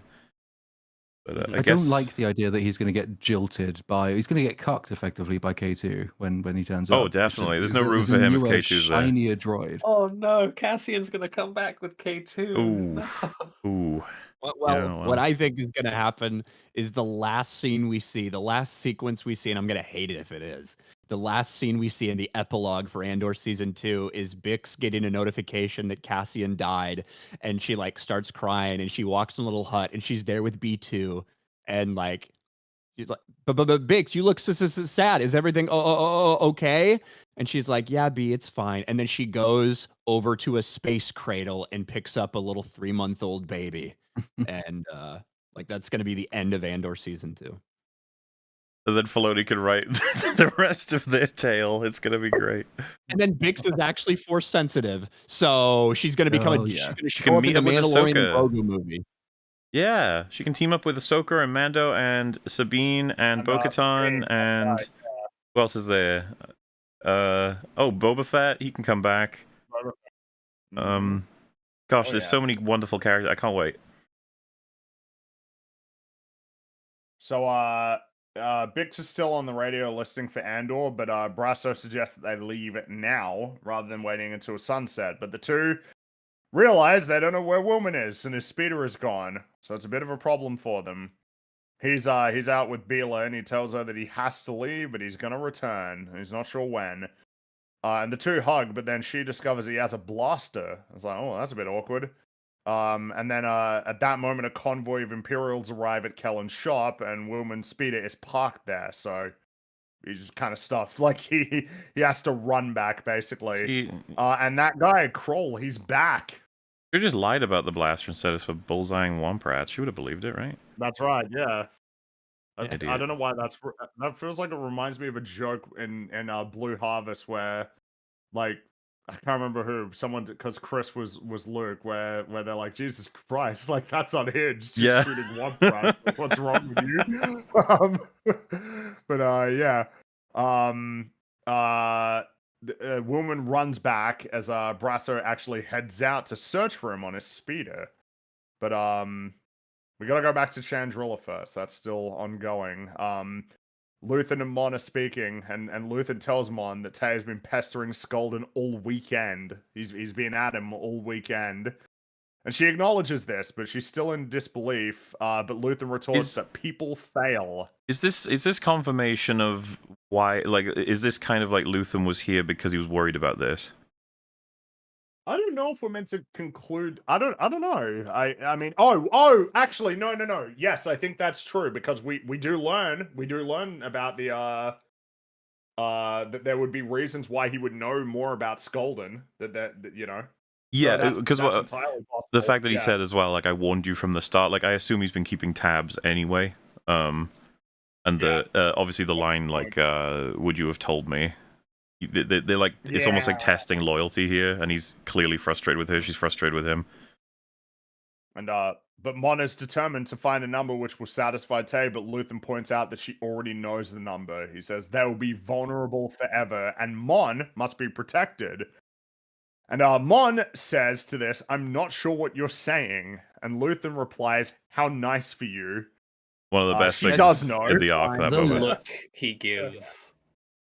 Yeah. Oh, you can Almost tell little, he's like, just tired of this shit. And like that, this is probably the best line of this first batch of 3 Yeah. episodes. Obviously the acting and stuff is on point, but the line and the difference and the things that she doesn't understand versus the things he has to do, and how naive she truly is about the things that are required for the rebellion to succeed. Yeah, like it's like half of it is, you know, are you that naive about this? The other half is just like, really playing that card right now? Like you're putting it on me again? Like I have to do this every fucking time? How nice the life you get to live is the one of like, oh, what are we doing? No, that's crazy. But, you know, genuinely, she's just not made the decisions that he has. She is not the person he is. You know, in not to jump ahead, but just her reactions to events in episode 9, right? It's like, it definitely tells you she's just not ready for these elements. She's still Yes. very much the politician. Mm-hmm. And it's just really entertaining to watch. It's a very, very good conversation. And once again, adding to the whole, like, Luthen's relationships are strained right now. And I suppose it's probably worthwhile to just summarize Mon's story here, because it does cut back and forth from this and the what's happening with Andor, Bixen, whatnot. But it's probably easier, and there's just more clarity in summarizing what happened. So they have that conversation. Yeah, one thing I'd like to add, I kind of interpret him saying how nice for you and her realizing and then turning away. That's her basically saying, okay, do it. Okay, yeah, Mhm. exactly. Well, I mean, you know, essentially, and we see kind of what is she going to do to essentially cope with this? Because this is, you know, in a sense, in season 1, they were sort of ramping up the difficulty of the choices that she had to confront and like the challenges, but this is obviously the hardest one. This is the most difficult one, and it clearly has an impact because everybody's dancing. You know, you got some dance, which I've seen people. Do we need to have a conversation about the music? Well, Do we have to? Here's my take on this sequence. I think Okay. that I think that her, you know, turning away, immediately downing a shot, and like just kind of like letting go and trying to like not think about what's about to happen to her friend, her lifelong childhood friend, who she came to, who she got in all this stuff, and now he's getting killed because of that. I totally buy the first sequence of her doing that and her trying to get into it and blend in and forget. and maybe even coming back to it once, I felt like it went on way too fucking long. I And think the it reason why it felt like it went so long is because of the intercutting between what's happening with Andor. Like, in actuality, it's probably only like a minute or maybe 2 minutes of total runtime, but it lasts for like the final third of the episode. It's really, I'm not sure And- how I feel about it as an editing choice. I It's- I find mean, it it's- pretty effective as a juxtaposition, I guess, of like, yeah, these are exactly the sorts of things that are going through her mind right now. I know we already understand that, but like having it laid out in this sort of manner is something that I think is worthwhile for them to do on like the grander scale of what the show is about. So it seems to me we're trying to run parallels again, because this is an editing choice similar in episode 1 in terms of like trying to make a point, right? Like the rebellion is cracking and shit's happening that's going all wrong thanks to Empire forces and attempts to curb them, and we're cutting between different versions of that, like Andor's desperation versus Bix's like basically killing a guy who's trying to rape her versus the trying to drown yourself in drugs and activities to forget that you've just signed off on your childhood friend being killed and your daughter having been married off into a life that you hate already for her. It's like it's all like it's a big collapse basically. So I get It's it. the lethal stress of it all, yeah. Yeah, Like, I mean, like, I don't even know that I'd frame it as the choice that she's made. I think it's like when she turns away, she hasn't consented to like her I think friend she being did. killed. It's happening, and she can't stop it. This world and everything around it about this rebellion is going to happen, and she is not ready to face up to the consequences of all of this. So the reason for cutting back and forth between the scenes on the farm planet and her dancing wildly is that like one is showing you the kind of world that she is not able to actually contemplate. Like she will not let herself do it. She has to almost put up this psychological block, which is just drinking and dancing, because she can't cope with the idea that this is the way the world is. I mean, I wouldn't deny that as an interpretation. My takeaway was that that was her consenting and that she's drowning herself because she doesn't want to think about what she's just done. But 'Cause- my takeaway is I don't think it's consent. I kind of go the other way that it's happening whether she likes it or not, and she's come to the realization that it's happening. Not that she's signing off So necessarily. the reason why I There's go with nothing it is her consenting is because if she wanted to stop it, she still can. I mean, in theory, yes, but it could blow up. It would blow everything up. That's why Like, I think that's why I would go that think she- direction. I'd say that she's understood the situation and she knows what has to happen. mhm. Yeah, I think that's different than like. I don't think her turning away and walking away is her giving consent to Luthen to kill it. I think it's her being resigned to this is what Luthen is going to do. Period. And Yeah, it's the difference between saying okay, kill him, and saying fuck, there's nothing I can do to stop you killing him. Like she kind of recognizes it has to I happen. do think that's Sure, important she though. could go and tell him and Yeah, warn there him, is but a way she can realizes stop that it, can't happen. but she's choosing not to. I think she probably sees already that she can't stop it, right? Like the point of the conversation up until Well, this could now be has semantics. been- She can't stop it in the sense that with every value considered, there's nothing more to be done. Like the choice is Yeah. already made. But I mean, that's like two sides of a coin in the sense that that is the choice she's making. That is how responsibility and accountability work. She knows what she wants, and unfortunately, Tay's life is not going to outweigh Tay's death right now. She has no like realistic options to prevent it in her mind. Like Yeah, when like- she weighs everything up. You could do all kinds of things to try and extend it without ruining the whole situation or buying him more time or saying like, making excuses or whatever. But I believe at this point that she knows there's not many other answers and that this is the way to go. That's why, hence the immense wave of guilt. Yeah, I think that if we want to argue about consent, there's another. Oh well, we're there's nearly another there. scene. Yeah. Yeah. I will say, But- I yeah. appreciate with her dancing as she's like, like this very, very physical way of like expressing everything that's welling up inside her throughout the past couple of seasons in terms of having to like completely bottle up all of this guilt and whatnot. Perrin is one of the few people who seems to like, or like the only person who seems to notice and maybe be a little bit concerned about her because Yeah. maybe he knows her well enough to actually be able to determine that something is wrong where no one else would be able to. Yeah, no, it's he seems a little bit like curious about it, whereas nobody there probably knows her well enough to know this is out of character. She's just dancing. to anyone Yeah. else. Well, yeah, Which it's is kind of it's a kind of a cool sort of thing that's it's meant to be this happy moment where everybody's having a blast, but she's like in a daze, basically, like literally zoning just out. thrashing around in order to like Yeah. give motion to all of the guilt and whatnot. I want to see Mhm. her twerking up against some like Bith singer or something like that. That would really bring the whole thing together. I guess to talk about the music anyway, I think it is pretty silly, like as an argument, like this isn't music that would exist in like the Star Wars world. It's like, why? Why wouldn't there be like dance music in the Star Wars Remember the universe? I don't fucking really. club we went to in the prequels? I don't know, man. Like, I feel like these Well, this sort so of Yeah, music would. the thing is, you 50s don't diner, even you talk need about that as that. well. Like there's plenty of Yeah, things. so- I mean, you know, The first cantina song music we is hear already in Mo- goofy. the first song we hear in the Mos Eisley Cantina is just like it's like jazz music. You know what I mean? It's actually called Yeah. jizz, right? Like Well, I it's think It is, yeah. I think I saw someone make the observation that people in the Star Wars universe don't listen to the they don't listen to the John Williams soundtrack in their Maybe like they universe. should. Oh, but they do. Remember, Maybe in Solo, the Imperial March is actually diegetic, isn't it? Oh, When he yeah, goes to sign yeah. up. So technically, they do. Sorry? Why couldn't they have followed the blueprint and had the orchestra in universe, Rebel Moon style, man? Damn.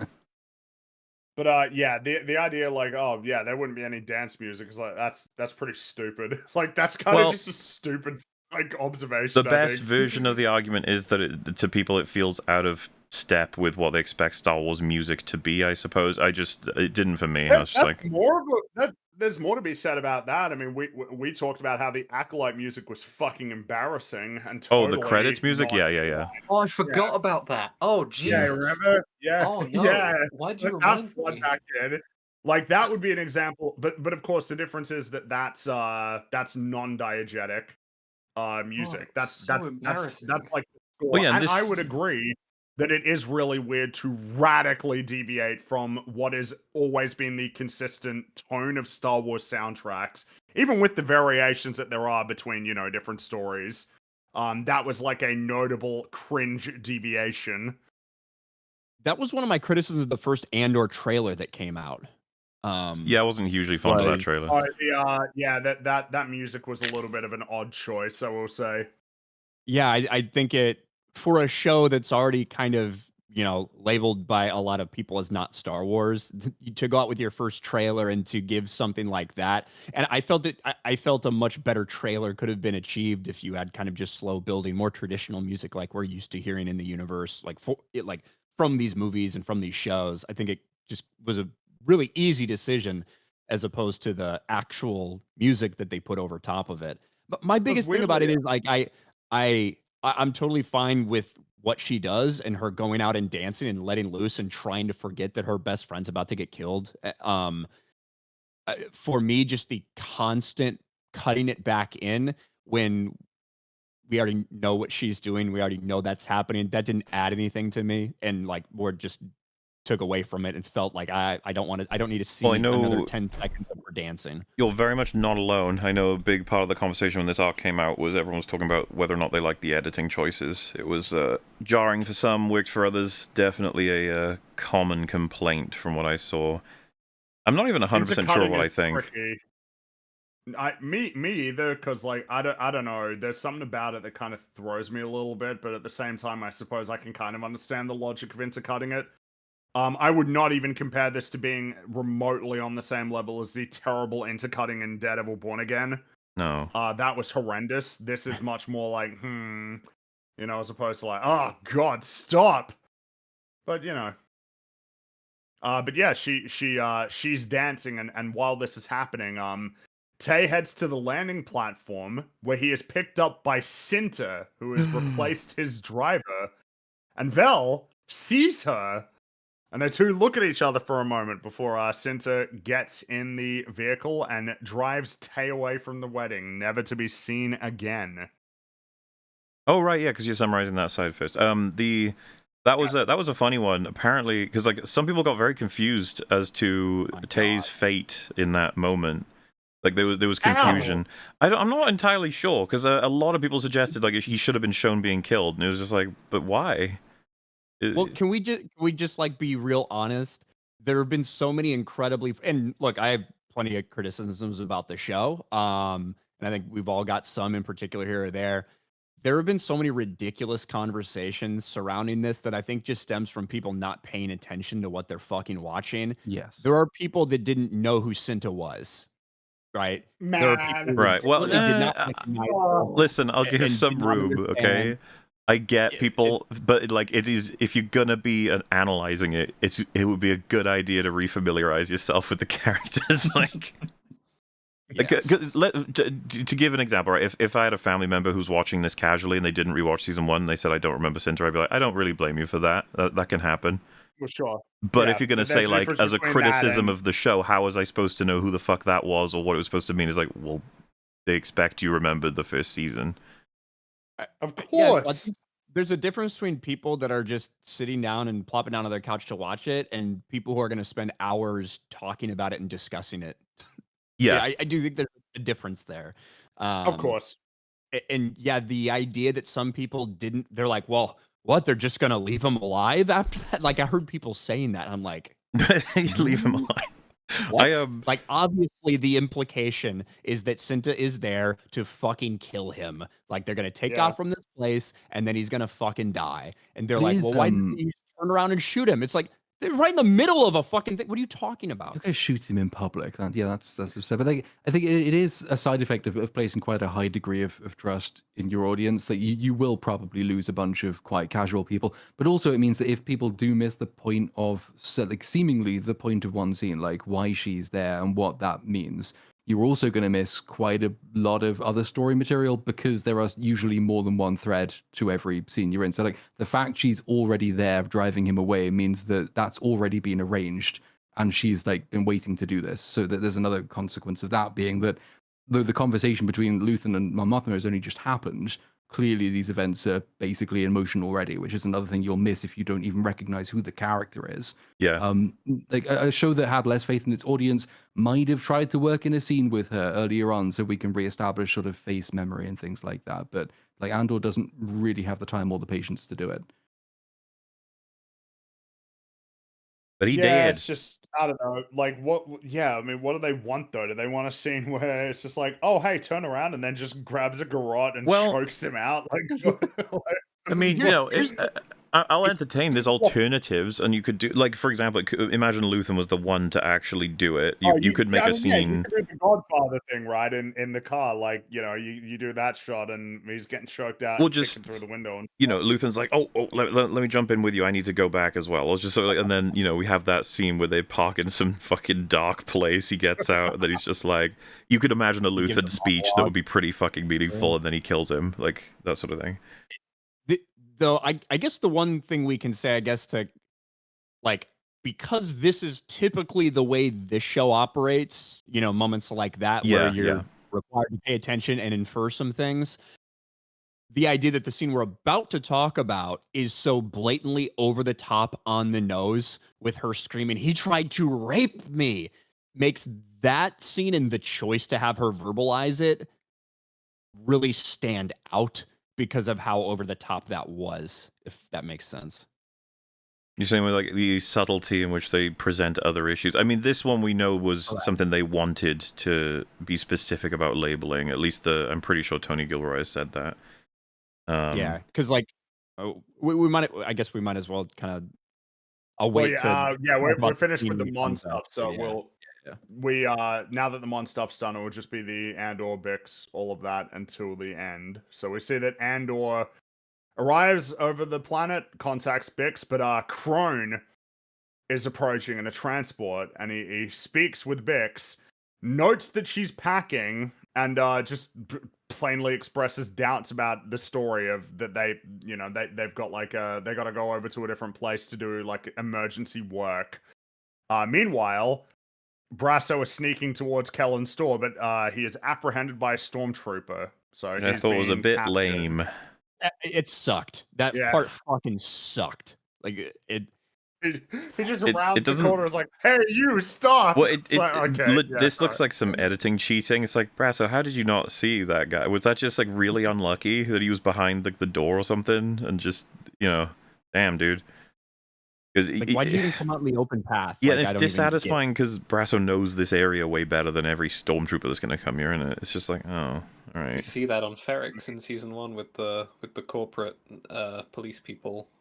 They're Yeah. not They very don't good know at the area. navigating the terrain. That's right, and they're not used to it. So yeah, it's a bit awkward. But they needed him to get captured for kind of, I mean, what his story is going to be. So Crone just enters Bix's home and outright tells her that he knows she's illegal. He then bemoans how stressful his job is before saying that he's always looking for ways to relax. And I think it's worth mentioning just for the setup. He's left like basically all of his troopers behind, and he's only got basically one guy. ordered the only other guy to stay outside, which is important when Yeah. it does come to contextualizing the scene that caused the controversy. And in addition to that, when they arrive kind of at the main little shop place, and the girlfriend of the other Ferrix guy, Wilmer, or whatever his name is, Wilman. Willman. Yeah. When she approaches, the older woman immediately sees the look that Kroll gives her, like these kind of predatory eyes, and tells her, "Hey, go inside right now," like to get her away. So they do a little bit of good setup, I think. There, they've already done creepy setup with him, obviously, but they do a little more good setup there with just showing that other people can see the way he's looking at the other women. Yeah, he's he doesn't particularly conceal how much of a creep he is. And after he says the looking for ways to relax, he just outright invades her personal space, grabs her hand, and Bix is staring at the ground, basically frozen. Meanwhile, we see that Andor is entering the atmosphere in the ship. He's getting closer, and then Brasso just gets quickly on that. I wish there was just a small interaction of, because it looks like a Star Destroyer. It just says like, it identifies the prototype ship or something, and it's just like what presence do you have in this area or something, and then Andor gives like some kind of passing code, just so that we can have anything to think of why the Star Destroyer wouldn't have picked it up and been like, what the fuck is this? He knows, like he sees at that moment when he sees the Star Destroyer, it asks for his code. He doesn't respond and just flies down to the planet, which is kind of implying he knows that they have to leave and they're never coming back. So there's not even an attempt to game the system. It's I just would have thought that Imperials are here and we're fucked. They're not that slow. Like, he does have to do a couple of things before he can leave, and it's just like, man, I feel like TIE fighters would have gotten here and he would have been shot potentially. It would have been a really bad timing, actually, because they probably would have been well within range of destroying his ship right when he's landed it, considering his arrival. I don't know, I guess I wanted something that would have given him a bit more time. And then the sequence that was kind of played out on screen, by the way, as Brasso gets brought in front, and that's another thing that I saw a lot of. Oh shit! Yeah, yeah. Well, yeah, because basically he gets brought up. He gets brought to there by the Imperials, and Brasso launches at Kellen and calls him a betraying bastard. He basically says like, "Oh yeah, you lure people in and then report them, like fuck you."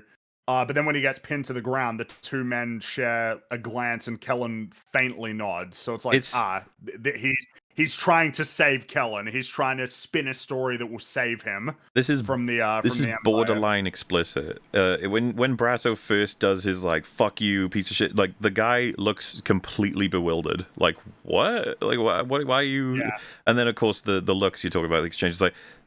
I feel like there's a line that Andor doesn't like to cross with stuff like this, where it doesn't want someone to say, "Wow, that was a good cover, Brasso. Now they certainly won't punish him."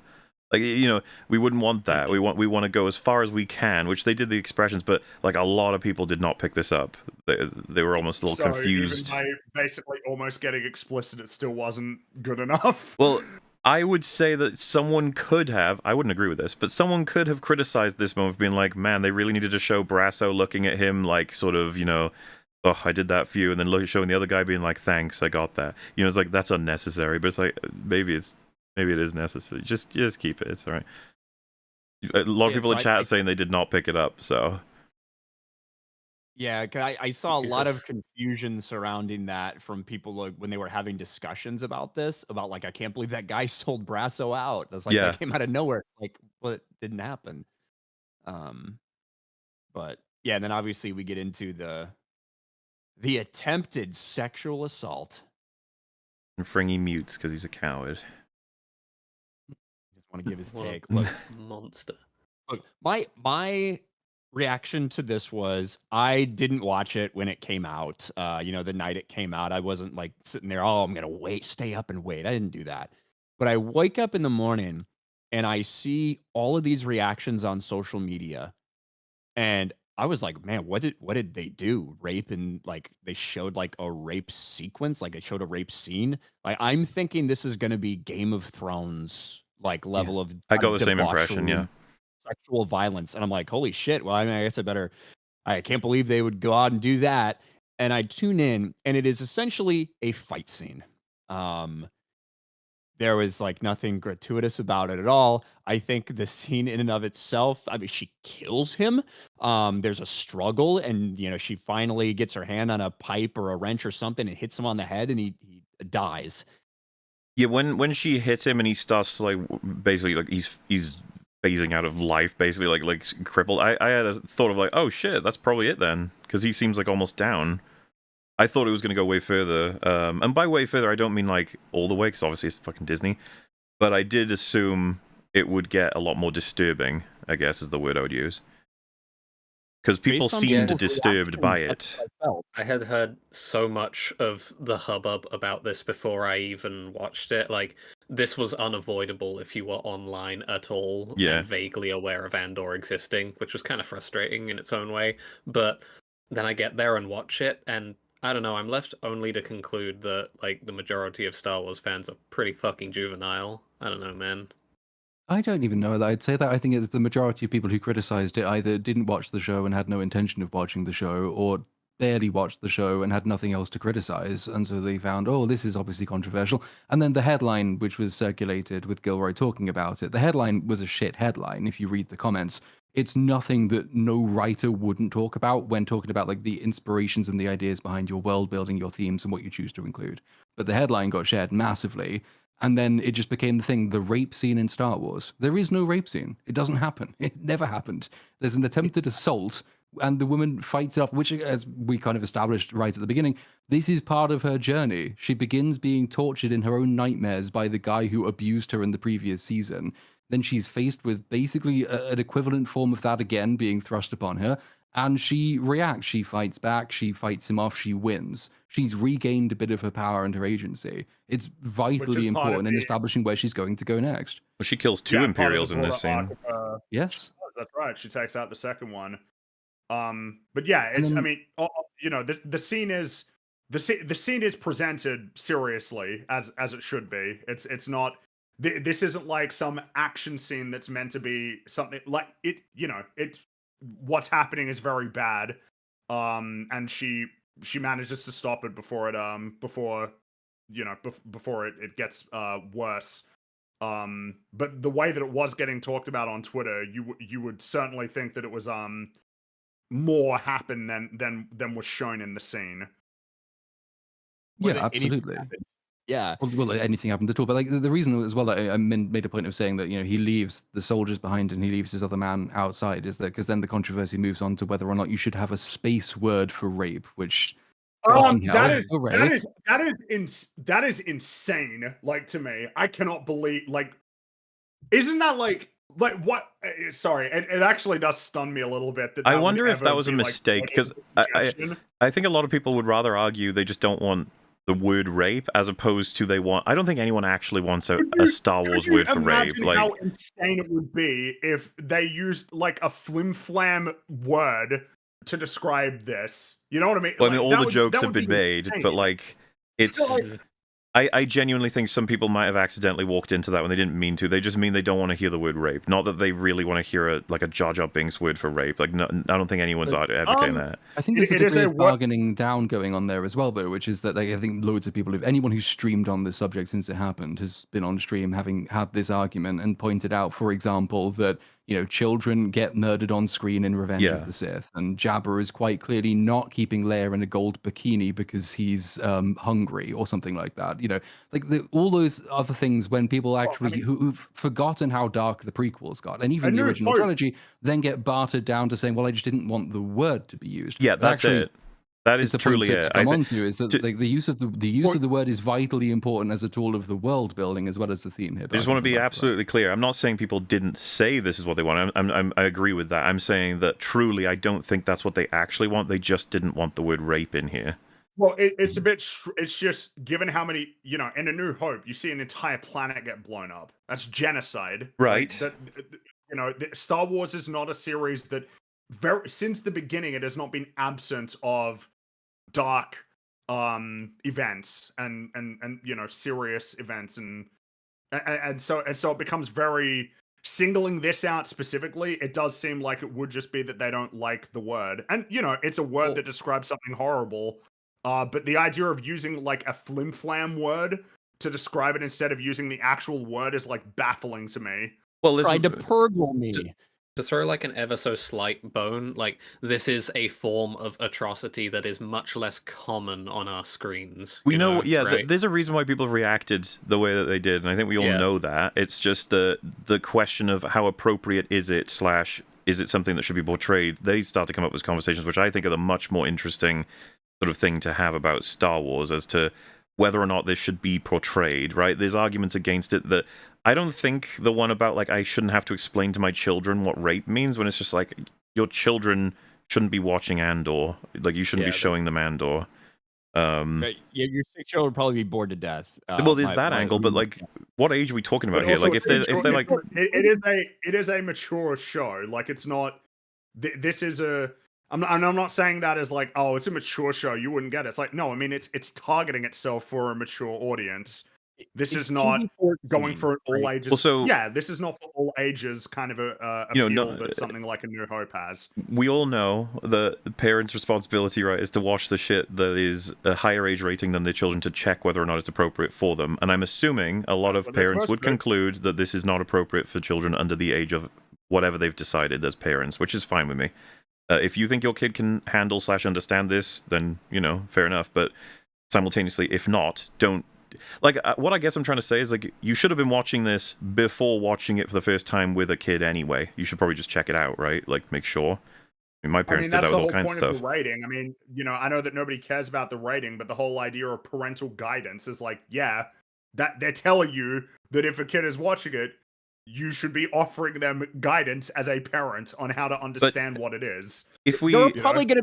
One of the arguments I've seen for that, and I don't think it's completely like worthy of being dismissed for everything, but there's a lot of people like, if I'm turning on a Star Wars show, I wouldn't expect to have to necessarily screen it for my kids. Now, I don't have any problem with the fucking scene, with the inclusion of the scene.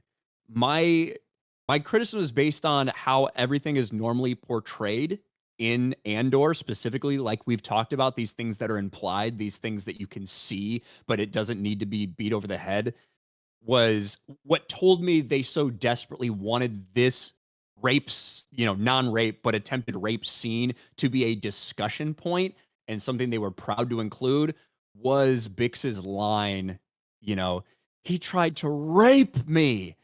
And that was the thing that, for me, it wasn't the word rape that took me out. It was how that kind of hit you over the head with what was she supposed to say? I mean, I don't know. I don't really understand that as a criticism. Well, to counter the point as well, again, bringing back up the point that he left all his men outside and he left the troops behind and then the other man outside. Like, what's happening in that scene is that she is making an appeal to the law that the officer involved knew he was violating, because that's why he left his men behind so they didn't witness it. She makes a direct appeal to the law because, as people have pointed out, not always in the most sensible way, the Empire has certain standards. Vader might not have approved of this kind of thing, and the officer understood that, which is why he tried to do it in private even. She makes a direct appeal to the law, and the officer's immediate response is basically to not hear that response. He just proceeds. And if you then consider that in sort of dialogue with everything we've seen, for instance, about Cyril's attitude toward the Empire, about his almost naive faith in its fundamental rightness, what you're seeing is what that will boil down to in the end. The law doesn't exist in totalitarian societies in order for the poor people to have recourse to it. The law only exists for those who are already empowered to use it where it's convenient and ignore it where it isn't convenient.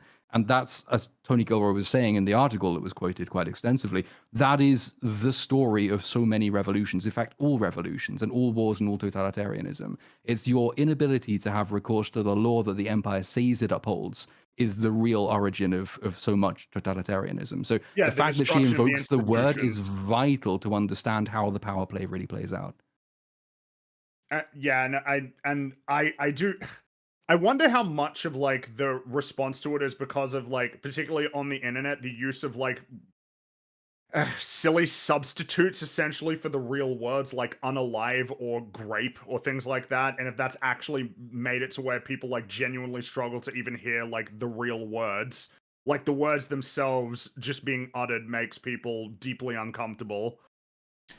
Yeah, for me, like I wouldn't even care. Like if it's a scene where she's like talking to Andor about what just happened, and he's like, he tried to rape me, Cassian, and Andor gets pissed, or like, I have no, like, to me, it was the lack of subtlety in that moment when we're so used to seeing a show that is, so that was the thing that stood out to me as how on the nose it was. I don't really even agree that Andor tends to operate in that manner, though, because like something I very much appreciate in Andor season 1 is that it is very much not shy about telling you, hey, these evil, horrible fascists and whatnot, they are like real normal people as well, and also the cost of the rebellion. Like it will show us in things like in places like Narkina, in the Ferrix like uprising and stuff. It will show you like people you have known and seen like speak and be part of scenes just die like instantly, quickly, just to a blaster bolt going stray somewhere.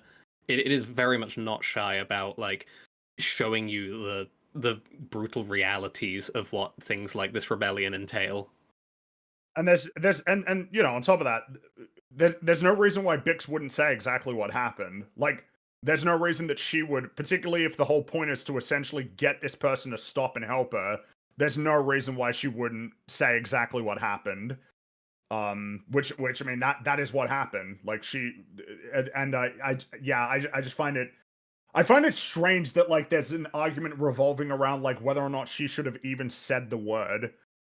I don't understand like it is the fact that it became like the only thing that was getting talked about for this arc, like for the whole week that it came out.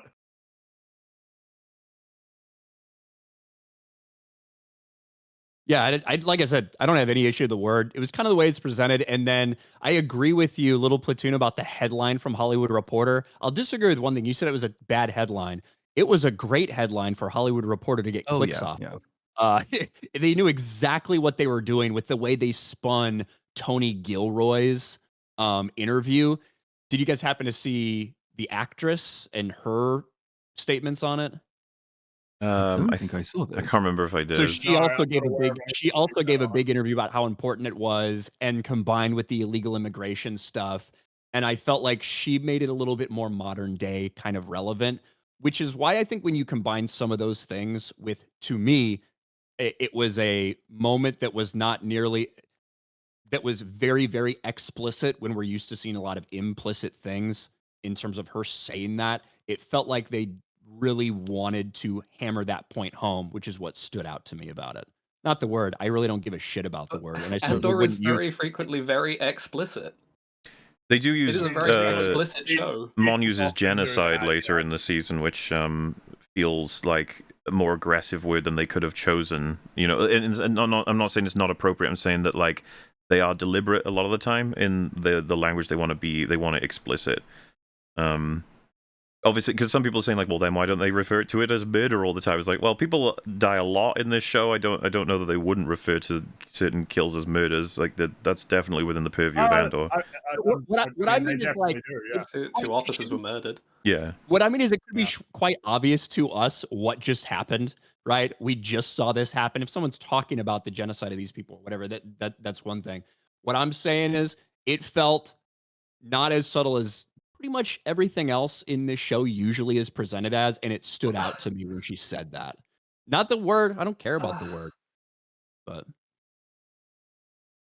you okay, Theo? Yeah. Don't worry. I mean, we're literally talking this. For those who don't know, this is the most contentious issue regarding Act 1 of Andor Season 2. It got everywhere. It was discussed to death in every This was what everybody was talking about. every Every argument single you could conversation possibly about imagine was made, including but not limited to the Empire would never rape. Yes. Because Vader so, wouldn't allow it. Not even that, like that But- did get made as an argument. I'm just saying that there were people out there who were saying like the Empire do have standards. Yes, they will oppress and kill and control, but they wouldn't rape. It's just like, okay, man. Again, in a show that's trying to do a thorough exploration of the nature of these sorts of regimes, the grim reality is that sexual violence is a part of these. It is a part of these things. It's a part of these regimes and part of wars. And the idea, like, yeah, but I mean, the Empire, like what do you think the Empire is based on? Like what? It's just. But that's the nice thing about the show, though, the fact that it's treated the Empire so seriously that it's established that this had to be hidden effectively from the law by the agent of the Empire. Like, the Empire doesn't go around raping people willy-nilly, because if it did, obviously it would have no public support anywhere. But the Right. Empire does create the state of affairs in which men will exploit the power they have over the powerless in order to do things they know are illegal without oversight. It's not what totalitarianism tells you is legal is the problem. It's what it allows to happen. It's the incentives it creates. The destruction why of I don't have any institutions problem- that are meant to. Sorry. And that's why I have like absolutely zero problem with the scene being included in the depictions, like all that stuff, like at all. Because this, to me, Andor is like kind of at its core a story about how rebellion builds, how rebellion thrives, how one person needs to be pushed to this certain point. And in that, you have to show the atrocities and the evils that the Empire are committing. And I think for anyone that thinks that sexual assault or rape it would just never occur in Star Wars when all these other things are happening by that group, that's insane and ridiculous. Well, I mean, in season 1, they show you with the Narkina 5, like the prison arc. It's like it's slave labor basically. Like that's a huge part of what it's the different manifestations of how they either play with the law or the institutions or erode the institutions to where they can basically do whatever they want. And that, unlike in essentially a functioning society, there is no recourse. There's no means by which change can be affected. The gradual erosion of freedoms and the abuses of power. And this is one such example of many.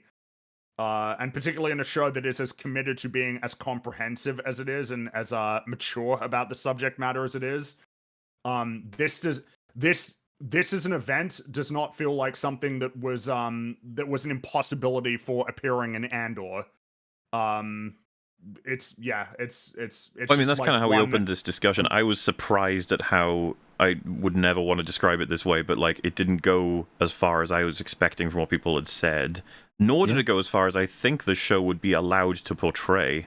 I'm not actually sure what the limit would be from Disney exactly, but she does kill her would-be attacker, so at the same time it's like, it's supposed to be a powerful moment for the character as Platoon's gone over as well. It's like there's so much happening, and rediscovering her power, rediscovering and asserting her agency. Yeah, basically. That she especially puts an end to it. She puts a stop to it and sets her on a path that gets her. We know that from all of the horrible things that happened Act 2 is going to develop this, and that the fact that like from the end of season 1 she found some peace here while being haunted by Dr. Gorse, and then this happens and she manages to overcome it, so to speak. It's like there's a lot of meaning to be drawn there. Obviously, plenty of people would find this to be an important thing to show. It's like in terms of an aspect to the Empire that doesn't get portrayed typically, which is like two sides of the coin in terms of why people were shocked and appalled, and also why people were, taken away by it in like a powerful sense. Just like holy shit, So yeah, I mean, to be clear, this thing eclipsed the conversation about this arc. And the frustrating thing as well is that like you might have spent the last few years hearing people say, well, Star Wars is dead because it's now just dumb cartoon kid shit. And then Andor comes along and it's like, well, okay, we're going to do something serious and adult and mature. Do you like it? No, now Star Wars is dead because there's serious adult mature shit in it. Pick a lane. Yeah, I mean, there have been many arguments saying this is inappropriate for Star Wars. And that was the crazy thing for, I guess, the entire week after this happened was obviously you guys were here for 2 hours before I got here, and I've been here now for 3 hours, and we've had a lot of criticisms for the show as Yeah. over Sure. these first 3 episodes about things that they could have done, things that they could have done a lot better, like all this shit. All of that got completely muted by this one scene. Yeah, and there was a lot of conversations that were just bizarre, like fighting over whether or not it was truly shown in other films, like significant violence. It was like immolation, the skeletons of, Uncle Owen and Aunt Beru, obviously what happened to Anakin is what I mean by immolation, and the severed limbs, and obviously the children getting killed. It's just like, why would we even entertain for a second that all of that is somehow appropriate for young children? Yeah, like, isn't it appropriate to watch Anakin get all of his limbs chopped off and then slowly fucking burn up?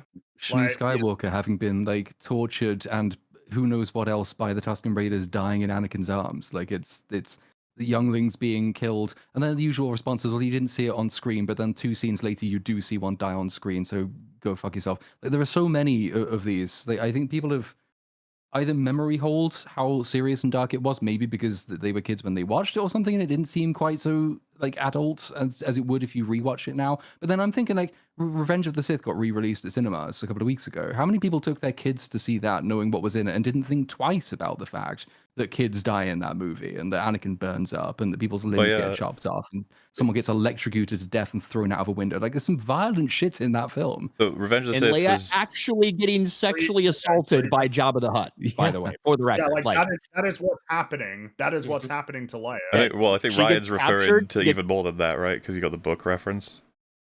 Yeah, you do have, like, in the novelizations, which are, adapted from the original scripts before they might cut some stuff out, but like, she is captured, she is licked forcibly for Jabba the Hutt's own gratification, his gratification against her will, then forced to get in a metal bikini, sleep on top of him, and be chained up to him, like, at all times. And like, the reason he puts her in that is because he doesn't, when he licks her, he doesn't want to taste like the sandy clothes that she has on. That's why he wants her in that. And Jabba the Hutt has a fetish for humanoid women, which is a little bit strange among Hutts. Like, we have quite literally seen sexual assault in Star Wars before. And this time we didn't even see it.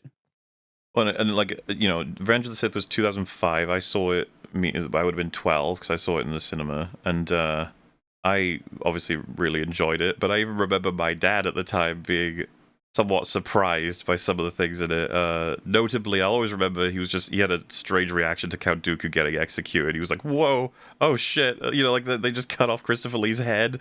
It's just like, yeah, rolling around on the ground. Oh, particularly with the sound effect as well. It's like, oh shit. Well, and I think By the way, reason why that hit as well because he's like surrendered, right? Like he's like useless. He's lost his arms, and he gives an expression of like, "Please don't kill me."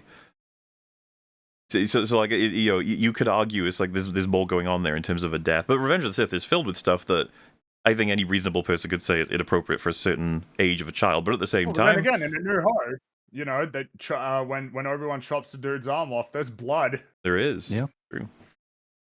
Remember was it George had to say that they had particularly thick blood or something because it would have been cauterized, so you had to like yeah, because they hadn't decided on that yet, like exactly how it should be. I mean, and there's that as well. Watching. Oh, sorry, go for it. I was just gonna say, I think in Filoni's new Maul animated series, there's gonna be an arc where the severed head of Count Dooku is actually floating out there, still alive. So he's gonna be. you have little spider legs under the neck. Yeah. Don't count it out. Jesus. So yeah, that's the controversy then. And to conclude the episode, we mentioned it before that Bix killed Crone and then also killed the subordinate, shot him. And Andor is in the TIE Avenger, locked onto a transport that was approaching because of they'd been radioed to go over, and blows it up with a missile. And the guards that were with Brasso are so distracted by it that he manages to run off for his speeder, which is like, nah. We've got some I don't know old about that. Stormtrooper aim going on here. Yeah. The number, like, I think Yeah. I counted with a friend. It was like 13 or so blaster bolts that just whiz by. It's such a shame, and like I would even argue, like, Brasso, what are you doing, man? Yeah. Like, I know you want to get out of there, but you should know better that like, there's no point in running if they're all going to shoot at you. You're definitely dead. You have more of a chance if you just stay there and wait, because, you know, who knows who's coming right now? Who knows exactly what's happening? Him Thing just... is, though, maybe, Oh, man, him maybe running it is off okay, guarantees him to die, but then the plot armor saves him, right? well, yeah, because Andor shows up and he starts shooting on them, and he even destroys a grain silo and buries a few of the stormtroopers. But then he spots Brasso's speeder wrecked in the field, Oh. and he lands and he heads over and discovers that Brasso was struck and killed. So, And man, I like Brasso, and Yeah. I don't know about this end. I think know? this was he needed a bit more story before this. I wish I think so. knew. I'm being a bit harsh by saying I wish I knew anything about him. Like, it's mainly season 1 references I would have. He was really on pause this season. It was more plot than anything else. He was being helpful and everything as he usually is. Yeah. But we don't get much on him, and now he's gone. It's weird. They And you didn't can't help but even wonder what the they didn't even do the Walking Dead thing, wherein, you know, suspiciously in episode 3 he starts talking about why he loves life and why he's so happy. You know what I mean? Like, just giving us right. Yeah. yeah. It's But just, what if you yeah, wanted to that's him stay gone. there or something? Like, you could have even done that.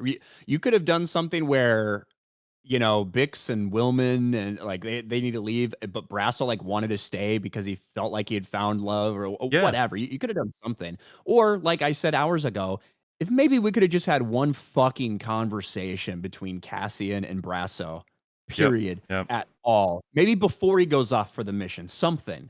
But we didn't get a thing. I mean, I would also And you know, we talked about. Oh, sorry. I would also have happily opted for the stormtroopers are prepping some kind of weapon that's going to take down, like, an anti-aircraft thing that's going to take down Andor, and Brasso sees it, and he chooses, like, I'm going to attack them, hopefully sabotage the weapon, it's probably going to kill me, but at least, you know, I can achieve that. And that's sort of something sacrificial, so that you can sort of punctuate it that way. But, like, I'm sort of, I see this happen, and I'm just like, what was his story exactly?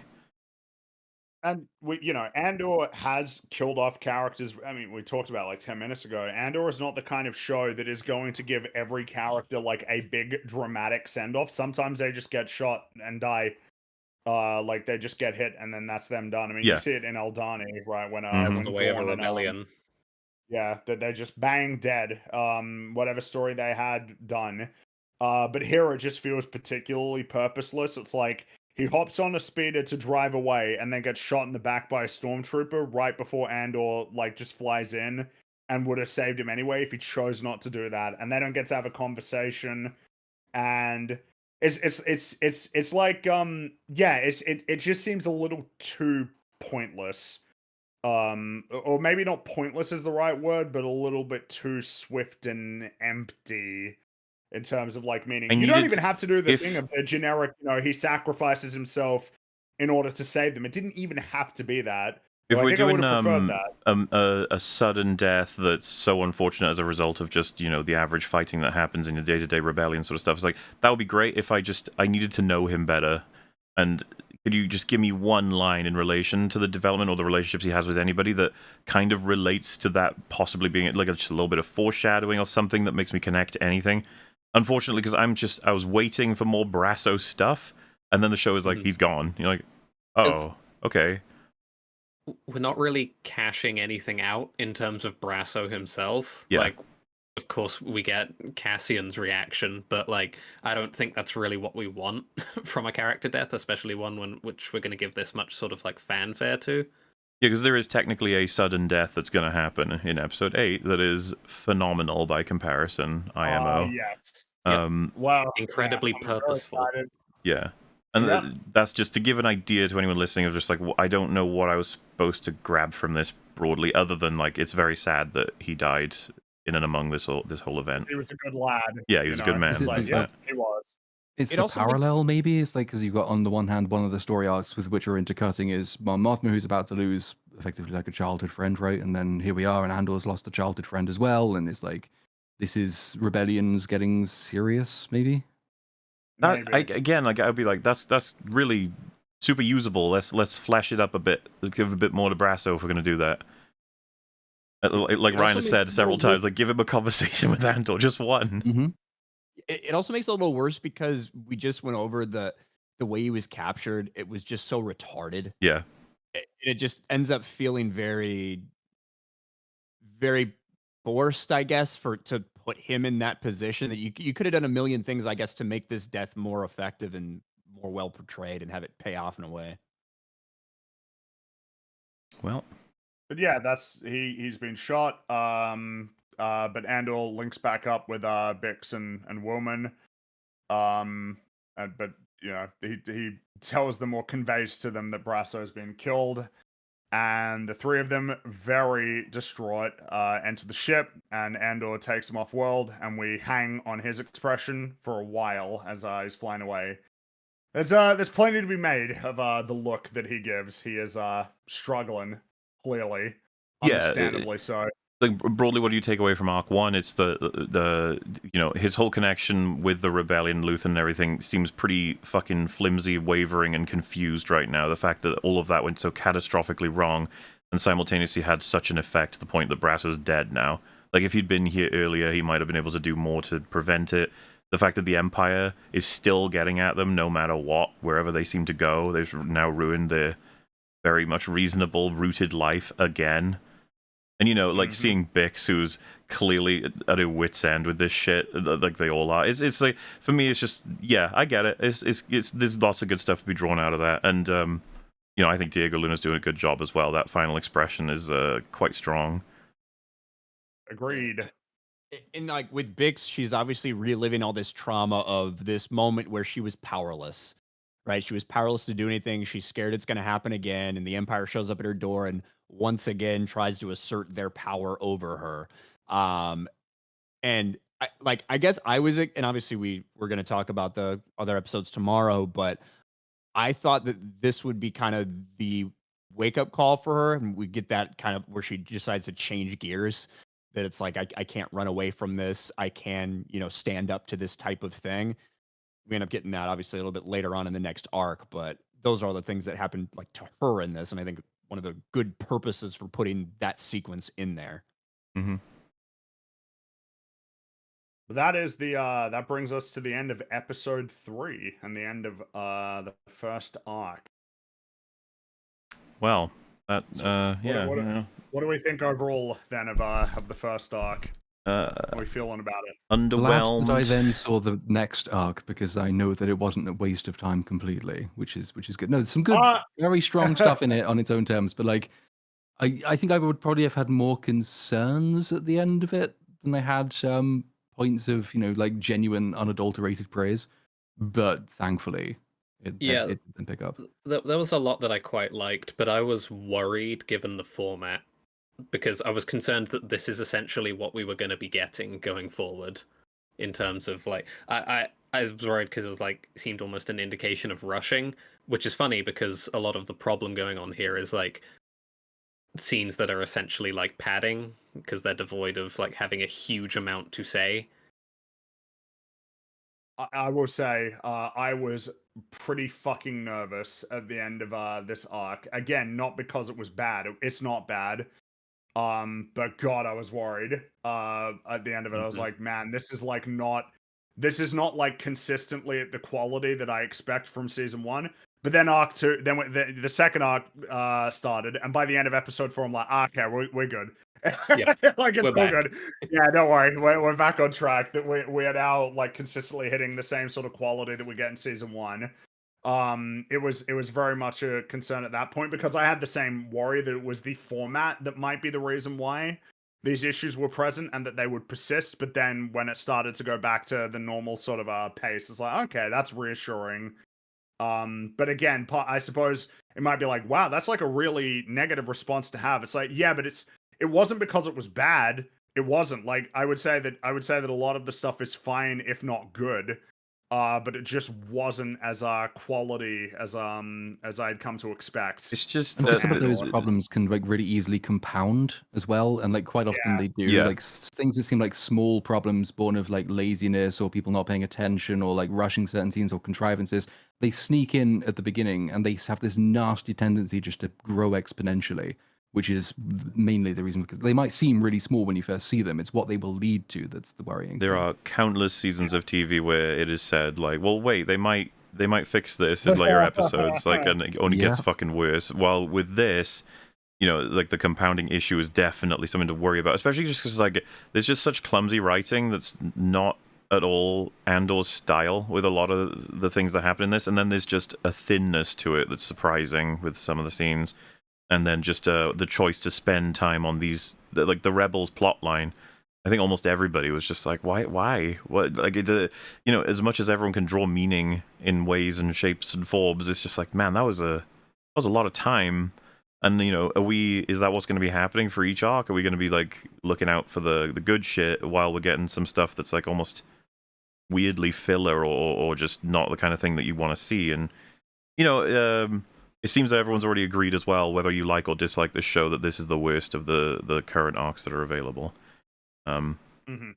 It seems like, to me, it just feels like, especially seeing how everything's played out, and I do think we got some good payoff for some things that happened in this arc.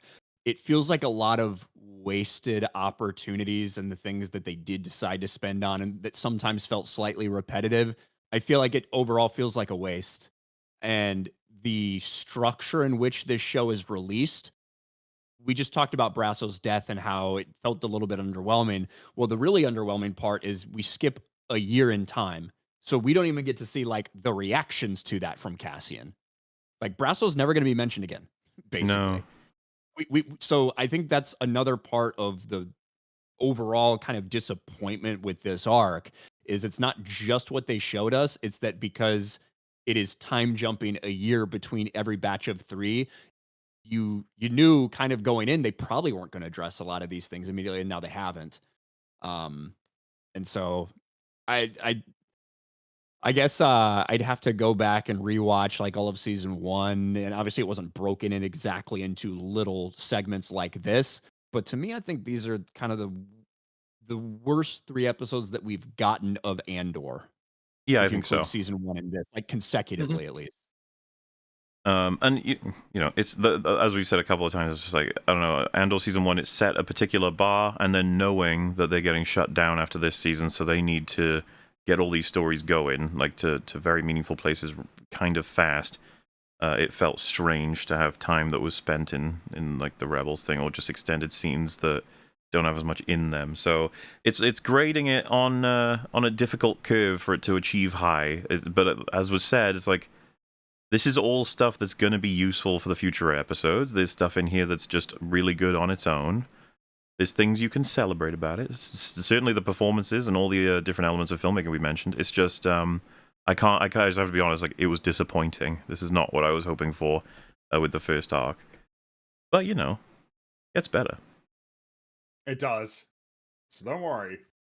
And I'm seeing some potential disappointment. Look, I have bad news and good news. The bad news is, yes, this is the end of the stream. Because we were going to do 6 episodes if we managed to get, brace yourselves, this part done in under 3 hours. So, you know, that worked out real well. That didn't pan out. But the good news is that we will do 4, 5, 6 tomorrow. It'll be a bonus EFAP episode, okay? We're coming back. Mm-hmm. So we'll see you there, and we'll try and get all of the convo out of what we want to say about 4, 5, 6, which I will say, as Fringy's already said, I think definitely rekindled my faith straight away. I was like, oh, we're okay. Yeah, we're going to be... We're in good hands now. Yeah. And, you know, 7, 8, 9. Whew. We'll get there. So anyway, Oh, yeah. 7, 8, 9, particularly episode 8. Bringing us to a close for the episode. But before we go, Ryan, why don't you tell chat where they can find you and what racist videos you make? Well, you can find me at Ryan Kennel RK Outpost. My next video is going to be how much I love rape.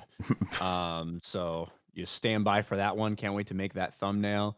But yeah, thanks for having me. I'll be back with you guys tomorrow. Hopefully I can join from the beginning this time. Yeah, well, and hopefully we can get you for the whole 12, because there's still an arc that's not out yet. Who knows how bad that could be? Maybe it'll ruin the entire show. Hopefully. No. Maybe it'll destroy all of Star Wars worse than anything Rebellions ever. are built on hope, damn it. We ain't black pilling anymore, okay? We can do this. Not right There's now. a, Not until we're there's a lot done. of good stuff From to there's talk no about. reason to hope to rebellions are built on hope, I guess. There's a lot of good stuff to talk about in 7 through 9. So Be fun. that'll be good to talk about those things. Theo, how about yourself? Chat, I have no idea who you Hey. are. Where can they find you, and what are you up to? I'm Theo Tree on my channel on YouTube. That's me. Still working on stuff, I guess. Thumbs up. Anything to tickle the old appetites? Is anything close to completion, or are Probably you... not a good idea. Fair enough. I'll keep coy with that. Which leaves, I guess, well, Platoon, why don't you go first? What are you up to? I'm so far behind on everything. It's not even funny. I know that feel. So, yeah. Hypothetically, a short second channel Thunderbolts video tomorrow, a Minecraft video midweek, and the main full Thunderbolts breakdown next weekend. But the last time I had a plan like that, I don't think I'd released a single thing inside of a month. So, fuck knows. But those videos will release eventually. Fringy, anything you want to mention? Oh, well, as per usual, I'm working. You know the deal. But I did release on Dubious Sanity a little narrative project. The selling point for this one will be that you get to listen to Mauler and myself doing fucking southern accents. Yeah. I but listened to yeah, that last night before I went to bed. Oh, did really, you? really liked it. So Hey. okay, there well, goes my I endorsement. very much appreciate that. Yeah, it's sleepwalking through wild country. That's what it's called. It's about 6 minutes. 2 characters having a conversation. Dubious Sanity on YouTube is where you can find that, along with other little animations that I've made, which I did make one like a month ago. I don't know what to say about it other than it's a beetle and a mantis having a conversation that's not very long about life, and there's a punchline. But yeah, that's what I've released yesterday, and otherwise I'm just working. You know the deal, just working. Right, well, I've decided that I will release a tiny detail per week as to the nature of the next thing that I'll put out, alright? So each week, I'll give you slightly more information. We'll start with, it's going to be a video, and it's longer than an hour, alright? And as the weeks go by, I might get more specific as to the length. But for now, all you get is it's definitely longer than an hour. Next But I week's mean- going to be it's shorter than 10 hours. Well, so tomorrow I'll say what else it's longer than, and the number might increase each time. Who knows? And you'll get to your answer eventually. But I'm very much working. Working is he's stapled onto my head at this point. But hey, thank you all for joining us, and I appreciate the cast. You guys, I think we did a wonderful job talking about Andor. 5 hours per 3 episodes, and they were the considered least talk-aboutable ones. Yeah, we will have more to talk about. These will be. I fucking knew it. I knew Yeah. that this would be longer than we were expecting. Like, these were the to be. ones containing padding. Yeah, Well, there's so much to say for the rest of them. and I'm sure we'll Remember in the get chat, to You're it. like, hey, if we can get through these first 3 episodes in 3 hours, we'll do the last 3 episodes. Let's do a 6-hour stream. Yeah, it wouldn't. Here we Even if are. we did complete these within 3, it would have been a 9-hour stream as a result, probably. But anyway, Oh, and also, because I saw someone ask, no Rags tomorrow either. yet Rags so, is not but- back by but, then, I'm afraid. He will be back next week. But he will be for 7 through 12, so you can still find out what he thinks about Andor, just about the last 6 episodes. Hell yes. All right. Toodle pip. Cheerio. Bye bye. Yeah, have a good day, Bye, everybody. everyone. See you later. Bye bye.